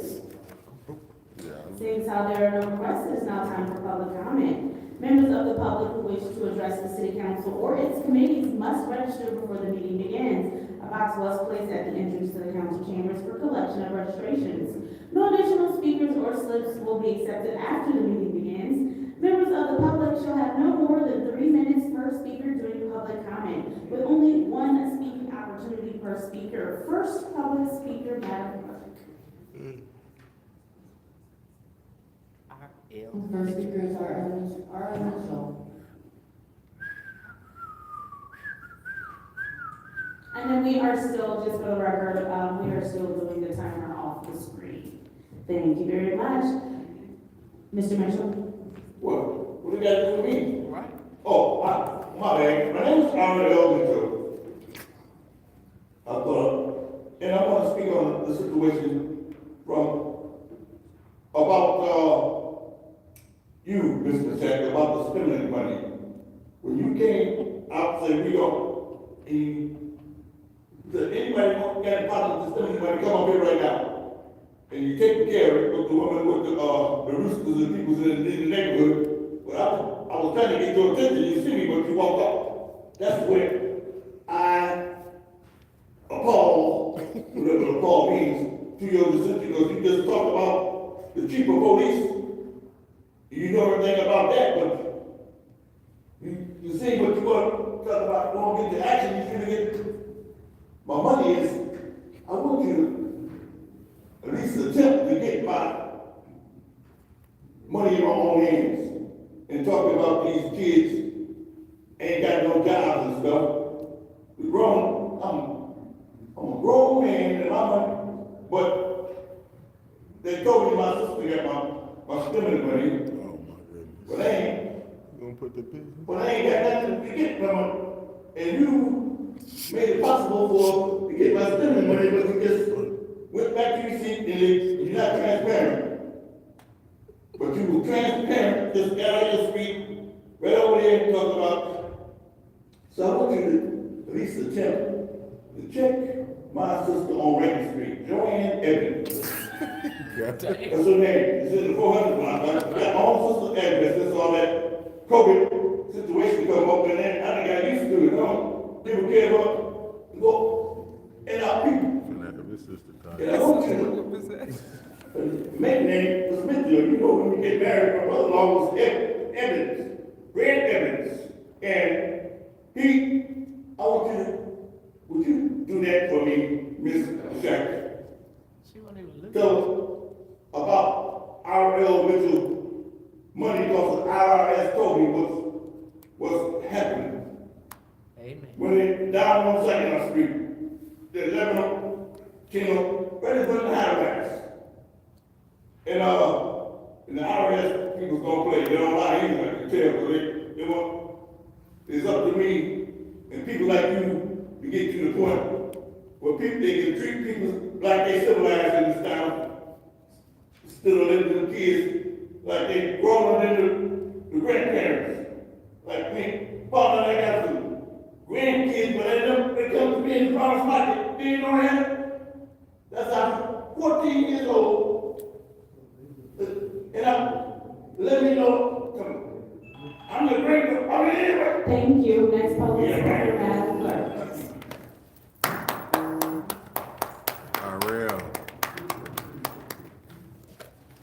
Next speaker is Irvin Woodson. Next public speaker. They probably gone. Next speaker is Mary Raines. I pass. Next public speaker.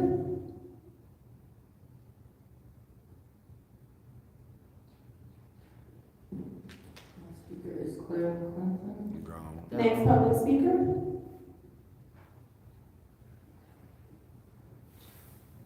I guess they ain't coming up. Here I come. I'm sorry, what was the name? Lathan Jefferson. No, sorry. What was the name, Madam Clerk? Rodney Thomas. Next public speaker. Let Mr. Jefferson speak. Taylor Sampson. Next public speaker. Mr. Jefferson. The last speaker is Allison Montgomery Littlejohn. Nope, she is gone. So seeing as how we don't have any more public speakers, it is now time for council response. They disregard the residents, Mr. Jefferson. I'm I'm sorry, we don't have a speaker slip for you, sir. Whoa. Is there anyone who wishes to speak during council response? Y'all could let him took my place. That's messed up, Mr. Jefferson. That's okay though. The power is in the residents' hands. Seeing as how there's no one who wishes to speak during council response, what is the pleasure of the body for the consent agenda? Ain't nobody even let him speak. They couldn't have made a motion to let him speak. Councilwoman in the fourth ward has made a motion to approve the consent agenda. Is there support?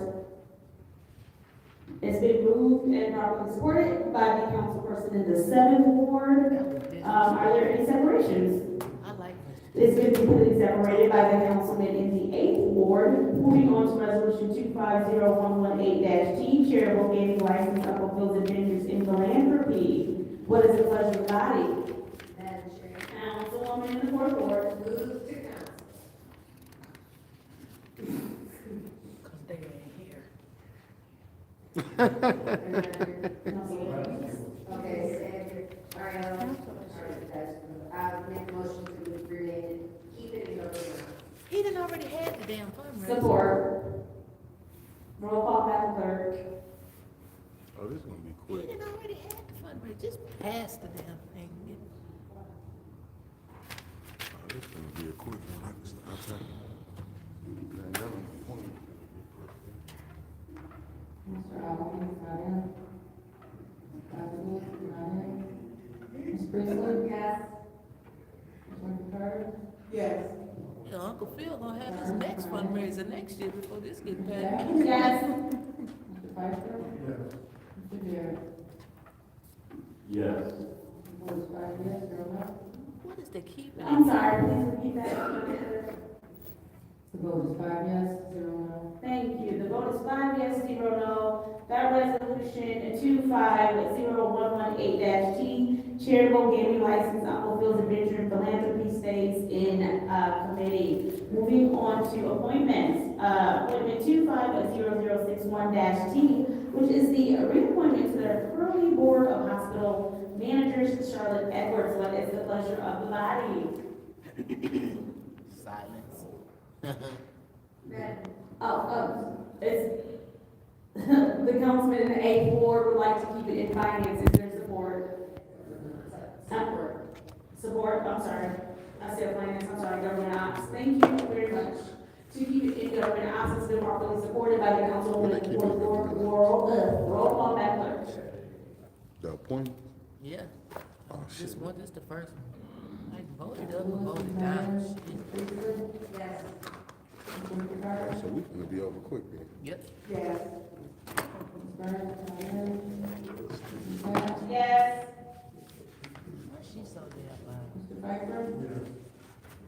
Mr. Jarrett? Yes. Mr. Allen, not in. Alameda. The vote is 5 yes, 0 no. The vote is 5 yes, 0 no.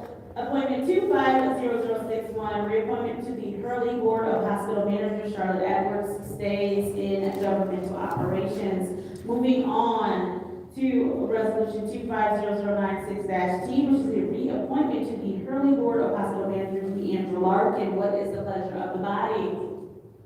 Madam Chair, move to council. It's been moved to council. Is there support? Moved and properly supported by the councilman in the eighth ward. Is there discussion? Discussion in the second round. Councilwoman Carter, you have the floor. I'm just gonna say this, and this is where I stand on all of these appointments to the Hurley Board. I remember the night that certain council members voted no to reappoint, Mr. Phil. So did. And I couldn't understand that. Me either. And it was all political, in my opinion. Yep. So, with these reappointments, as well as the appointments, I'm not gonna vote on any of this. My vote will be no. Want to keep it in government office? Fine. But I will never vote for this to move to, council. Because right is right and wrong is wrong. All right. It was weird that night. What was it? We had, Council members,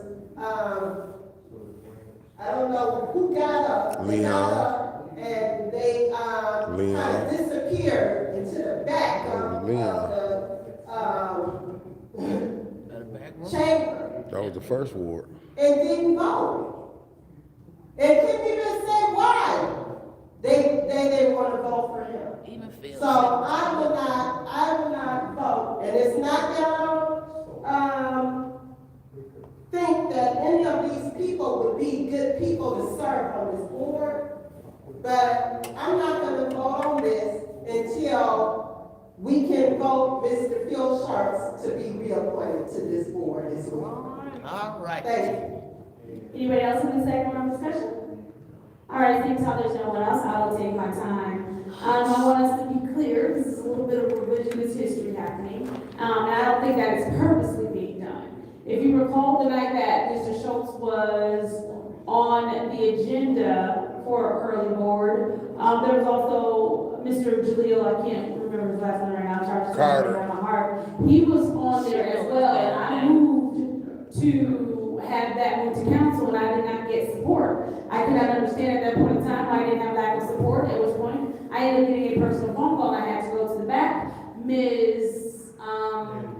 Fourth Ward, Ms. Priestley, was on her way to the restroom, and when she went to the restroom, I stopped her and I asked what was going on, and she said all of the Hurley Board appointments that night had been pulled. So that's actually what happened.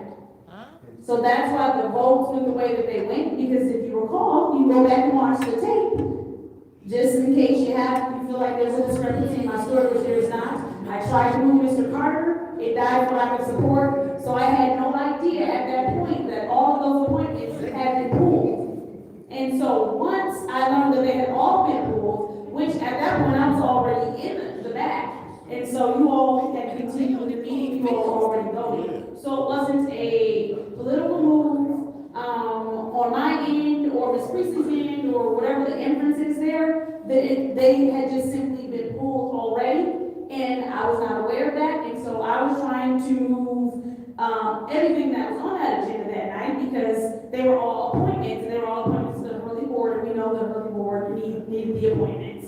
So just so we are clear on what happened that night, those appointments were pulled, and I had no idea they were pulled.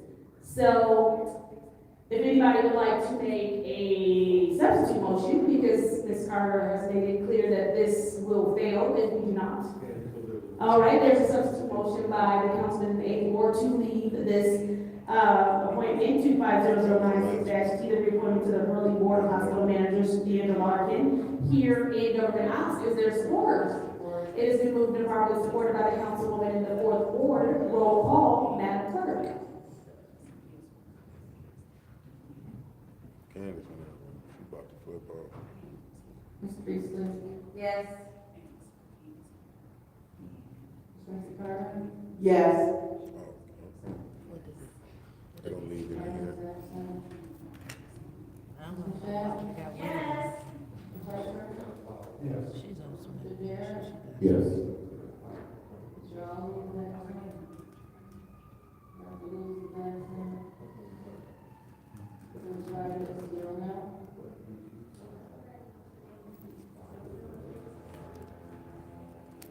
The vote is 5 yes, 0 no. The reappointment to the Hurley Board of Hospital Managers, Deandra Larkin, appointment number 250096-T stays in governmental ops. What is the pleasure of the body regarding the last two Hurley Board of Hospital Managers appointments, and that's resolution 250132.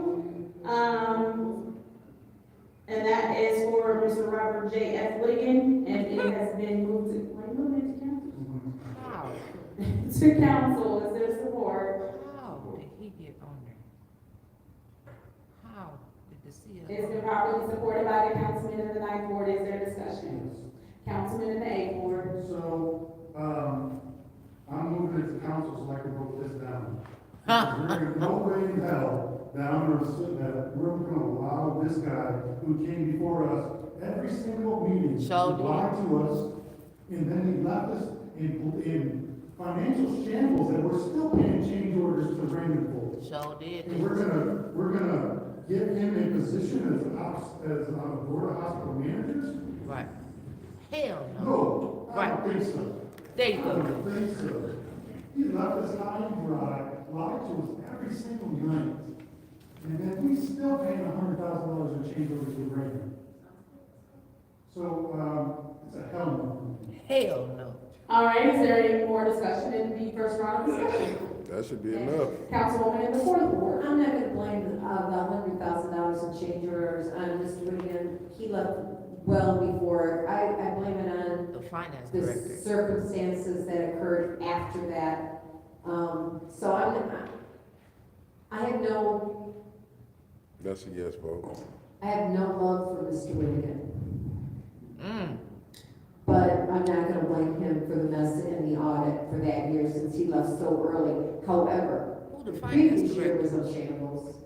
And I just found there's been so much change in our financial leadership that it just has made our books a mess. And which Mr. Moore is trying to clean up and make it Come more on, standardized, we don't believe in that. more things documented that have not been documented. So I'm gonna disagree with you that he left the books in a shambles, but I have no great love for him. Thank you. Shit, oh yeah. Thank you. Is there anyone else in the first round of discussion? Yes, Councilwoman in the fifth ward, you have the floor. Madam Chair, through you to Clerk Donahue. Clerk Donahue, would this be a City of Flint appointment to that curly board?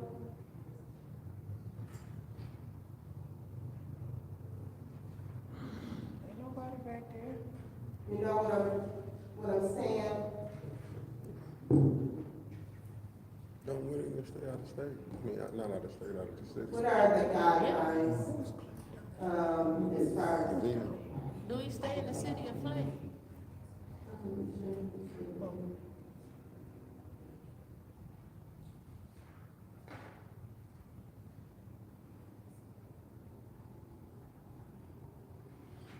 You see how candidates and Judy don't know the politics when they ain't got the help, they got the votes. Okay, so the thing, I don't want to speak on behalf of the administration because it doesn't say who he's replacing, and I don't want to make any assumptions. Right. So I would have to find out who this replacement will be for because there have been so many. Because I don't even know who he's replacing out of others that failed. So, I could find out and send that information to you tomorrow. Yeah, well, I'm not voting on it anyway. I mean, I'll let it sit here and go in the box, but I'm not voting on any of these to go to council. So. Inquire and send that information to council. All right, thank you. All right, anyone else in the first round of discussion? All right, so I'll take my time. I'm not familiar with whatever interactions were had with him prior. That's a yes I vote. do understand the question that you were attempting to ask, Ms. Winfrey Carter, as far as residents, is this going to be considered a City of Flint appointment, or this is going to be an appointment that we are allowed to have of a non-resident? So I get what you were asking there. Roll call vote, Madam Clerk? Fail. Where the votes at? Where the votes at? Let me hear now. Ms. Winfrey Carter. No. Hey. Ms. Burns is absent. Ms. Mashat? No. Mr. Pfeiffer? No. Mr. Jarrett? No. Mr. Alderman is absent. Dr. Lewis is absent. Ms. Priestley? No. The vote is 0 yes, 5 no. The vote is 0 yes, 5 no, that appointment fails. Moving on to 250133-T, which is the appointment to the Hurley Board of Hospital Managers, Dr. Khaled M. Ahmed. What is the pleasure of the body? Councilman Pfeiffer made a motion to leave this in governmental operations. Is there support? Support. Moved and properly supported by Councilwoman Priestley in the fourth ward. Roll call, Madam Clerk. Judy look like she ready to Ms. cry. Mashat? Yes. Mr. Pfeiffer? Yes. Mr. Mr. Jarrett? Yes. Ms. Priestley? Yes. Ms. Carter? Yes. 5 yes, 0 no. The vote is 5 yes, 0 no, that appointment stays in committee. What is the pleasure of the body? There's been a motion to adjourn by the councilman in the 8th ward, supported by the councilwoman in the 4th ward. Roll call, Madam Clerk. Mr. Pfeiffer? Yes. Mr. Jarrett? Yes. Ms. Priestley? Yes. Mr. Carter? Yes. Yes. 5 yes, 0 no. The vote is 5 yes, 0 no. The time is now 9:23 p.m. on Wednesday, April 23rd. I call this Governmental Operations Committee meeting to is adjourned. Family, we're gonna see y'all in the morning. We're gonna be bumping. Peace. Finna walk out.